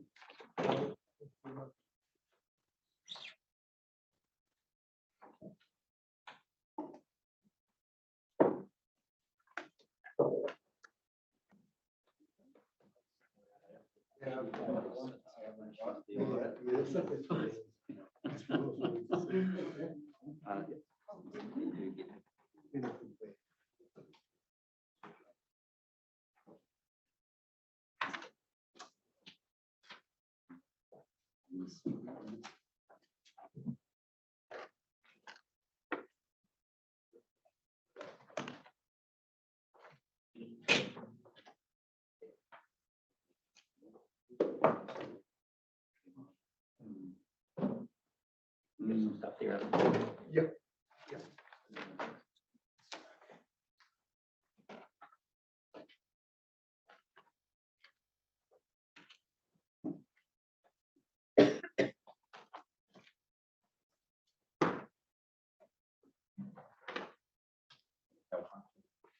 It's my printer at home. Yeah, I only found out I was presenting for this hour ago. So. Some stuff.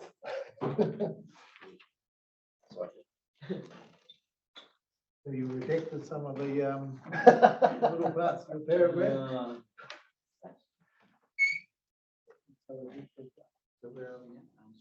We're Armstrong Avenue.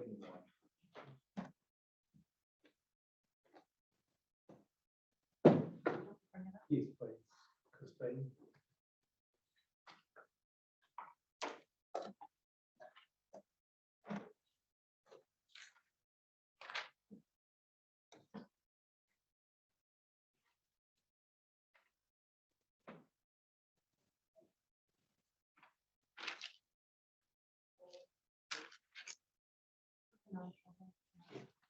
That's one more. Yes.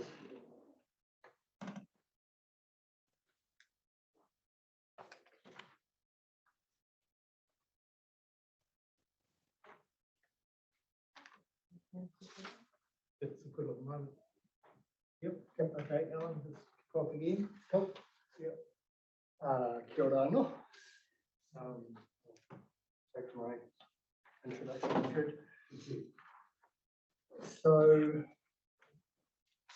I act for the person who has agreement to purchase this land. Armstrong Developments, Richard and Sharon Green. What I've completed so far for them, which is not shown there, is the development on the other side of the stream that you can see there, which is Drever Drive and Masters Lane. And we recently, 4 years ago, completed Tangaroa Street, which is immediately adjacent to the property. So the indicative road that's shown there goes through private property to meet up with Tangaroa Street, which is fine as long as my client buys it and develops it. The point is that a number of submissions have talked about the stormwater disposal on Masters Lane and Drever Drive especially. The issues with the Tangaroa stream is flooding downstream. I have a theory of what causes it. But when we did that development,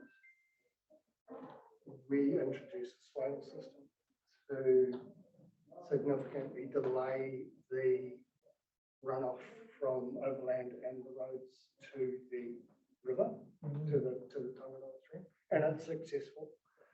Unfortunately, at the same time, the development out at Blau Block wasn't successful. It was too flat, so there's pretty big flooding issues. The Tangaroa Stream rises in Bell Block. Sorry, no, Tangaroa stream, it's a stream that runs through. Okay, it's not related to the stream that Bell Block. No. They did a swale system Swale as well, system, but it didn't work their so well. swale is very flat.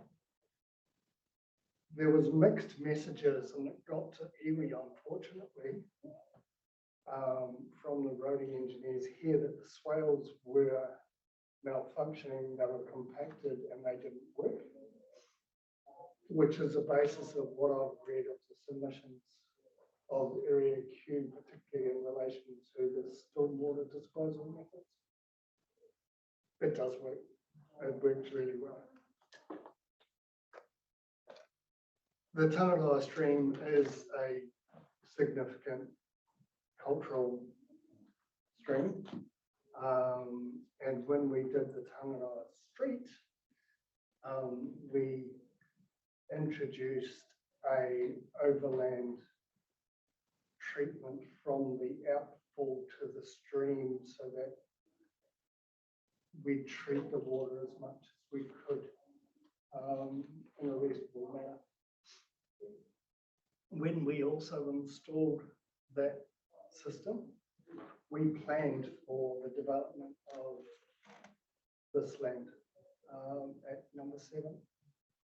So the size of the stormwater network and the discharge and the treatment takes into account development of this area. So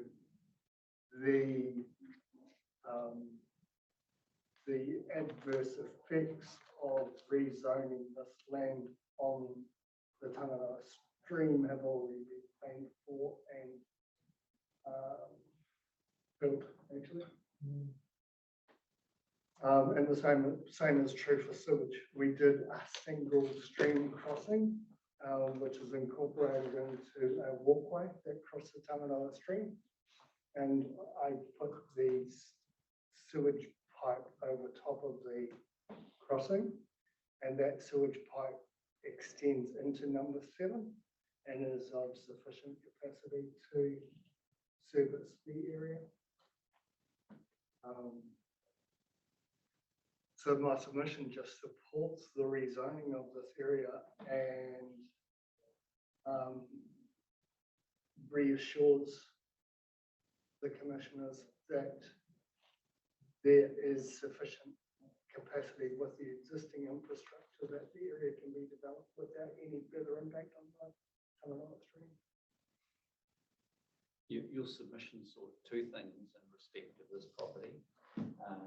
Rezone after commissioning a cultural impact assessment to gain iwi approval. That's appropriate. And the other was remove the indicative road at 7 Armstrong. Is that relief you still seek? Yes. Yep. So the indicative road goes through private property.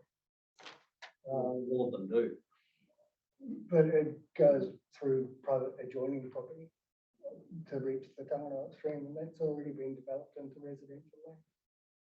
Okay, so it's in the wrong place? It just needs to be removed. There's no need, it's not necessary. There's plenty of. yeah, the aerial base map hasn't been updated, and I can see that it's been that property there. That's all been. If you take the transparency down, I think you can see some of the underlying development on the neighbouring property. Other way. Other way. No. So at the moment, what you're saying is that it's an indicative road to nowhere. Correct. It's an indicative road to somebody's back fence, so they have to give up their Okay, property. so that at least that, sorry, I approach the bench. That little portion there is going to go nowhere. Is that what you're saying? Correct. All of the properties that have been developed here are now all serviced off Armstrong? Serviced off Tangaroa Street, which is parallel to that boundary. Oh, yeah. That Tangaroa? No. It's not on there. Oh, okay, so there's another street that comes through here, is there? So what date is the underlying? So, It's quite old. I'm just wondering whether we can bring it up in miles, because I was looking at it earlier today, it was showing the subdivision layout. Do you know how to bring it up in miles, Christine? Or do you want me to? Yeah. So I guess the other thing is, if this is going nowhere, then what you're saying is that, how big is this block? Yeah.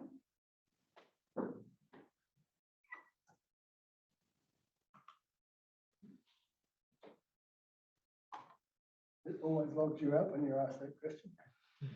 Page 2 39. hectares. Page 39. Oh, sorry. Oh, yeah. 39 of the 42 acre. Look at 5. Okay, I'm new. Page 39, that's airport. Oh, sorry, Rez. So, Thanks. so with the residential zoning, oh yeah, there we go. With the residential zoning, you're saying all of those, any sections developed on there can all be serviced by effectively a cul-de-sac or some sort of crescent. Yeah. Okay. Yeah. And that should all just be left up to the developer to design. All right. Yep. Yep. On The the spec. school has indicated that, well, 2 principals of the school have indicated different things. We need to consult with them to see what they like. One would like a connection through and one would not. So the land to the north is the school ground. Yeah. And we'd like to put a pedestrian link through there, but we'll do whatever the school wants. Where is that submission point being picked up? Is that in the, it's not really a rezoning so much. Mr. Juffmans is supporting the rezoning in terms of the indicative road. It has been looped in with the rezoning. It has. It's picked up on page 35 of the residential 42A.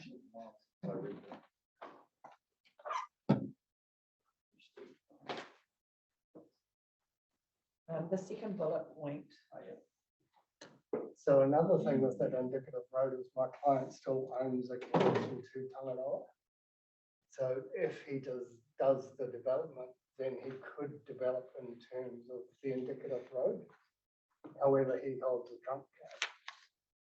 So if he's not successful in developing 7 Armstrong, and whoever is could not complete the subdivision. Okay, well, it's a moot point. Well, that might, it really depends. Ms. Wise actually recommended this will go to future urban zone in her 42A report based on some of the nervousness of Mr. Lambert and Mr. Phelan, who you might have heard earlier this morning. But I mean, we're yet to see whether she's changed her position on that. We won't hear that for a wee while, but maybe that in the context of that. So as I read the 42A report, this particular issue about removal of the indicative road was wrapped up in that decision about future structural planning analysis and putting it off as part of a future urban zone. So it may be that if that position changes, there might be a different position about the indicative road, particularly based on the current layout of development that's actually occurred adjacent to it. Yeah, but my client's eager to continue. Alan, we've heard through several hearings, not only this one, another forum, quite a bit of unhappiness about development in this area from the hapu there, about Tangaroa Stream. Is that the development you're talking about? Yes. Yeah, so Drew Drive and Masters Lane. Yes. Was designed and built successfully to alleviate their concerns. However, that communication, unfortunately, from council to iwi, changed. And the council was communicating to iwi that the stormwater was unsuccessful. We got blamed for flooding downstream at the Mangakarihi marae, which is actually caused by perhaps 44 gallon drums. Okay, as I said, I've heard this not only in this hearing, but in the 49, plan change 49 Johnson Way, where the hapu there presented to me about what you're talking about. Yes. So the swale system I developed has instead, what I didn't want to do is collect the stormwater into a urban channel and dump it. Yes. So I designed a grass swale system which filters the water along the entire length. From the bottom intersection to the top is a single swale. So I went there after Cyclone Donna. About an hour and a half, the water was still flowing into the catchment at that top intersection, which shows the level of delay that I was able to introduce of that water instead of going into Gibby Channel, racing into the stream. It was still trickling down that swale into that sump pit. And from that sump pit, it goes into energy discharge rocky pond that I created. Yes. That again is a filtration, it's filled with flax plants and stuff, and then goes into the tangara. So the design is great, but unfortunately council miscommunicated to areas, told them the whole thing had failed. And I don't know why. So you have to have any discussion with the hapu yourself. We've attempted to, but the hapu say that they don't trust what we say when the council engineers are. They contradicting that. It's a really unfortunate relationship. Louise, I'd be interested to know, I've just gone on to a much more up-to-date aerial that shows Tangaroa Street and residential sections going up the boundary, but they appear to sort of stop about here, and then there is what appears on that aerial photograph, undeveloped land. I'd be interested, and presumably they look like sections, but I'd be interested to know whether an easement, because that would theoretically connect through to Tangaroa Street. It doesn't. I did that development, so Okay. that land. Are you able to give us some evidence that indicates that there's no ability now to legally create a connection between that road and Tangaroa Street? It's actually a second stage consented development of Tangaroa. So it's all in a consent and I can provide that. Okay. Could you send that through to Julie or Christine? And Oh, okay, so get it through to us? that's lot 16, is that right? On your plan here? I gave all my. No, not that one, attached to your set engineering letter, there's another subdivision of lot 2 DP 14517. It was given to us in the context of explaining the stormwater aspects, but it appears to show Tangaroa Street going through to the boundary. Then you've got lot 51, which is a right of way or a access lot. 51 is the street. Yep. So lot 16 has been retained by my client. Okay. There's a second stage development that went with that consent that allows us to subdivide lot 16 into 2. Okay. We have applied for a release of that subdivision, which creates 2 fee simple types. So that little bit of the indicative road that leaves 7 Armstrong effectively goes through lot 16. Sure. And you'll see on lot 16 there's a little lip where it meets Tangaroa. Oh yeah, yeah. That's our planned entry. That's our planned intersection. So the same person that owns lot 16 has a purchase agreement for 7 Armstrong. So if you've retained the little lip there for a future road to connect through, then presumably the intention is to connect it through to 7 Armstrong. Correct. However, it's under the owner of lot 16 is in control of that. there's nothing that council can do to require him to give that road if he doesn't own 7 Armstrong, which he doesn't. Say that again. Nothing Yeah. you can do. So the owner of lot 16 doesn't own 7 Armstrong Ave yet. So if he doesn't, that road link will never go through. We have our second stage consent. So what you're saying is, Let me go there's back a step. no, I think I get it. I think I get this. There's no longer, council does not hold any power at this point to require that last little bit of road to be built. So when I got consent to do these 16 lots or 22 lots, I left lot 16 purposefully large, and it was in the same application I subdivided lot 16 into 2. The intention of that second stage subdivision is if 7 Armstrong Ave doesn't happen in the time of that consent being of that consent timeline, then I'll have consent to chop lot 16 into 2 residential lots. Christine's managed to bring it up to see the. Yeah, I've got it. Yeah. You can see it there. It's funny if you go onto Google Earth, once you go down to a certain scale, it all disappears and goes back to how it was. It's like, oh, look at full time. It's quite interesting. Must be because the aerial photography was taken at a different height. Yeah. And so the more recent one is at a higher height. The moment you zoom in another layer, it all goes back to rural. Yeah. But the street still shows, and there's Kaipeki Lane is that street, your lot 15, 51. Yeah. And that's where the crossing over the stream goes. Yeah, so lot 51 is the street which is built to the end of lot 15, and then a walkway goes over the street to meet up with Masters Lane, and then goes down to the school. So that crossing would have needed regional council permits, or let's not go into that. No?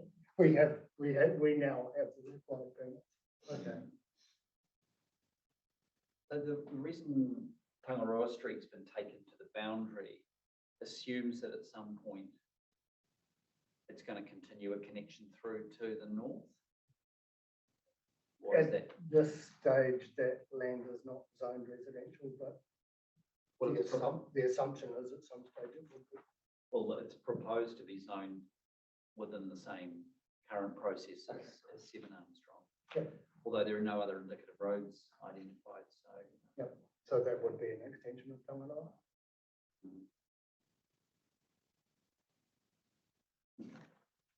All right, I understand what's going on now. Thank you. David, do you have any questions? I do. I just want to catch up a little bit, Alan, if you don't mind. So in the operative plan, the land zone rural production. Yes. Okay, when were these subdivisions lodged? Around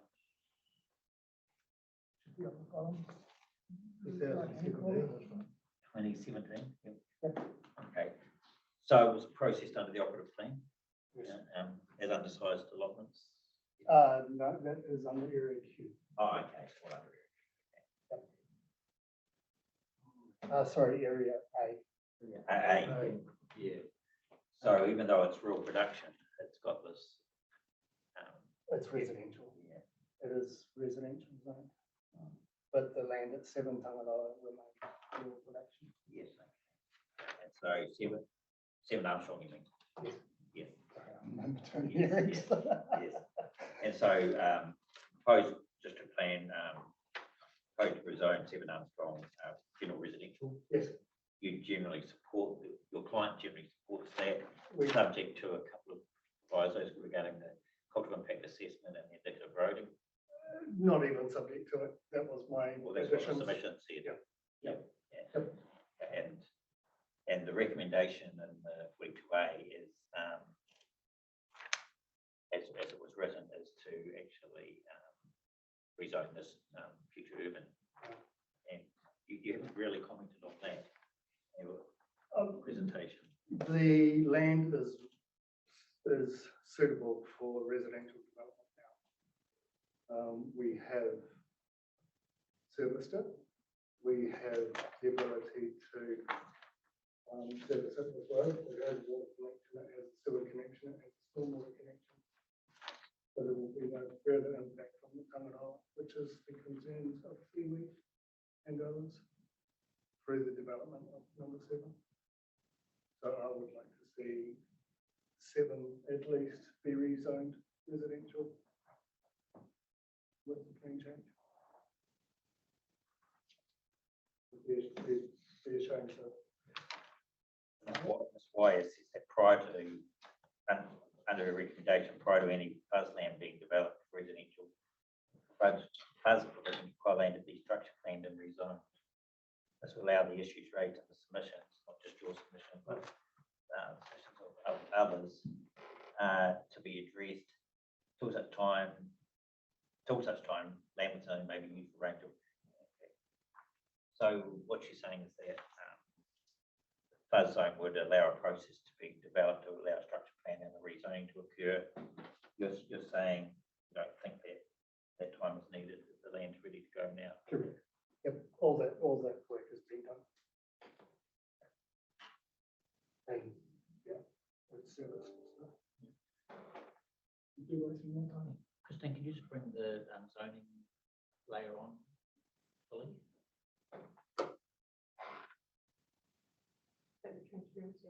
Yeah. Yeah, that's it.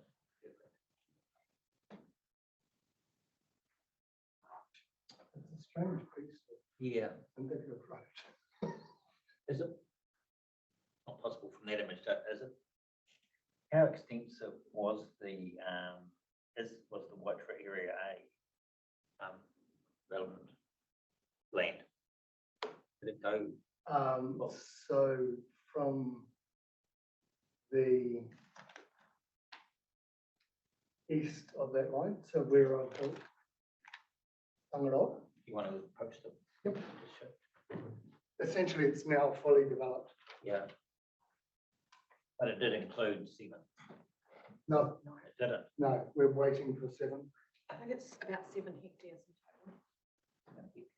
So it includes what we call Let me just the zoom out a Gibson little. look. Can you zoom out a And little? then And out. this one. Okay. Yeah.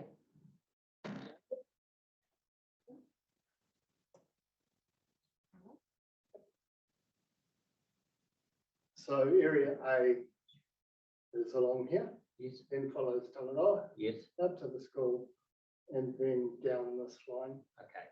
And include this area too. So it's all this development that's now complete. Useful. The developer of all that approached this owner about where the head cell. So when we planned for this, we planned for the servicing of it. So Yes. it is ready to be serviced. It's got capacity, which includes the stream crossings for sewage and stormwater. Right. Just stay there. I'm going to ask the officers if they can provide a superimposement of the existing residential zone, and they'll put a plan over that at some stage. But do you know how extensive the increase in residential zoning is under the proposed plan? And for example, the land to the south of Armstrong Avenue, is that all new residential? Yes, it is. Yep. Yep. And Yeah. so, and number 7, what about to the north? This is all Northwest. school ground.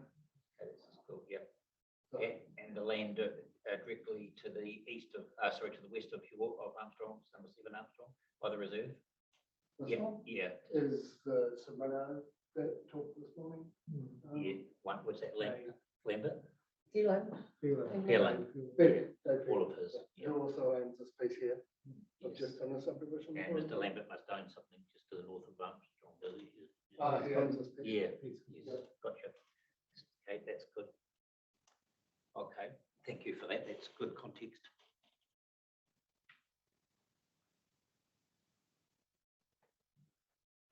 You done? Yes, I am. Thank you. Anything else? Louise, can you remind me, how do the indicative roads get triggered? I see in the transport chapter, you need a consent to put a building on an indicative road, but at what point would they otherwise become a condition of development on a landowner? Is it in the subdivision chapter or? in the- They'll get triggered at time of subdivision. So if that landowner didn't want to develop, that road would never get taken. It's be subdivided for it, for that road to be triggered. Subdivision trigger. And would that affect the activity status if the subdivision came in without the road being in the position of the indicative road infrastructure? As shown on the plan, would that change the activity status for the subdivision? Well, Or is it a matter of discretion? it's a matter of discretion because it is indicative to a point. Yeah, I'd have to double check that. I think it would stay. It's not a standard that restricted discretionary activity status is contingent on being retained as. Yeah, so it's just indicative that we need that link. It can move slightly within that corridor as long as we check the link. The link's not provided. Yeah, the link's Does that provided. change the activity status of the subdivision? Yes, it would. I'll just have to double. Do you know, Mr. Chapman? Yes. Yep. I think It does. it'll become non-compliant. Yeah. Yeah. So discretion, any subdivision on land that contains a indicative road is discretionary at best. If you don't achieve the outcomes of the indicative road, then it's non-compliant. Okay, so rule 9, that any subdivision containing a road is fully discretionary under rule 9, I think, under the proposed plan. Okay. But that's where the landowner wants to create. But where you don't provide a feature in the structure plan or an indicative road, you trigger to non-compliant, is that what you're saying? Yeah, not very much. Okay, so it has to be a subdivision extent. Practically that alignment. In terms of this lot 7 boundary, there wouldn't be enough room to put any lots on the top side. Yeah. On that alignment, no. Yes. No. So it's an unusual, I presume it is anticipating land to that's school land. That's school land. Yes. And I've provided a link to the land that's not school land, which is, so the blue line defines the school. Yes. Yeah. Land to the east of it is owned by Barry Lambert. Yes. And he's provided with a link to the Tongariro Street already, so there's no need for a link in that direction. So otherwise you'll obviously come back to us with that road link issue. Yes.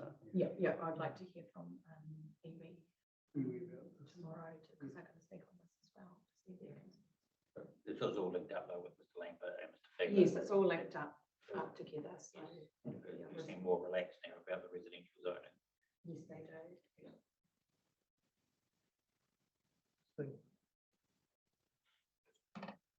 Just looking at the bottom of this indicative road, I'm in subdivision standard 8, transport access and connectivity. It just says all allotments must be provided with vehicular access. Doesn't mention even indicative roads, so. Anyway, Currently under appendix 22. that's operative debate. Yes. We don't know anything about that. Okay. We're only interested in the proposed plan. The operative is confusing. Yeah, I can look that up and come back to you. I'll have a nosy and see where it went. No, But it's, there's something in the transport chapter as well. I'll have a look later, Louise. Yeah, setback of 20 metres. Sorry, Christine, could you just take the zoning off? Okay. On the left is the tab for indicative road transport. What happens if you go there? Okay, that's fine. It's not sure I wanted to go back.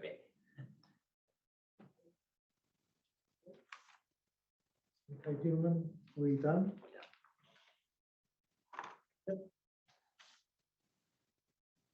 Yeah, I think so. Yep. Thank you very much, gentlemen, for Yeah, hearing. that's good. Thank you, Louise.